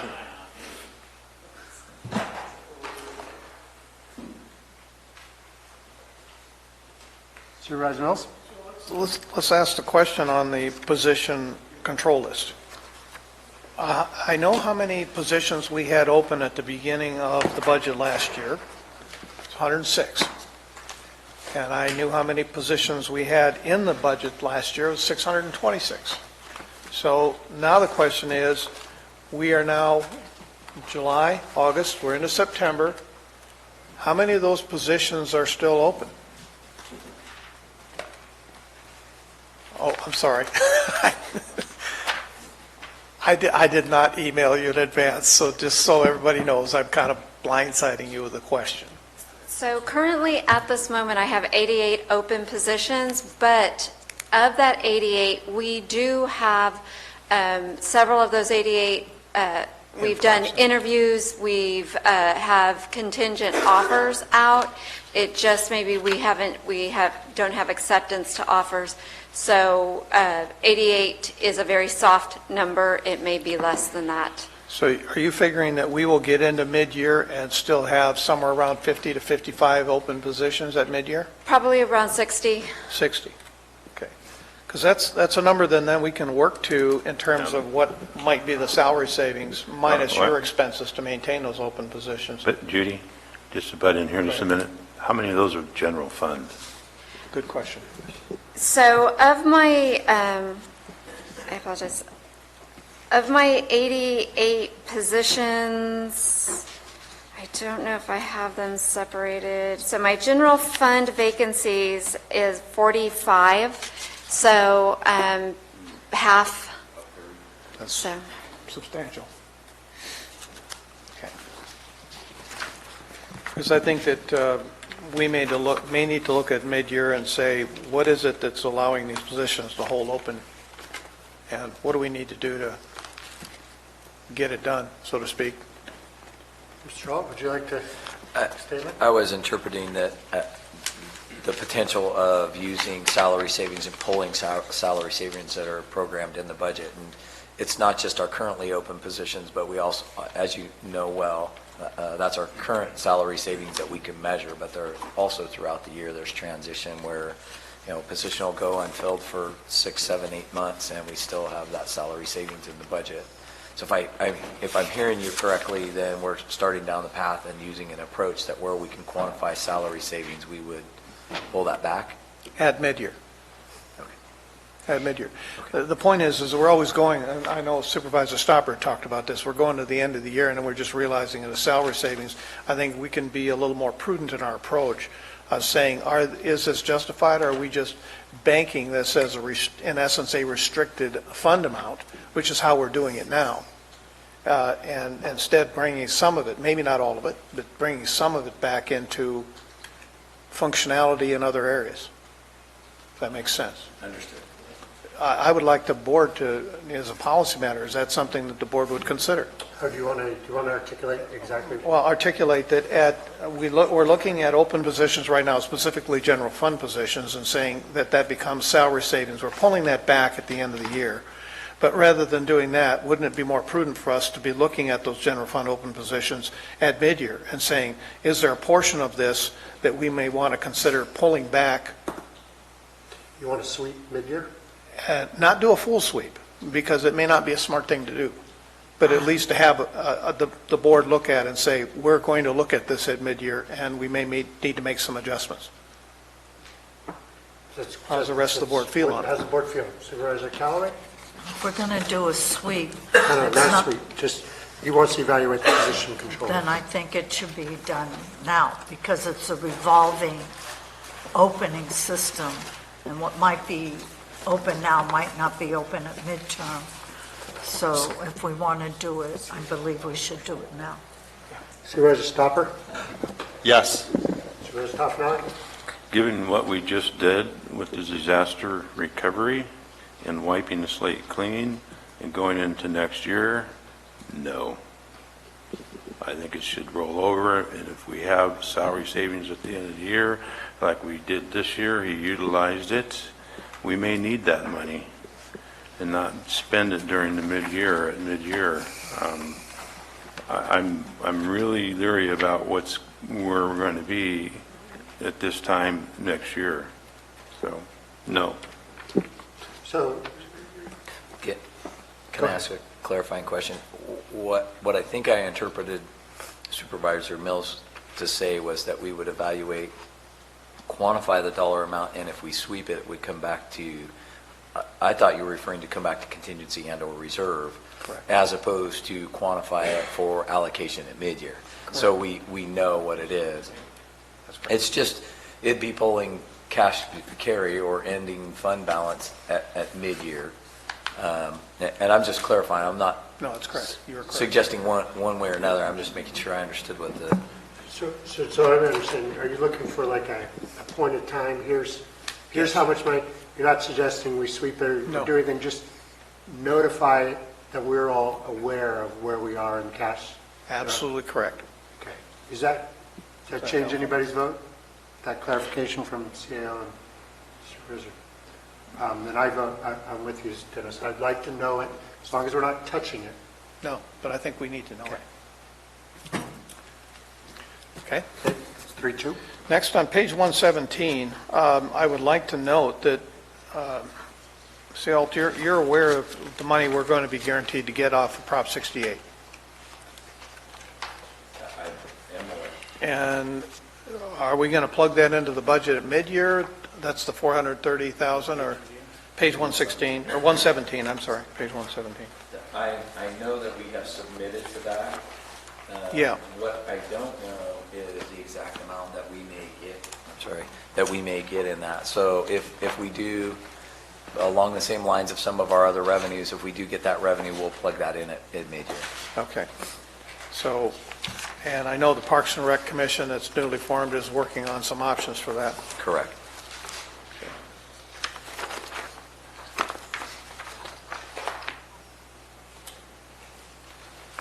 I want to just get to the big ones. We have something on page 122 about transferring from designated funds. We recommended in preliminary, $4,013,441. This is on line 4721.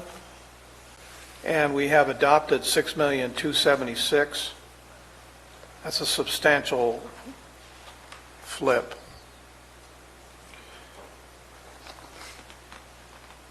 That's the first line there, line 4721, transfer from designated fund. What specific fund are we talking about? And, oh, okay, hello. Okay, so Supervisor Mills, this is where we see reflected the money flowing from Teeter into our general reserves, at which point it becomes effectively part of the fund balance, which is then distributed across budget units in connection with the rest of the So budget that's- that you have before you. That's where that teeters. That's that 2.2. Okay. Moving on down. There's many of these lines in the 2018-19 actuals, no matter which area you're in, where we're seeing a different number in relation to what was reported to us in preliminary. Most of them are not substantial. They're just minor adjustments, and probably as the books got closed, we made some adjustments. But I just found that to be rather interesting to find that. For instance, on page 130, in the previous budget, we had listed under 5,400 salary add and delete. This is salaries, employees, and benefits for economic development. We had that listed at 136,099. It ended up at 147,980. Page 130? Page 130. This is on page 50, line 5,400. Salaries, employee benefits, and 18-19 actuals. Yeah, that's like an $11,000 difference for just one position between what was reported to us in preliminary and what is the actual. Is that the because the difference right there is the under PERS employee? No, right here, All right. this line. Right. So you're looking at 5,400? I'm looking at 5,400 salaries right there. Right there. Yeah. But above, the difference you're talking about in the PERS employer, I wonder if that's where it came from. No, because all of these numbers generally lined up. Okay. It's just that, and I've got the preliminary book here, it's on page 83, so I can flip to it. But Dennis, when we do mid-year review, it's before the Books are closed. The books are closed, so there would be a difference. So if you look at each individual line Does item, that- 5001 to 5061, it shows each of the discrete pieces that aggregate for that difference. Yeah, but I think what Supervisor Mills is trying to say is what's in this book as what was preliminary budget numbers aren't the same as what's in the preliminary book that was presented to us in June. In other words, the 129 or the 172 on that line item, what we adopted in June, that's not what was there as presented in this book. And my point is this, we made our decisions on a preliminary based upon the information that we had in front of us. If we see substantial changes to that, or where there was no actuals reported in the preliminary, and now we're seeing a substantial number in the final, and I've got several pages that happened in, how did that happen? Could you give me perhaps another example? Because I'm looking at the same budget you are, and I'm seeing nothing reported in 5,400. He's got one. I got one. You go to page 499. Under 4721. Said 499? Page 499.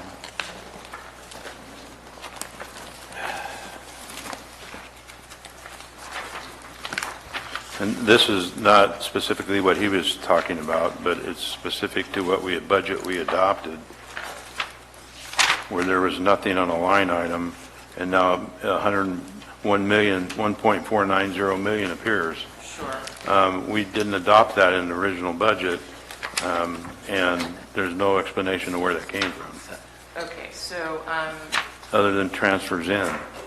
budget units 1010-0920, 1010-0940 are to be examples of the Public Works 2000, in this case, they're the 2017 winter storm disaster another one. budgets. So in collaboration with the Administrative Office, the Public Works did the heavy lifting here, went back through with the PWs that you discussed with OES Director as well earlier, and they built out these budget units. Further to that, what we also see is that there had been federal and state disaster relief that had been budgeted in this unit in particular for $675,000. So we stripped that out, budgeted instead a REM transfer for the 1.5, and that is then how we affected the strategy that CAO Alt discussed with you earlier. So since he turned to that page and I've already got a sticky note on it. That's the RIM transfer in. Right. They discussed with the 2017 disasters. SRF, that's State Revolving Fund? Special revenue. Special revenue. Special revenue. Okay, just the words. So, page 139. Is this board interested at all in moving the 27th payroll? Remember a year ago, two of you, remember we had set up the PARS account, the 115 trust. Is this board interested in moving that money into that PARS account and taking the 5% arbitrage roughly that would be available to us by making that move? 5% simply means that we're currently in LAIF about what, Bonnie, 1.87% LAIF? And I know that they were telling us it's almost 6.5% on PARS. So we could make an additional 5% interest on this money right now if we just simply decided we're going to move it. The board's taken action to do that already.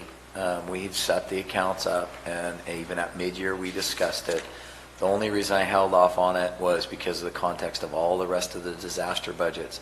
However, the board has an action in place, and my recommendation would be that we continue as the board authorized already, because we can pull this money back in at any time it's a trust for unfunded liability. So if for some reason we need to pull it in to cover all the PERS unfunded liability that's documented throughout this book, we could exercise these funds. So while it's a trust, we still could get at it pretty easy. It's pretty liquid. So my recommendation would be to stay with the board's authorization from last year, and that we go forward and we make this transfer.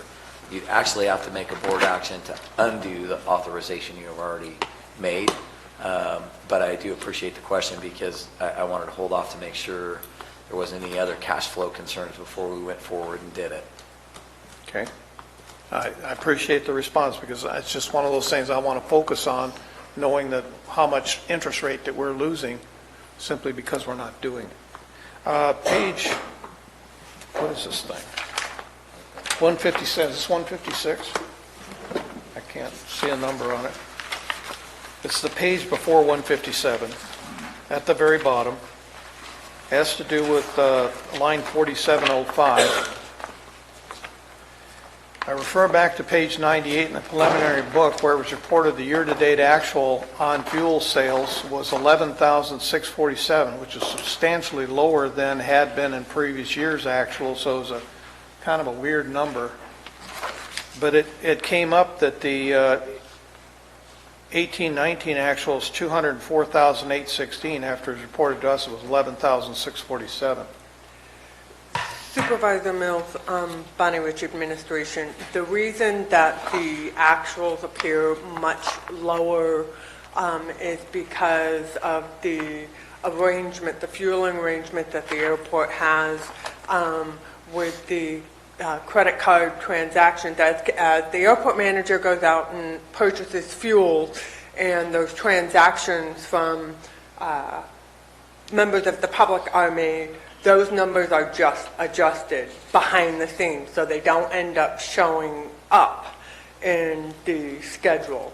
But we, in an effort to create a more transparent actual of what we actually purchase in the fuel, that's why those numbers are up. Did that make sense? It does, but what it leads me to believe is that we're higher by about roughly $40,000 over previous year in fuel sales, and she is getting a new Connex, a new fuel vault there. Is 200,000 as recommended in budget too low? No, that is the amount that we're recommending.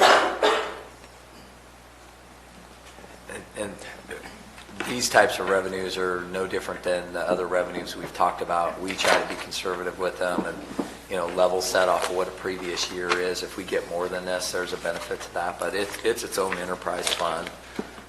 So we try to be conservative and not create revenues in a fund that may not Correct. materialize.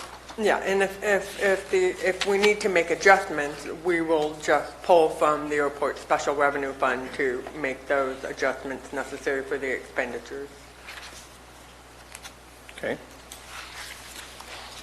I appreciate a lot of the new pages that were added into each one of these departments where you're adding in the funds and a lot of the additional information. It's something that we should be very cognizant of, is where this money is being allocated from, so I appreciate that. In the auditors, page 176, actually this is part of the, what do they call this thing? Requested FTEs for the auditor controller. There was an addition of one.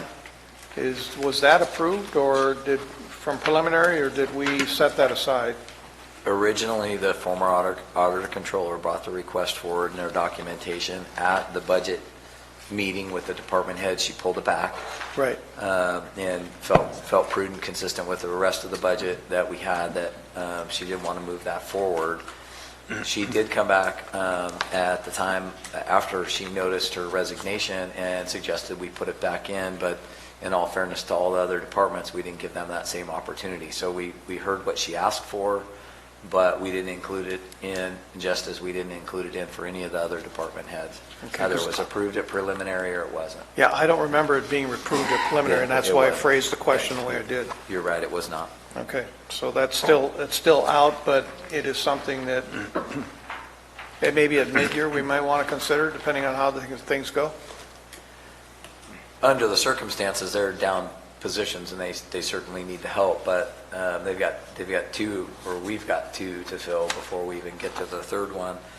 It is important to note, and I probably should have covered it in the preface, the requests that are reflected here is what the narrative from the department head originally put forward, recommended. So it may have requests in other departments where they made the request and we didn't approve the positions. It doesn't reflect all the positions, and that's probably something that we need to clean up as we go forward, is that the narrative, we change the narrative in the final so it doesn't look as if we approved something that wasn't authorized at prelim. Well, let me grab one real quick then. This is in Health and Human Services, and their requests for full-time equivalents. Their 18-19 budget showed 84.5, and actually their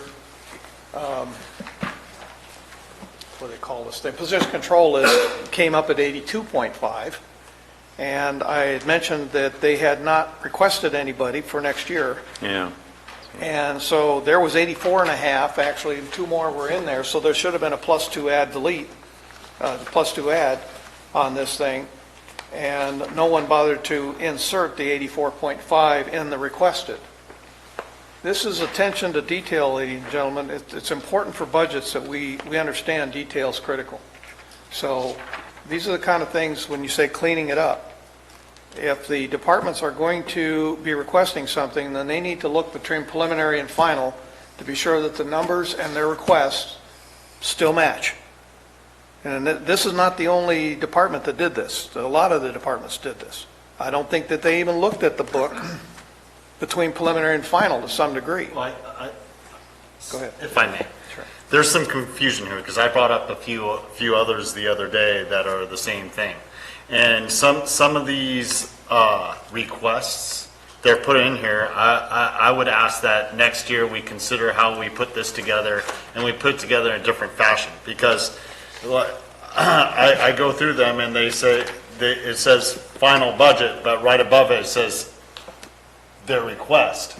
And we did not approve a lot of their requests. The CAO's recommended budget was different than the request, although, that's where I got confused reading through this initially, and I had to actually make a call down here. I'm like, what the heck, because we never approved of that. And that's like, okay, it's the structure of how the book was put together, and we need to consider how we put the book together next year, so there's clarity provided in that, so that there's a difference between requested and what is recommended. It's a good point. We've recognized that in several different pages. Just as a reminder, this is our second year of OpenGov and WorkEva, so we're learning some of the changes that need to be made. So we track those. We're actually having a debrief with a work group from the department heads as well, and some of the fiscal folks to clean up some of the things we're learning using the different platforms we are in year two. So it'll continually improve.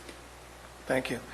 Because, again, I think that department heads should be able to have a chance between preliminary and final to actually look at their portion of the book and say, I'm going to sign off on this. This looks correct, or this is correct. You know, if they had their signature next to it, they may want to be a little more diligent in being sure that the information we're presented to make our decision is accurate. That's my only point. Page 193, in code compliance. I know that in environmental health, we went through in the building department, I think we restructured some of the fees to try to create revenue neutral situations. I'm not seeing revenue neutral here with this number, the net cost number, on page 193. My apologies.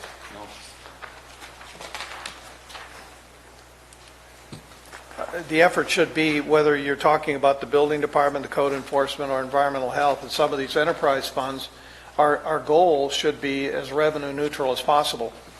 And where we're not, then maybe we need to go back and take another look at it and find out why we're not. But this is nearly $500,000, so it's a substantial number. We're talking about cost recovery here, right? Yeah, we are. I would welcome anybody to say anywhere in the state which county gets full cost recovery on anything. And that's part of the problem with cost recovery, is most of it's not realized for years afterwards, if it is realized. And the potential for collection, even on some of these issues environmentally, I mean, it's sad to say that even with auctioning off the property, you won't get total cost recovery in the future on some of these. Oh, that's true. That's true. And making sure that we look at, though, as the total budget for code compliance. This is the 101,600, and we look at the final number down at the bottom of 724,451.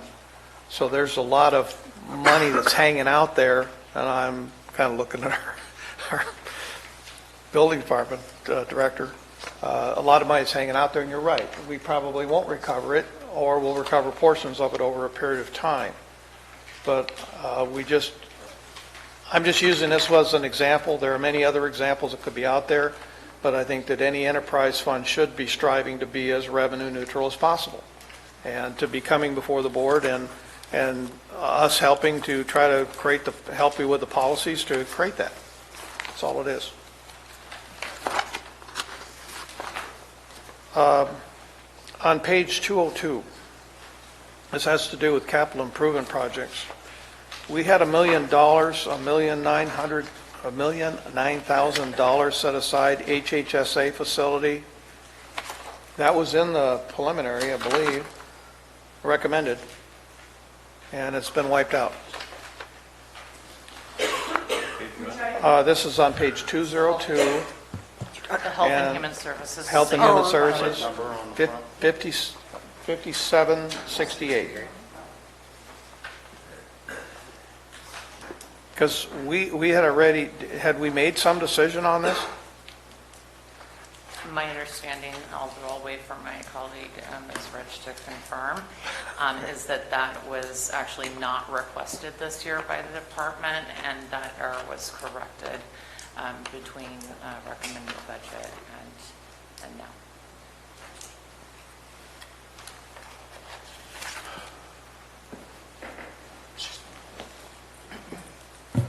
I'm sorry, I misunderstood. Right. The 1 million for the HHSA new facility. Yes. Yes, we did remove that. We have to take a position with our capital improvement projects and identify those projects that we believe we can reasonably begin and complete. And in discussions with the director of HHSA, which their CIP fund would have funded that. It would not have been a general fund impact. However, as you're aware, with the focus on the No Place Like Home and the tiny homes, we are focusing on any CIP improvements related to those projects. Right now, we are not in a position to take on building a new facility. We already have board directive to, as you know, take down the old jail, erect a new facility for the DA or whatever office we end up putting in there. So that was removed after preliminary. Yeah, the point is that this board had decided it would be there in preliminary, and I'm now seeing it removed. It was actually an error, as Krista pointed out. I had budgeted on the CIP side, but HA did not budget the transfer out on their end. So it should not have shown up on the capital improvement project list. And I'm just calling it out. Okay. We corrected it. All right. On page 211, I just made a note here. Is the roof going to be considered for the museum at some point in the near future because of its tenuous nature? Yes, if I might. Go for it. The ad hoc committee discussed that at length, and I don't think that's a budget question, but we're happy to tell you about what came upon it. I think you'll be happy. Okay. Actually, we have to tell the whole board because you'd be the third. It's a top note. Okay. Do you want to give the thumbnail? Well, I'll just give you a thumbnail that we had this discussion, I brought it up, that we had budgeted $400,000 for the re-roofing of that and the Hubbard building, and that we had major storm damage to the museum itself. So Patrick came up with an idea that to get through this winter, he has contacted somebody to put a complete temporary roof over the top of it that is good and guaranteed to be good for 18 months to get us into next year to get it, because it's a historical building. We need to go through the whole process of when we tear it off, have a historical society member come and give it the blessing and so forth. So, but we are taking care of it, and at some point that committee we will give you a report. Probably not this meeting, but the next meeting we will give you a report on where we are. Thank you. Do you have any more to add to that? No, I just wanted to add, we've got about 35 minutes until 5 o'clock. So we have to decide, do we want to look at numbers, or do we want to keep going through this and come back tomorrow? Is it something we could take up a little bit? But I want to make sure we have this conversation before we're in the last 5 minutes of the meeting. Supervisor Mills, you've got a lot of stickies there. I assume those are, all of them are questions. Yeah. Okay. So we just continue, keep driving through? Keep going until we get to 5 and see where we're at. Supervisor Mills, continue. I'll push as quick as possible. I believe you. On page 242 in the district attorney, there's a $5,475 charge for off-site storage costs. I'm only pointing it out because I think that that's one of those things where there might be some options. 242, at the very top. District attorney. Yeah, that's They have a lot of files. They have a lot of files that they have to store elsewhere. They do. Because of the building where they're at right now. With their off-site storage, the amount of time and extra staff that it takes to run back and forth to their various storage locations and keep those files, that becomes a burden just in personnel costs. And I would hope that we would start looking at an option there to get it closer to where they are or get them closer to where it is. I think that's under the next item in the capital assets. $2 million for a new building. Okay. Is the district attorney on page 243, are they requesting anybody for victim service? Oh, if you got to sneeze, go ahead. My recollection from preliminary was that the only position that they requested was in their office, not in victim services. Okay, so there won't be anybody in that position for this next year. Okay. You had something? In victim services? Yes. I certainly defer to the DA, but I believe those positions are filled on an as-needed basis, and I'm not sure that I think perhaps the intention was that these 6 positions that may or may not be filled, but that they weren't requesting additional positions or reductions to the position control list at recommended budget. Yeah, because I was seeing the position control list in relation, oh, there she comes.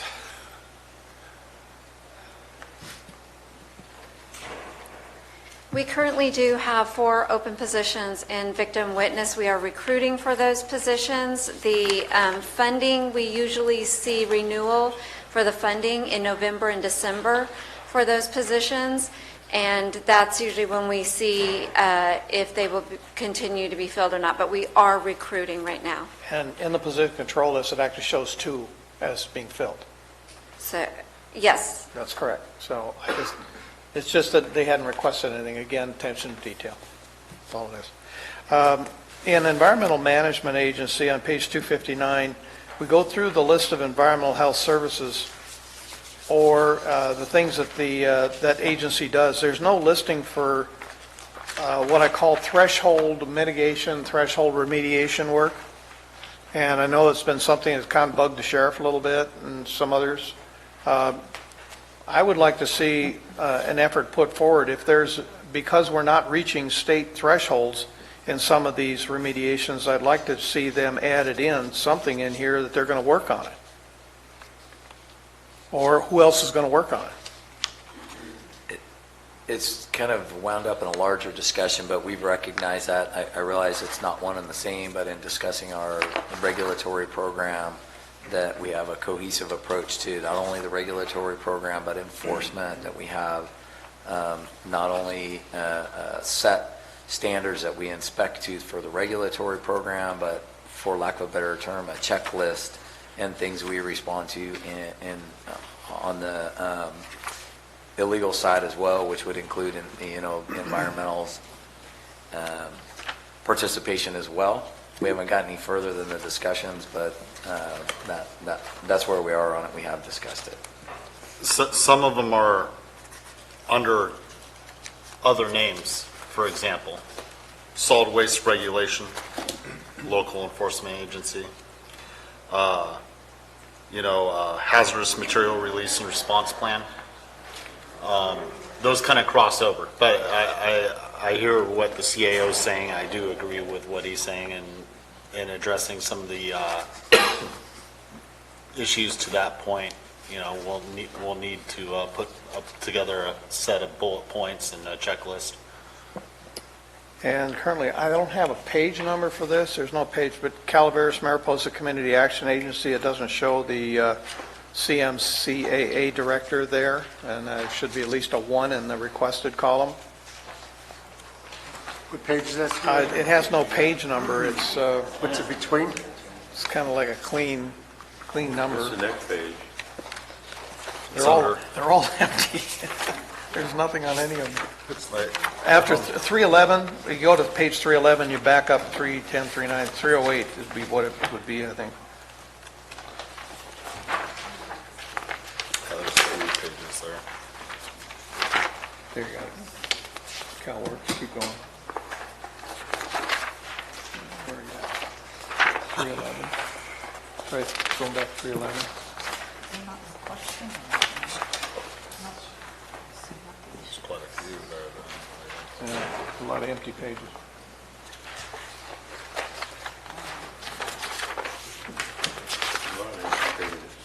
Just 311, go back how many? One, Three. two, Three. two. There you go. Right. Another question with that, because when I was going through that, this is JPA with Mariposa and us. Who bears the cost of that position? Us 100%, Mariposa partially? Is it divvied up by population? I know Oh, there's, thank God Kristen's here. there's a For risk of me $36,000. answering the question, she rushed up. Kristen, there's a $36,000 number on that in the budget. It's further down, but Okay. So Kristen Stranger, Health and Human Services Agency, the executive director for, so the documents that are in here as part of the budget narrative are actually preliminary budget, so I think we had that discussion earlier. But I believe the Community Action Agency executive director was actually added even before that. That position's been in existence for a while. So to answer the more specific question about the funding, it's 100% community services block grant funding, which we received from the state.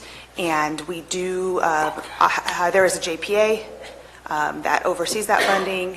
We do have an executive director, and the funding in terms of service delivery has traditionally been split about 70-30 amongst Mariposa and Calaveras counties. Approximately by population then? Approximately by population, exactly.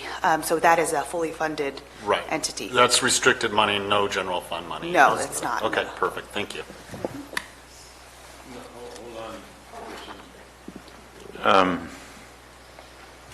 How does that work when she was a county employee? Is she not a county employee? She is. So how do you have your own separate CPA to pay her checks? And if she's a county employee, we're not going through the auditor controller's office or the HR? So are we reimbursing for their costs? Yes. And what about the unfunded liability for PERS that's not being paid? Is that on Calaveras? Or is it paid in full? What's going on with all of that? So whenever we add a position, we always consider the fully burdened cost of the position, everything that's associated with it. So the JPA board was provided information about the fully burdened cost, including benefits, including unfunded liabilities, everything that goes along with the development of a full position. And then they did vote to fund the fully burdened position. So that is all taken into account when it comes to her position. Okay.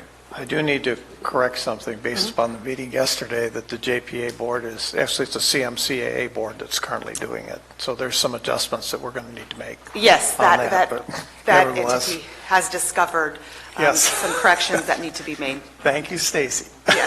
Okay. Page 372, in under 5422 training, this is for information technology. It says an increase of 12.6K from 235K to 38.1K. Now, I'm not a mathematician, but those numbers don't match.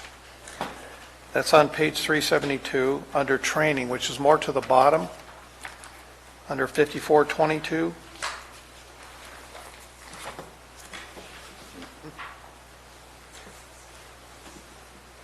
I can't add 12.6K to 235 and come up with that other number. Can you add it to 23.5? So this is There's an a example. Are we missing a decimal point? Is that what it is? This is an example of the narrative that gets submitted by the department heads. It's not necessarily what was approved in the budget. This narrative that you're reviewing is something that was submitted by Stan. The line items behind that on the Schedule 9 is what was approved or not approved. And it's part of what's been highlighted earlier, that the narratives don't necessarily match what's in Schedule 9 because we didn't approve all the things that are in the narrative. Okay. The 235 is missing a decimal point, is what it is. Yeah, that's the answer to Mr. Mill's question. Right. Okay, at page 395, we're rolling through this now. We're smoking along. 395, this is under contingencies. In the preliminary, we had approved for $770,069 under section 5990, or line 5990. And we're now looking at $1,000,005. Yes. So this is an example of where, and typically it goes in this direction, but not always. Once the books are closed for June 30, we then have the June 30 fund balances. At that point, administration will work with departments or simply adjust the department's contingency line as a result of that increased or decreased fund balance. So unlike a general fund department where when you get to the bottom of the bottom right-hand corner on the Schedule 9, which would be in a general fund department, the general fund contribution, in these budget units, in this case, the 3.1 million, is the June 30th ending fund balance for 2019. So once that information is obtained, typically around mid-August, then adjustments are made to these budget units accordingly. As a result, the contingency line, which is otherwise known as an expense line, which we implemented, as you may recall, last year in order to ease transparency for both the board and the public. It appears as if appropriations are increased here, when in fact, really, it's the contingency line that has been adjusted, and in this case, increased substantially. Okay, appreciate the answer. So, go ahead. Let me get the last line on net cost at $3,142,000. That's carryover? Correct. Why does it say cost? Yeah, why does it say net cost? So the Schedule 9 is actually derived from the County Budget Act and what it requests. So that's year-to-date actuals for the 2 prior years, the recommended budget, and then the final budget. So what is on this schedule is mandated by the State Controller's Office.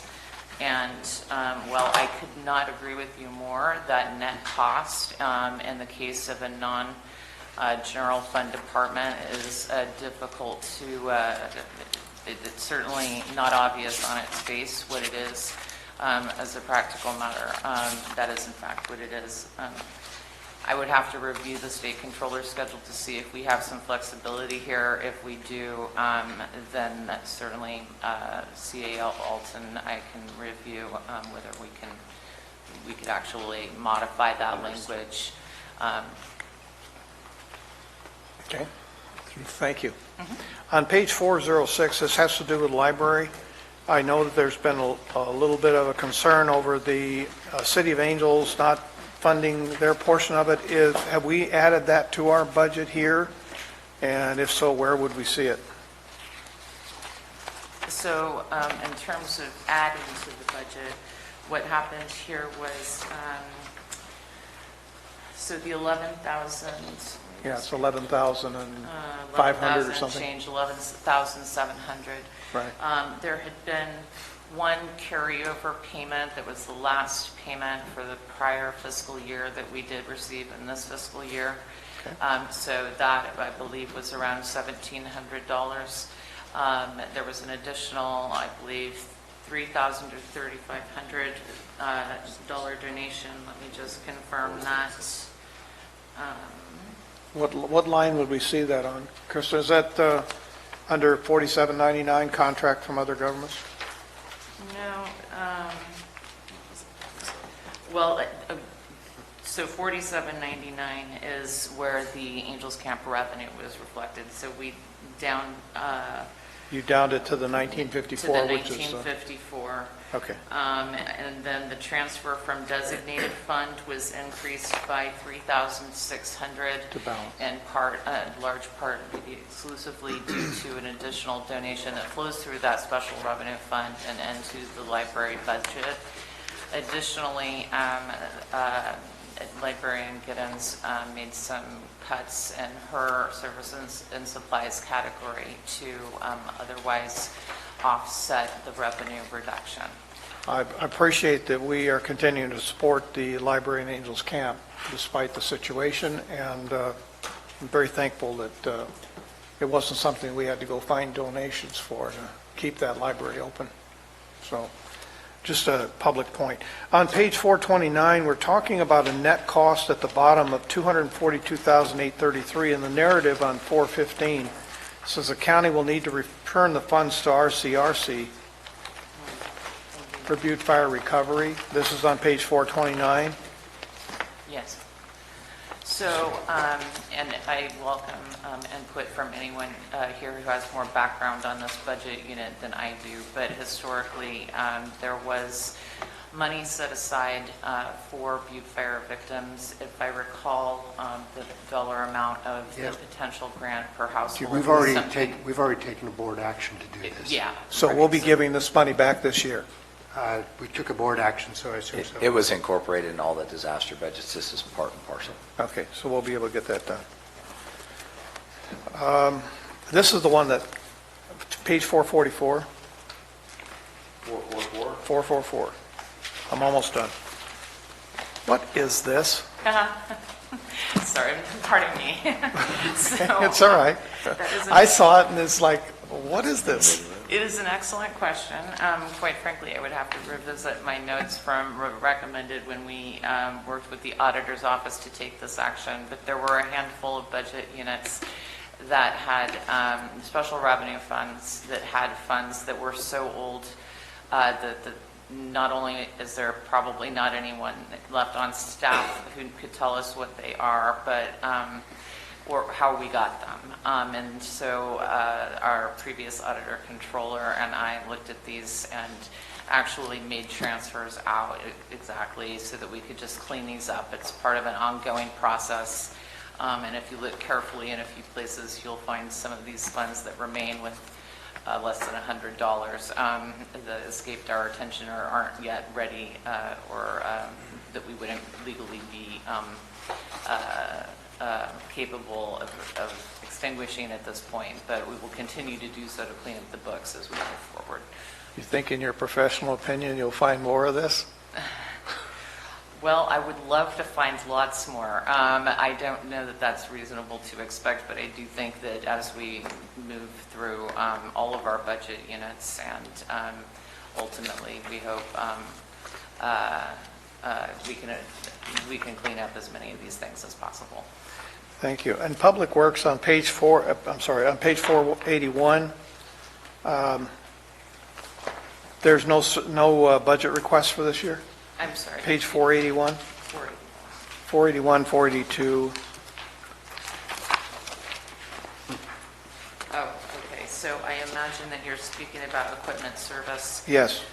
So I defer to, certainly to the Public Works Director and Mr. Penzelak, but this budget unit they worked with the auditor's office to extinguish this budget unit and I believe roll most of it into the existing... Just moved it into a different account or? Into an existing budget unit, and I'm just trying to make sure. I can take this, Krista. So Josh Packer, Director of Public Works.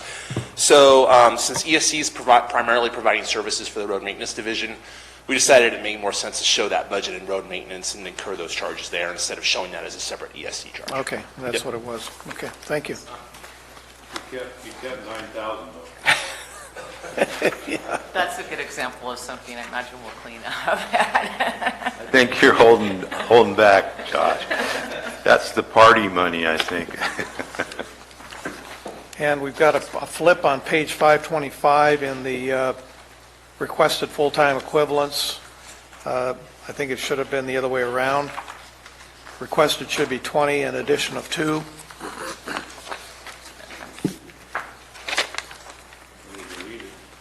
Yeah, we deleted. And the last one that I have, this is kind of interesting, on page 608, and this is also, I think, on other pages within this, because this is not just CSA 2, but CSA 4, CSA 12, and PRD 1. We didn't list the income side of this, the 410 through 440 section, on those particular ones that are missing. Okay, so I don't have the, for instance, I don't have the interest, the current secured taxes, any unitary, supplementing, current unsecured. In other words, all those sections you see on page 605, for instance, for Rancho Calaveras and CSA 1.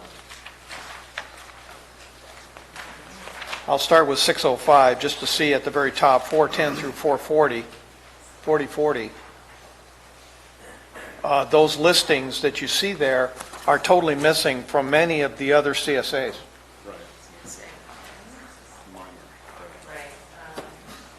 So I don't know how much money was taken in those CSAs or is going to be budgeted for this coming year as income. That's my last one, Chair.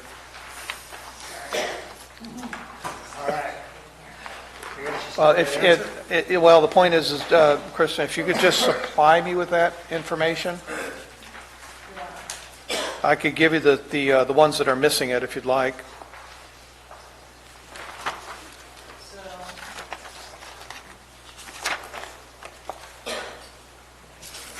okay, yeah, we can certainly circle back. Yeah, it'd be six. Get back to you with that information. Primarily, I'm more interested in 608 and 609, but 607 is missing it as well.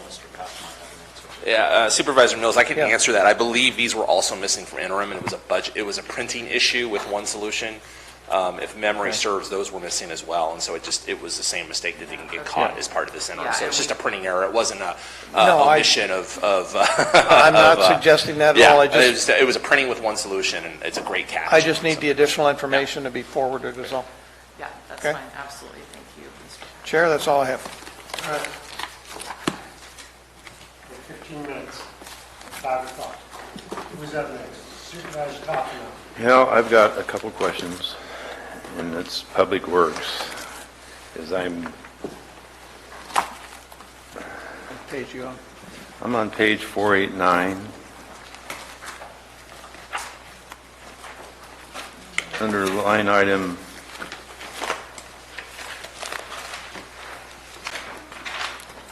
4751, county reimbursement.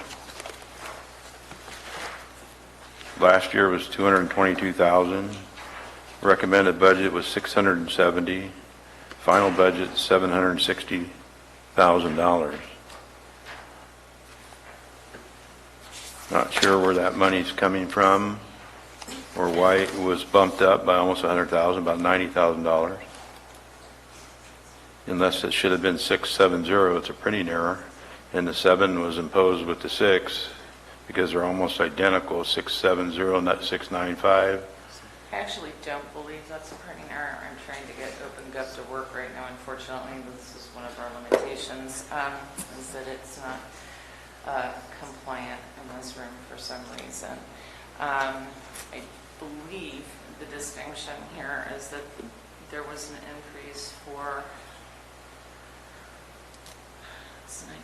it is the 90,000. I believe that we needed to add back but I'll need to confirm this, the surveyor and MS4 allocation for $90,000.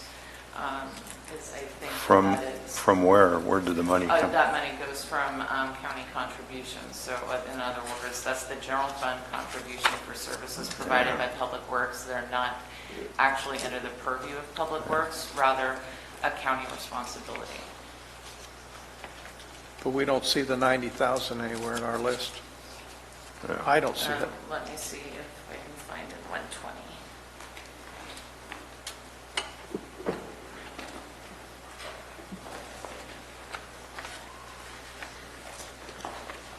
Do you have an answer? I will respond to that part, which I don't believe that's the general fund transfer for the surveyor, for the case that's a known entity. That's a general number we apply every year. It's been that way for quite some time.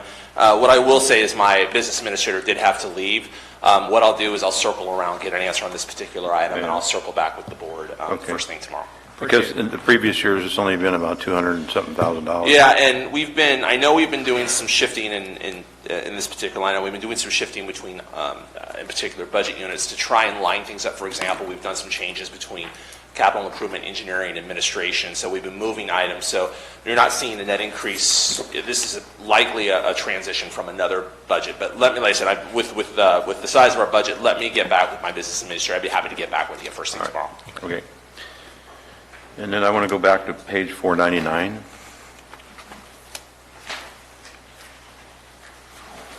And I'm looking at line item 5271, the 5271 that was brought to us a couple weeks ago, and we had a board discussion about transferring teeter funds into that account per the request, and that amount was about $480,000. It's jumped up from 577 to 123 or 1,234,463, which is a lot more than the 480 that we were asked to transfer. And since teeter fund in this budget was drained to $77,000, where did this money come from?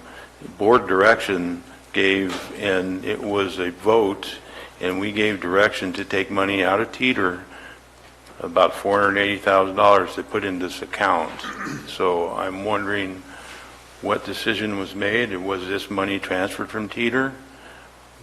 Where did the money come from? And if it didn't come from teeter as directed by the board, why didn't it come back to the board and told where the money, we decided to take it from somewhere else? Yeah, and so Supervisor Tofinelli, and as she's working on one solution, so my recollection on this one is this was when, as we were between interim and final budget, we got our final cost estimates for the remainder of the disaster recoveries. And the numbers, as you saw with Murphy's, was the first one to come up. Those numbers were higher than what we were anticipating. So part of the discussion we had today, and we're hopefully to look for direction, is with Murphy's, the board made the decision on teeter, but we realized through discussion that the subsequent disaster recovery projects, we could not rely on teeter or another general fund revenue to back pay our charges until we were able to get reimbursement from FEMA. So the recommendation we're working with and what the CAO presented earlier was the use of RIM funds.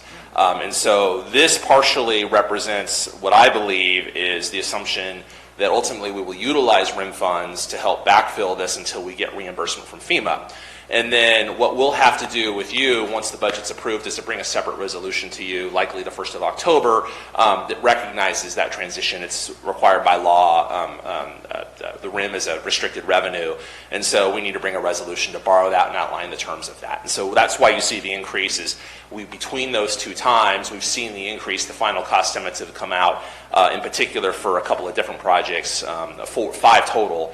Or 4, not including Murphy's, which was done previously, and will be, this number is an accurate reflection of what those current numbers are.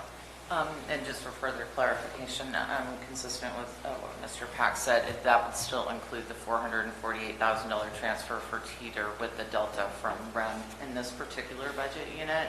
The remaining budget units in the winter storms budgets that do have those REM transfers are 100% REM unless they're offset by other revenue. But the board hasn't decided to do that yet. Well, that's the recommendation, pardon me if I misspoke.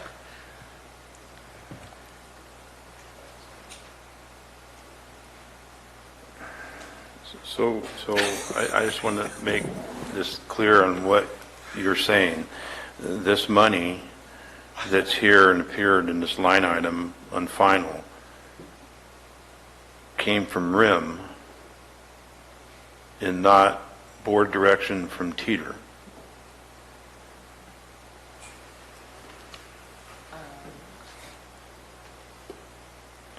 And this is the recommendation of the CAO in his budget, but nowhere do I see any indication in narratives or anything that that's what we've done, and we didn't give due what the board direction was given when we were asked. Originally, it was supposed to come out of reserves, and we decided to take Teeter, not knowing at the time that it was drained. And perhaps that's why we were being pushed to go out of reserves, and now instead of even coming back to the board at this time and telling us, now we're talking about using RIM fees, but the board hasn't given direction for that. So I'm a little bit at a loss here. So there's a couple things there. If you recall the recommendation to come out of reserves, our office didn't recommend that at the time. I understand. So my understanding is this number you see here is a compilation both of the board's direction for Teeter and RIM. We brought the recommendation forward that RIM be used for any further roads project. So that what's in this budget is not just Murphy's Road, it's other roads projects as well.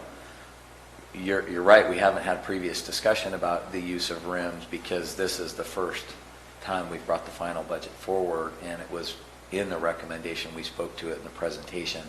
If the interest of the board is to come out of a different fund, we could do that as well. We just have to have the discussion of where that comes from. And I will say this, I don't know, given this, because all I see is numbers in front of me. I can go back and look at all this stuff and say, okay, RIM, whatever, but I have no indication, sir, on how much money you've allocated out of RIM.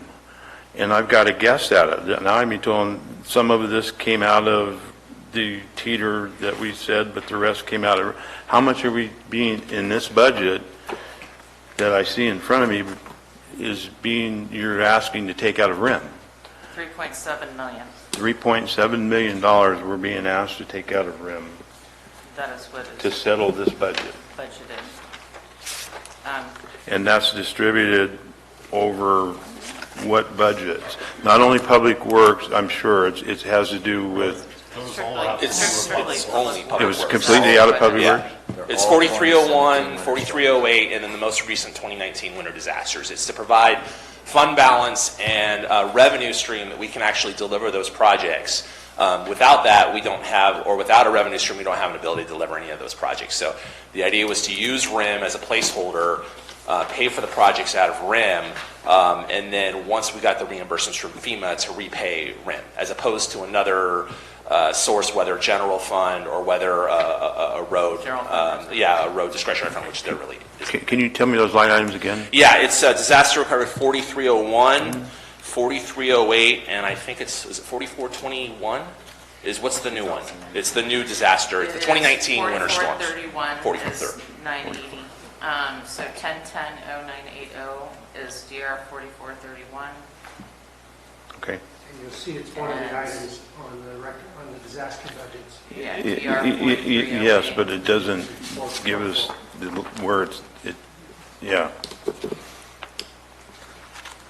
Yeah, you're correct that it aggregates everything into a single number when in one solution it pops into, there's a couple of different sources. For that particular one, the other ones, the other disaster recoveries, the transfers in are entirely through RIM. Okay. All right. Thank you. Thank you. I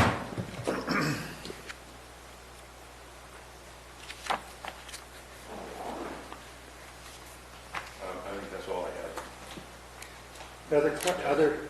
Other items from the board on this budget, concerns that they'd like to include before it comes forward to final? Seeing none, we'll go to public comment. Is there any public comment on this item? Seeing none, this is a project that was a...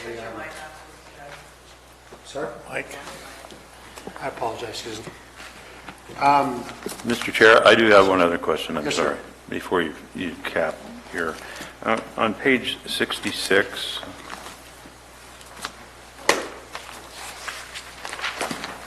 I just want to be clear on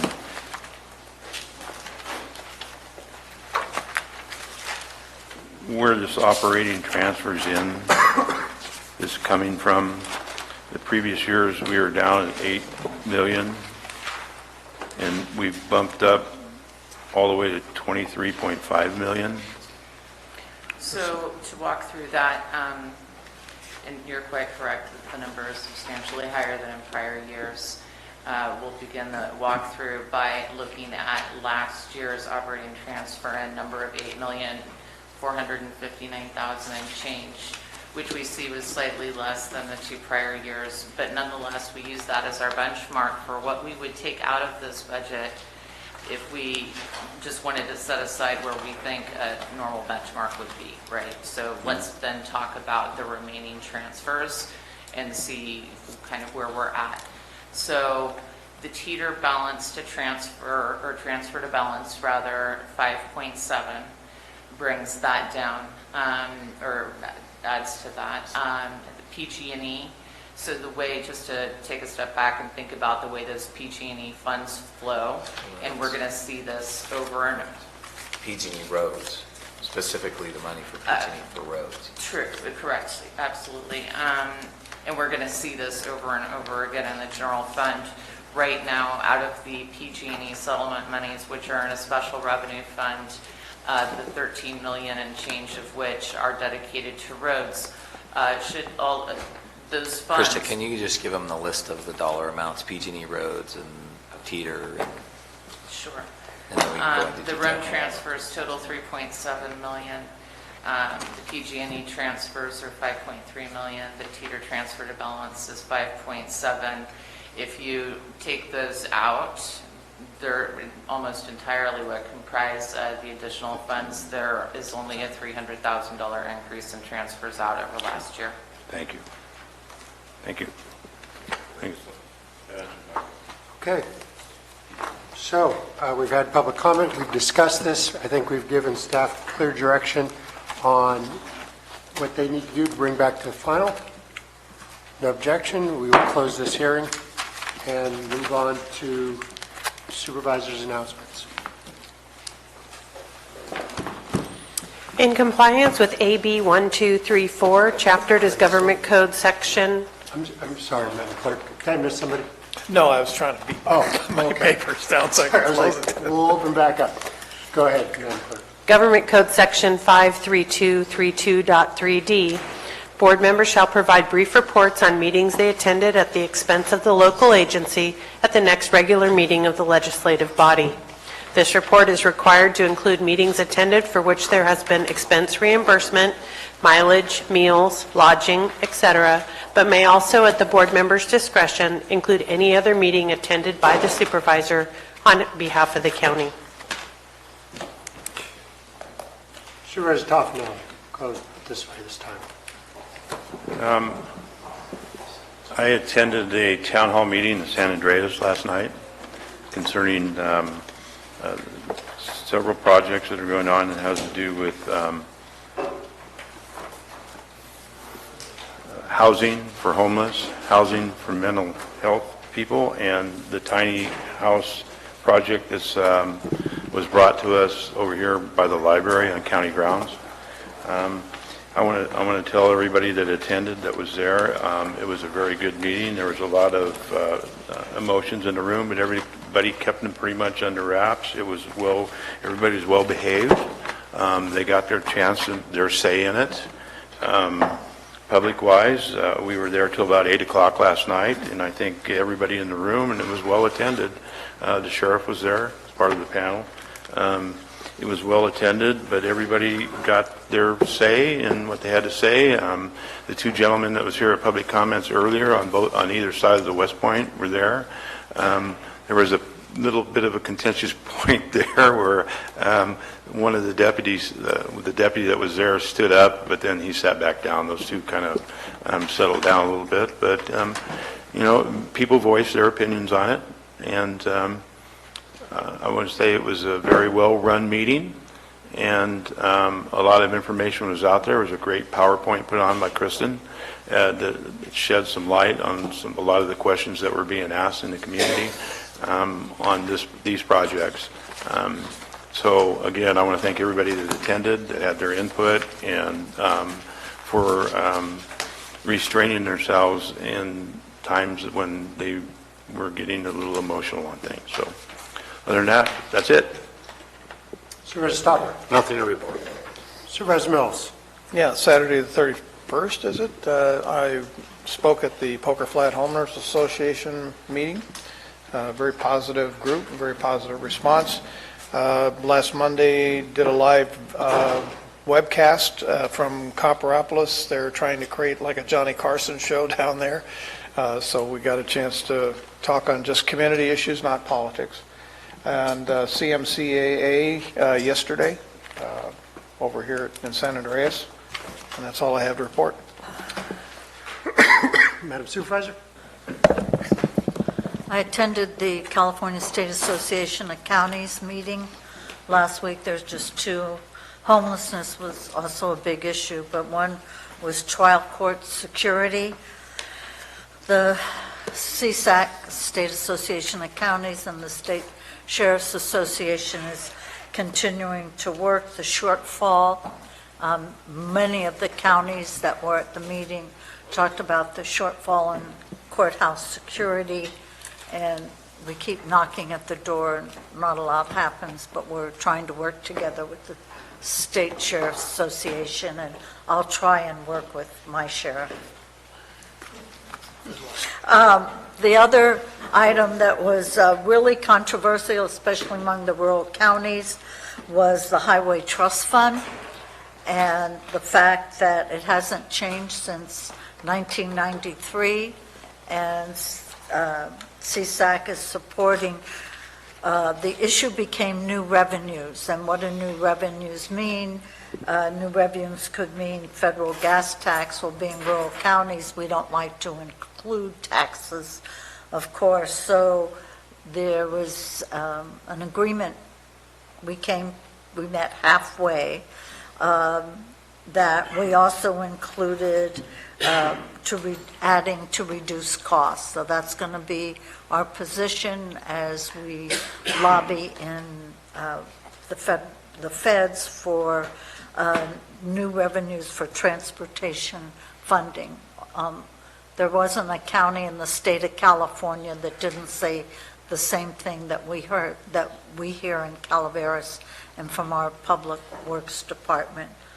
Infrastructure is critical, and this isn't really including bridges. That was a separate topic. So it's important to all counties in the state of California, and it's important as we lobby our legislators for funding, and how are we going to buffer the Highway Trust Fund, where we receive funds too. That's all. Thank you. Thank you. Well, I thank everybody for their work today, but also on the 16th, next Monday, 6 o'clock, San Andreas Town Hall.